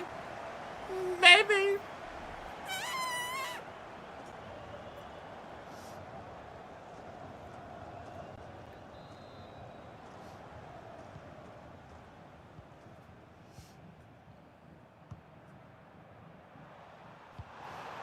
All right. Straight from kickoff. Oh, never mind. 21 goals in 26 games for Barbarousse says. If anyone was going to have the final say today, it was going to be him or Jamie McLaren. That was meant for Sarpreet Singh in the middle.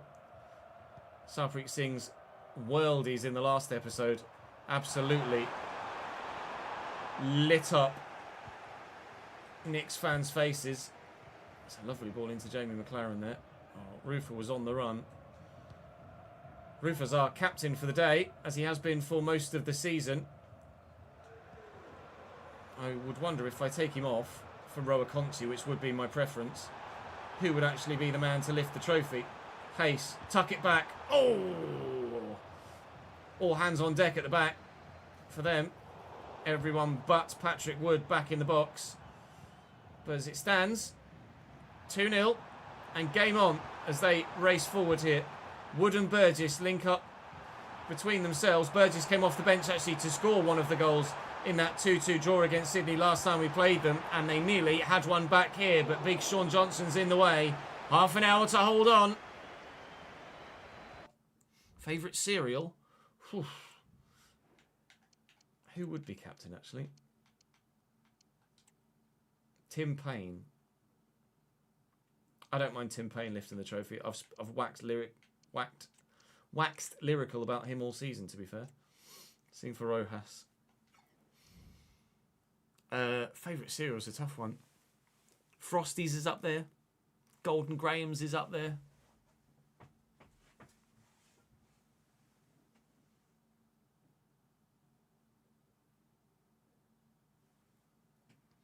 Might be Golden Grahams, to be honest. Cornflakes is up there as well as like a boring old man option. Cookie Crunch is definitely not up there. Cookie Crunch is not the one. Nah, don't do nuts. Don't do nuts.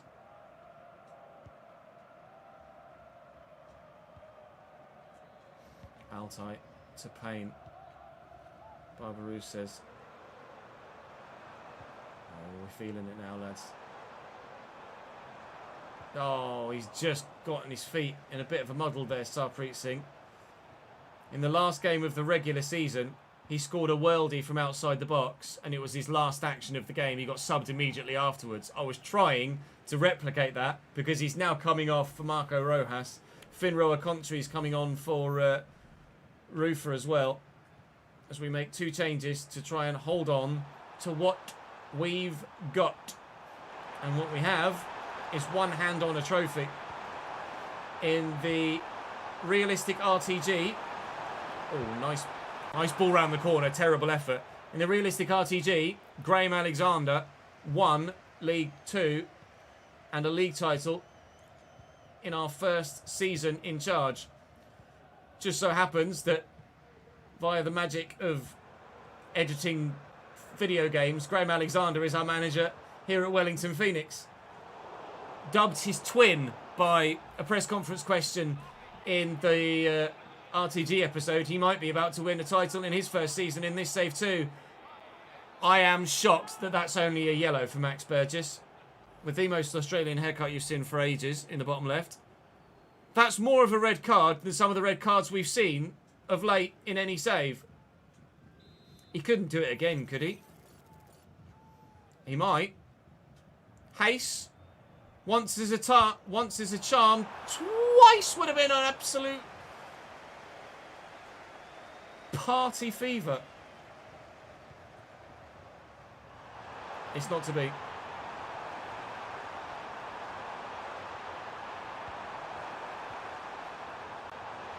Ceres, Holman, Kucharski. Big save down low. There's still time. 17 minutes to go. There is still time. Do not write Sydney FC out of this. You know how much I tend to bottle stuff. You know how bad our defence has been. Oh, but if I could have turned the defender there and slotted home a third, I'd have said, but it doesn't matter because we're going to win the title anyway. Kucharski gets tackled. Kucharski wins it back. Kelly Held is going to rush out here to try and close him down. What can he do? He's found Leo Senya. Here's Holman. Holman to Caceres. Tackled by Scott Wootton. Stalwart at the back all season long. That's terrible from Hayes. And they've got it back again. Time's ticking down though. They're running out of it, Sydney FC. And at the back, we will not budge. Come on. We've got the numbers forward here. Oh, I've not got the bloody football though, have I? Holman. And Kucharski really is on his own here. And he's lost it. Space out wide for Hayes. Drive narrow. Play it into the channel for Jamie McLaren. Burgess. Oh, it's great from Kucharski. And he's on his way. And Burgess is in. And it's going to be a nervy finish to this game. Oh, no! Here comes the ball.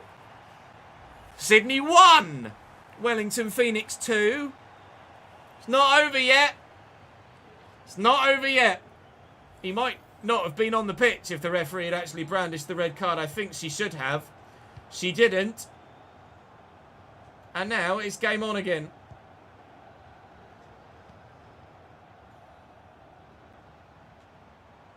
Barbaru says Altai.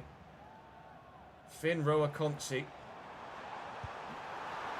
Oh, mate. Oh, it was travelling. It was travelling. You were waiting for another explosion. It didn't come. There's a pun in there somewhere.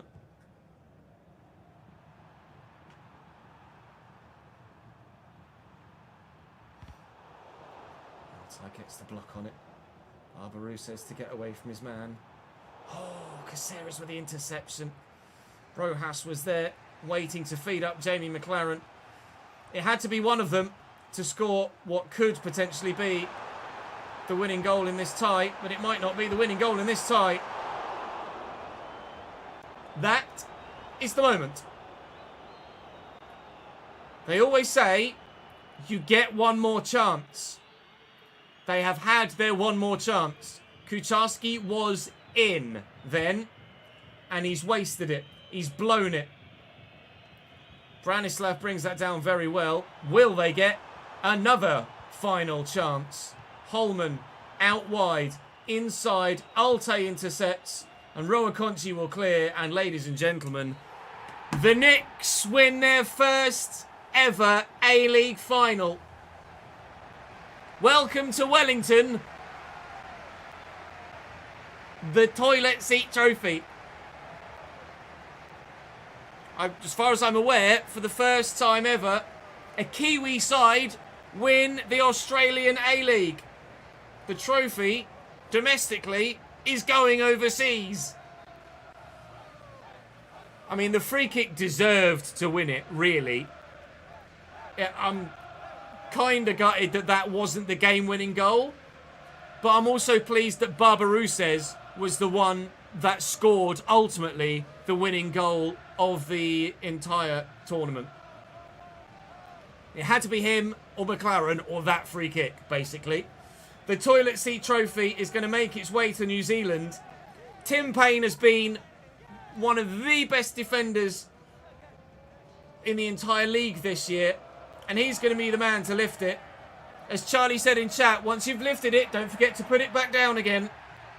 The toilet seat trophy is ours.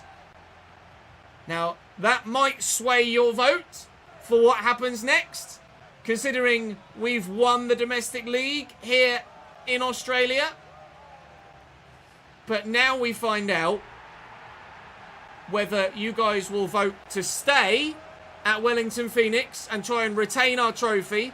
And maybe, I think, it should put us in the Asian Champions League, although I'm not sure, don't quote me on it. Or you'll have the opportunity to vote to send me to a different nation. You don't get to choose what team I manage. You get to choose what nation, what league we manage in, and then we spin a wheel and it's down to chance as to what happens next. That's new for the channel. It's been a while since I won a trophy too, and wore the suit. It's a good luck charm after all.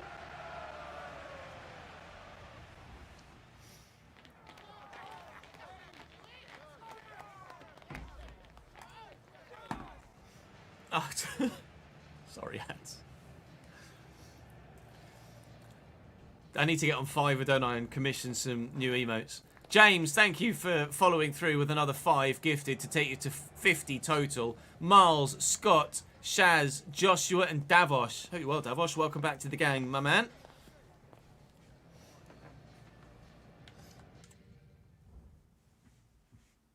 Trophy and shaky bottle. I'm sorry.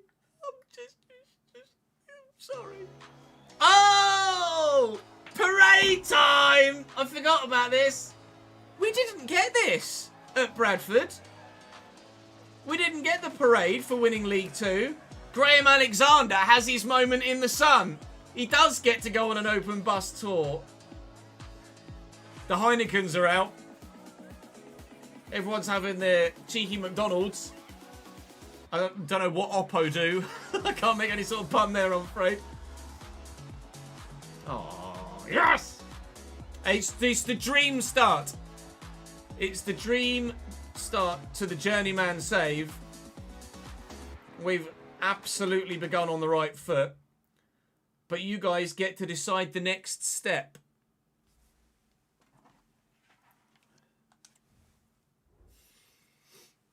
Phoenix or chickens, either way he's flying.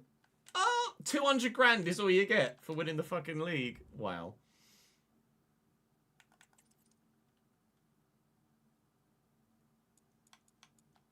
Fuck. Fuck. Fuck. Fuck. Oppo is a Chinese electronics manufacturer. Okay, fair enough.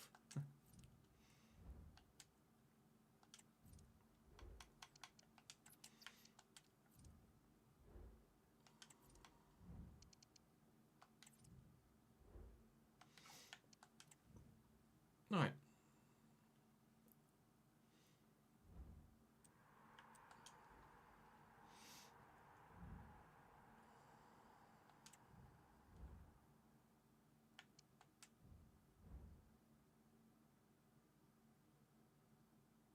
Doesn't matter for this, does it?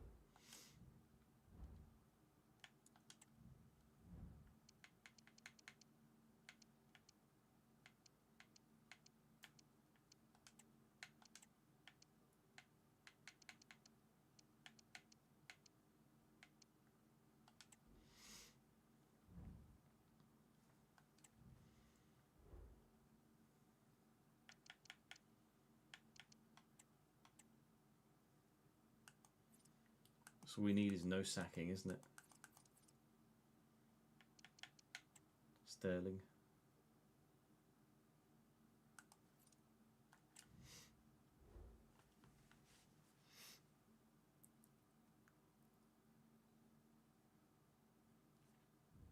We could maybe do something like that. SAFC.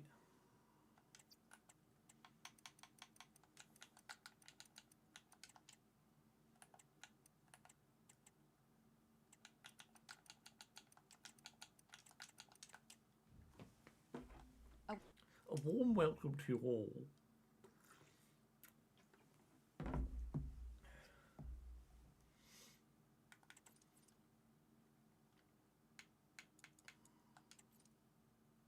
Right, let's make sure that they have the best possible squad out.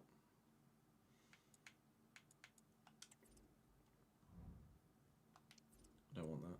I want training.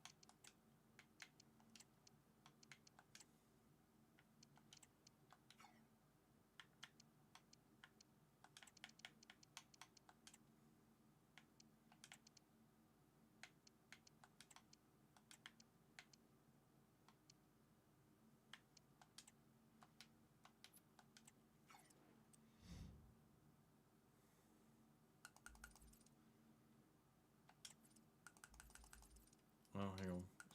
Just got to do the fucking pre-season tournament, haven't we, first? Whenever the invite is. Where's the invite there?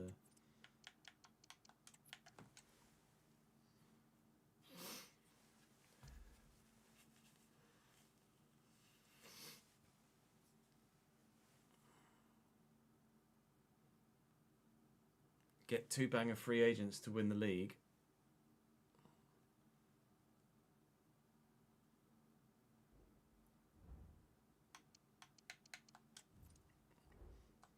Could do. What free agents would you recommend?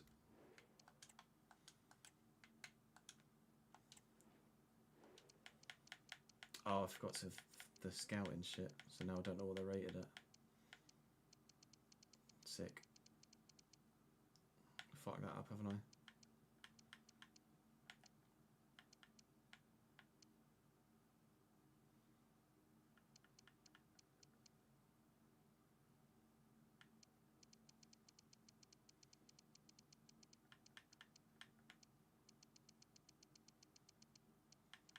Ivusic's the goalkeeper.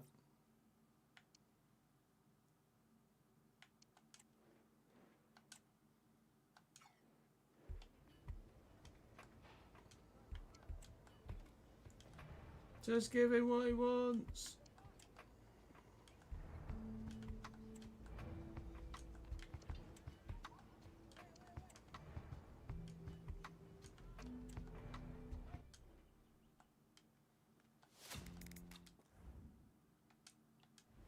He is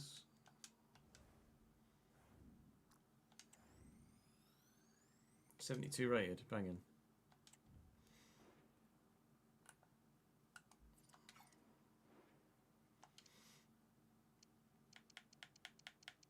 Jamal Lewis, absolutely.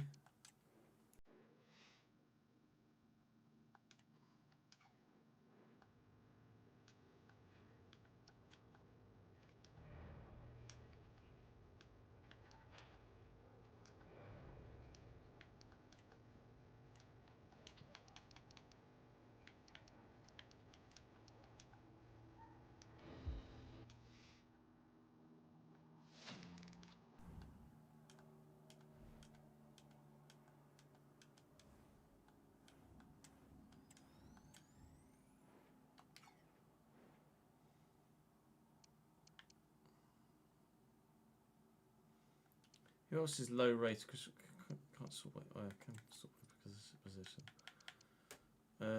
Is he going to be any good? Are you any good? You're not very good. Hassan looks all right.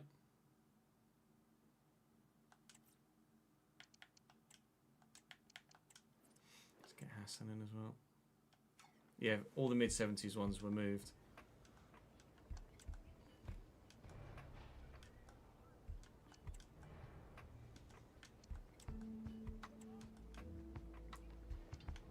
Maybe submitted an offer of £1.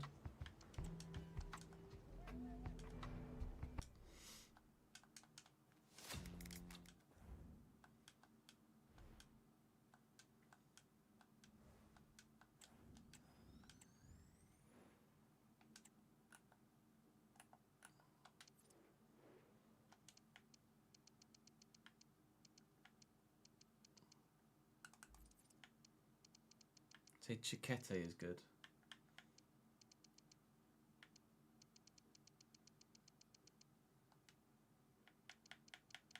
He's not in. Oh no, there you go. Jesus Arisco Chiquete. Really?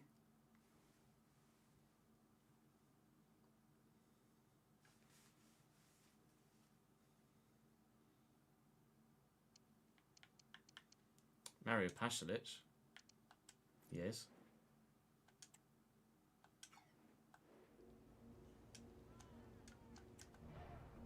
This might be the last one we're able to do. I need to go out soon. I've got to go and get my car from the fucking garage.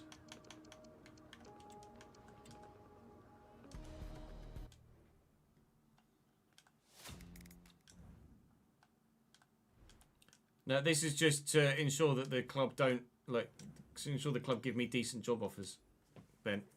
We're in a separate save file right now.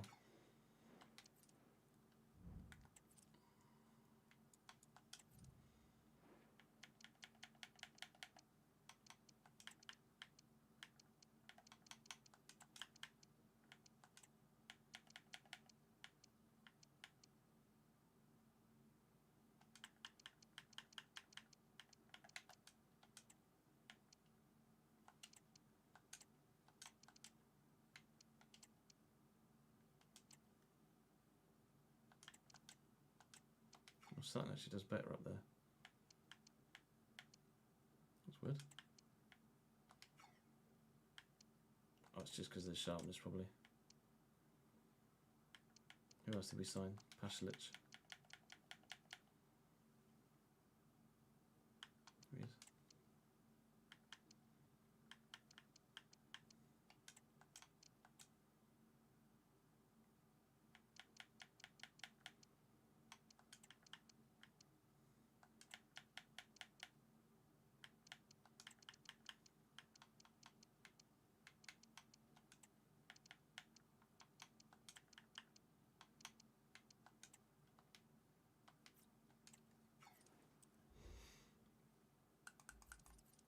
Alright. We've got Punjab in pre-season friendlies. Jamie's just jizzed himself into an early grave.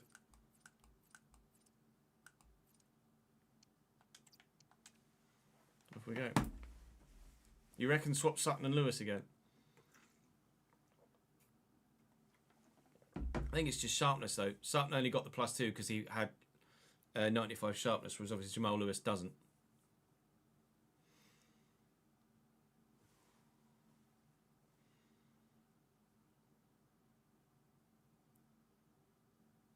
The editor's always on, Charlie. I load the game through the editor, so the editor is always on.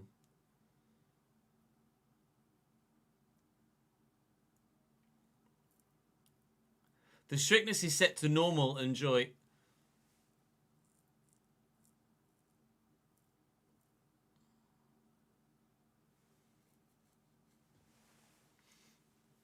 It's because we have the aggression so high. But you have to have the aggression set that high, otherwise the AI just don't make tackles at all. So it's a trade-off. You either get a handful of red cards per season, or the AI don't ever make any fouls. which is less realistic than slightly inflated red card levels.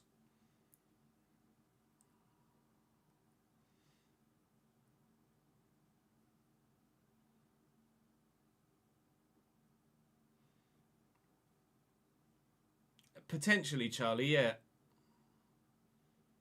But I don't know whether that would affect the job offers.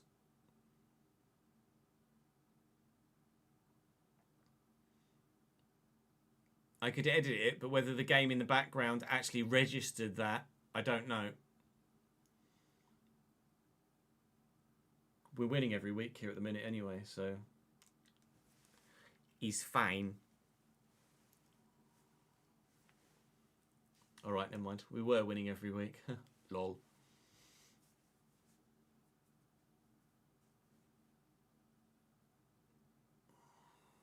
Since I said that, we've now lost one and drawn one.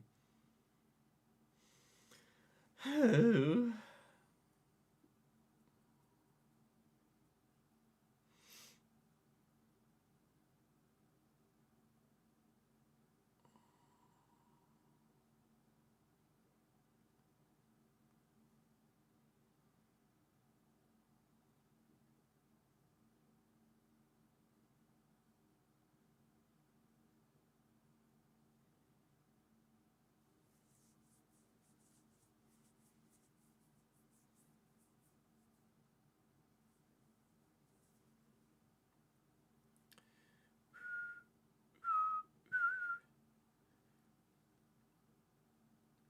You lowered it from normal to lenient, and that was more yellows than reds, was it? We can trial it. We could definitely trial it. Manager rating affects job offers, yes, Freshbot. For the minute, our manager rating is fine.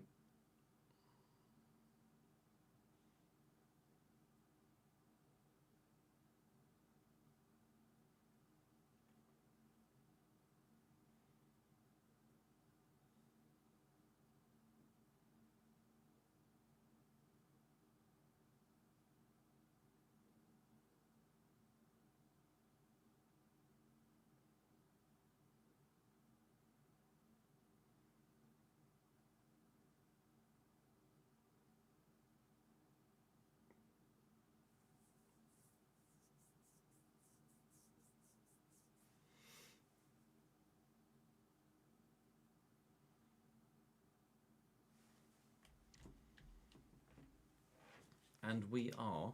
That's the wrong control, yes. Third in the table.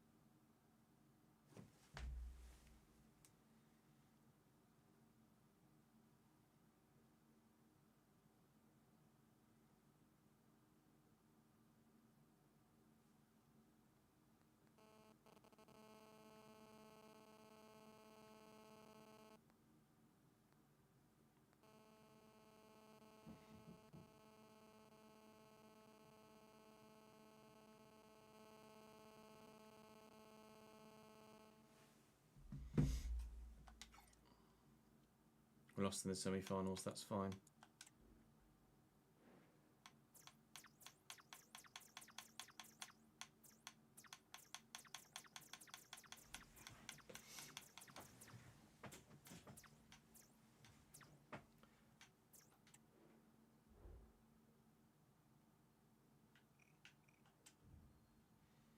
Put it on the women one. Now, the way this is going to work is, as we mentioned in the first episode of The Whole Save, you guys will get the opportunity to vote on the country to which I move. From there, we will add on stream to a spinning random wheel all of the clubs in that division that we feel are genuine options that would be realistic for us to move to. Meaning that kind of those that won the league and had strong seasons won't be available on the list, but those that are mid-table and down towards the bottom will be an option. Your first option for league in which I could potentially be managing in is not the Women's Liga Feminine. It's going to be Switzerland. Obviously, disregard the teams on the list here. But the first option for you guys to vote for me to go to is potentially to the Swiss League. Big clubs include Salzburg. No, that's Austria. Big clubs include FC Zurich. Big clubs include FC Basel. Servette are obviously a European side that played against Chelsea this year. Young Boys are a side that we've obviously done business with in the RTG save. They tend to be in Europe most seasons as well. Swiss League is obviously a big jump up from the A-League. And maybe you don't see us moving from that continent straight to Europe. So maybe your preference is for the second option, perhaps, which will be...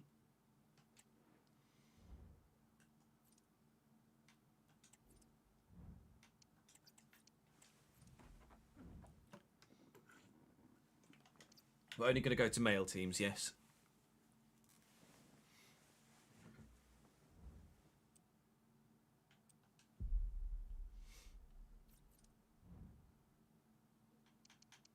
Job offers, yeah, I want that one.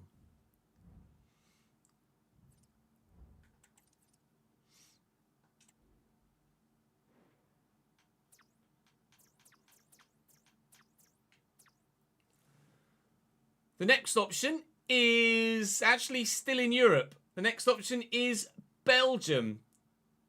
Do you fancy maybe not going to the Swiss League, going slightly closer to England and to the Belgian division, another one of the quote-unquote lesser leagues in the European setup? Obviously, big clubs include Anderlecht. Standard Liège are of a decent size as well. There's Bruges, there's Ghent, there's Genk, all of which are regular performers and regular appearance makers on the European stage. I've never managed in Belgium. I don't think I've ever played in Belgium in a player career. I never managed in Switzerland. I think we have played in Switzerland in a player career, although I might be mistaken. We've definitely played in Austria, but I don't recall whether we have or haven't ever played in Switzerland or not. Regardless, I guess the first option is stay at Wellington. I will always have stay at current club on the list. The second option is do I go to Switzerland? The third option is do we go to Belgium?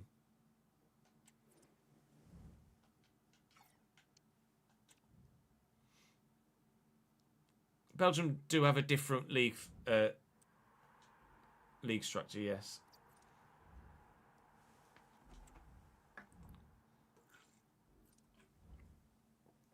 It is indeed a chocolate off, yes.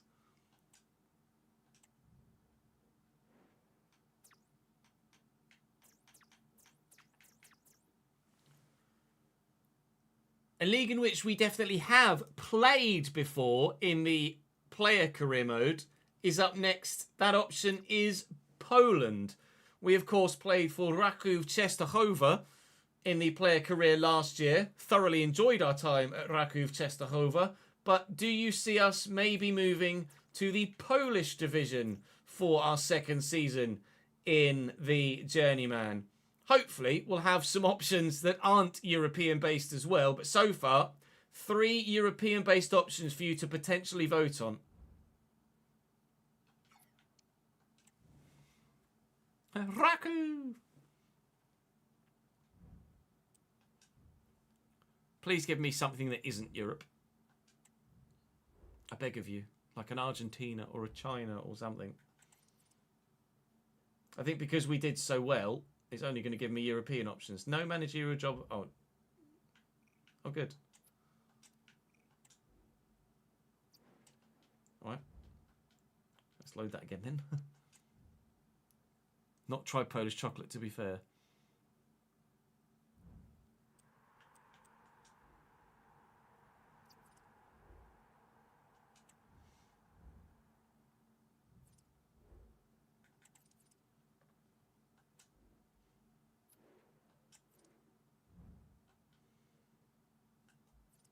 Try advancing another week.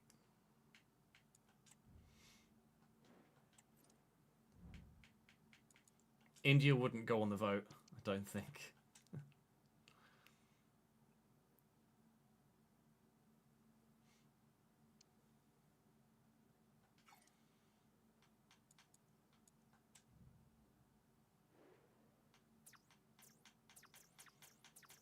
Okay.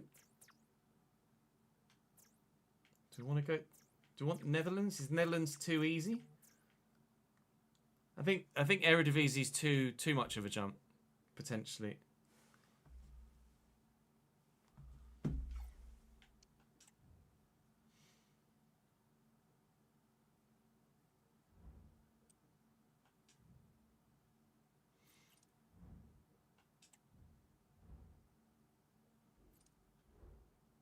I think it's going to only give me European options because we had a good season, isn't it?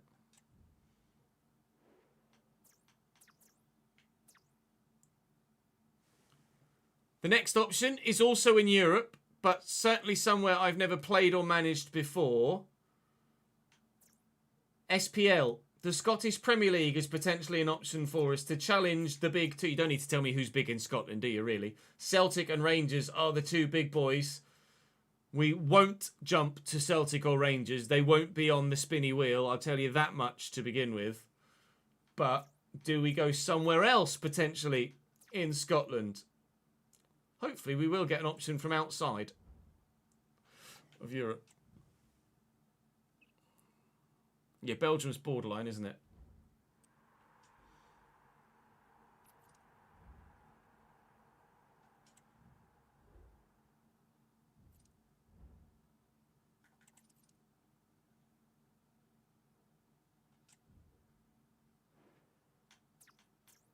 Oh, the French second division. French second division, yes or no? I want something outside of Europe, though, really.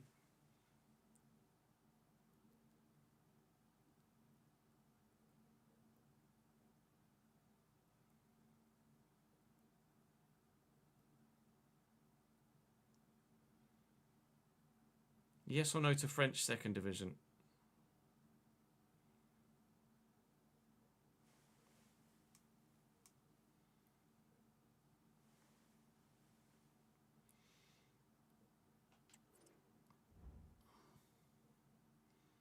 Yes to French second division, okay.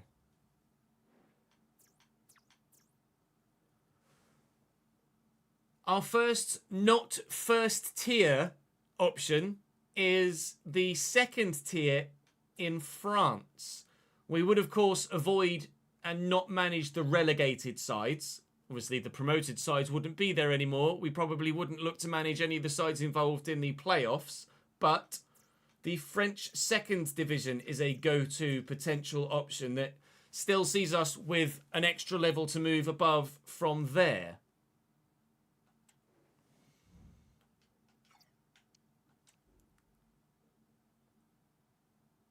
Right, that's enough European options.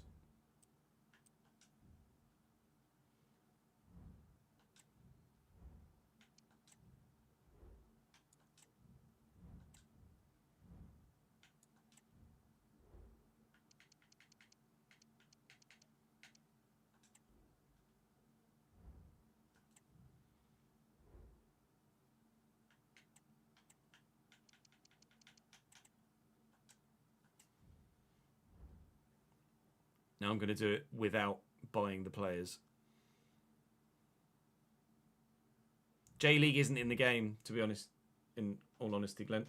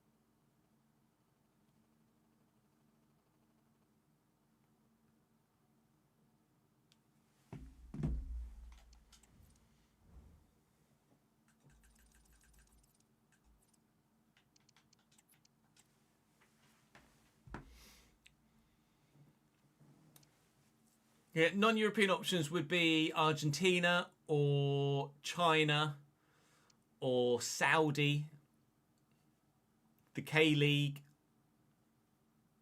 There are a handful.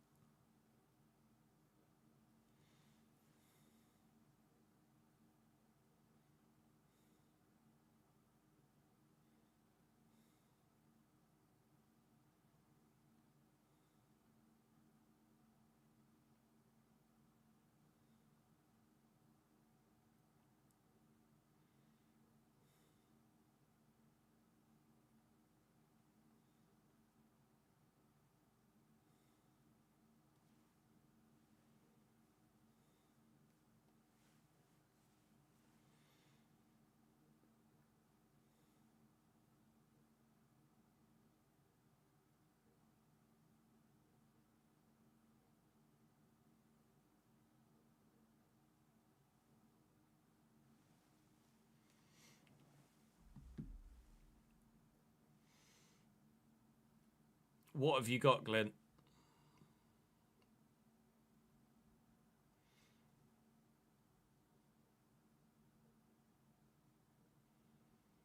Ancelotti's leaving Real Madrid in the summer. Is that confirmed, Mark?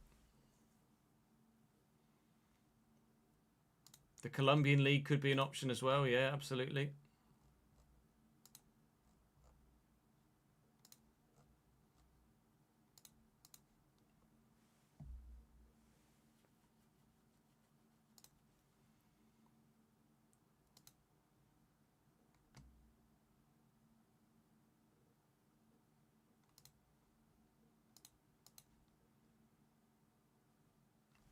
Shepherd's pie. Got to have an easy chew diet. That's fair.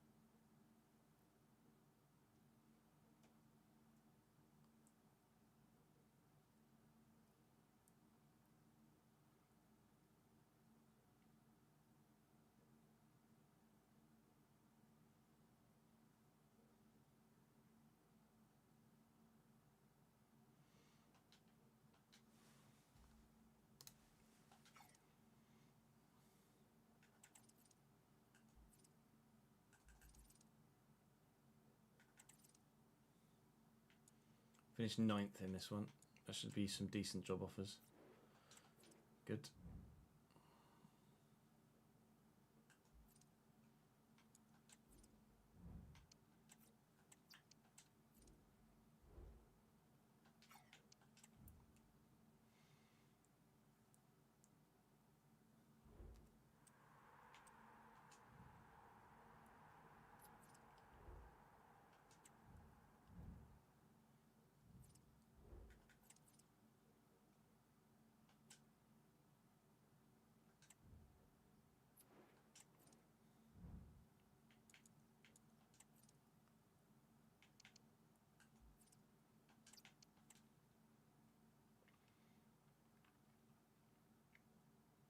I don't think so, Davidink, you know.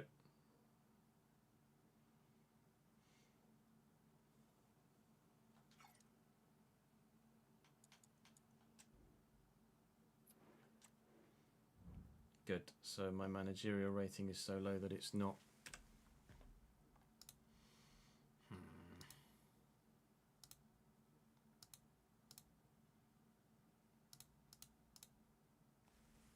It's now not generating job offers, I think. We might have to just record a little bit more of this tomorrow morning.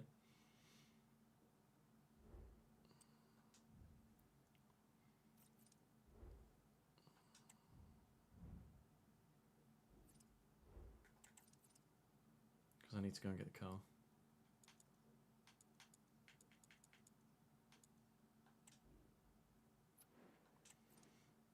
We'll have one more go.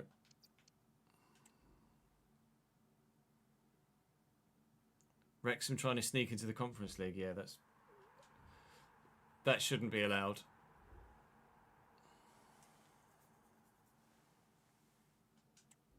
Undermines the entirety of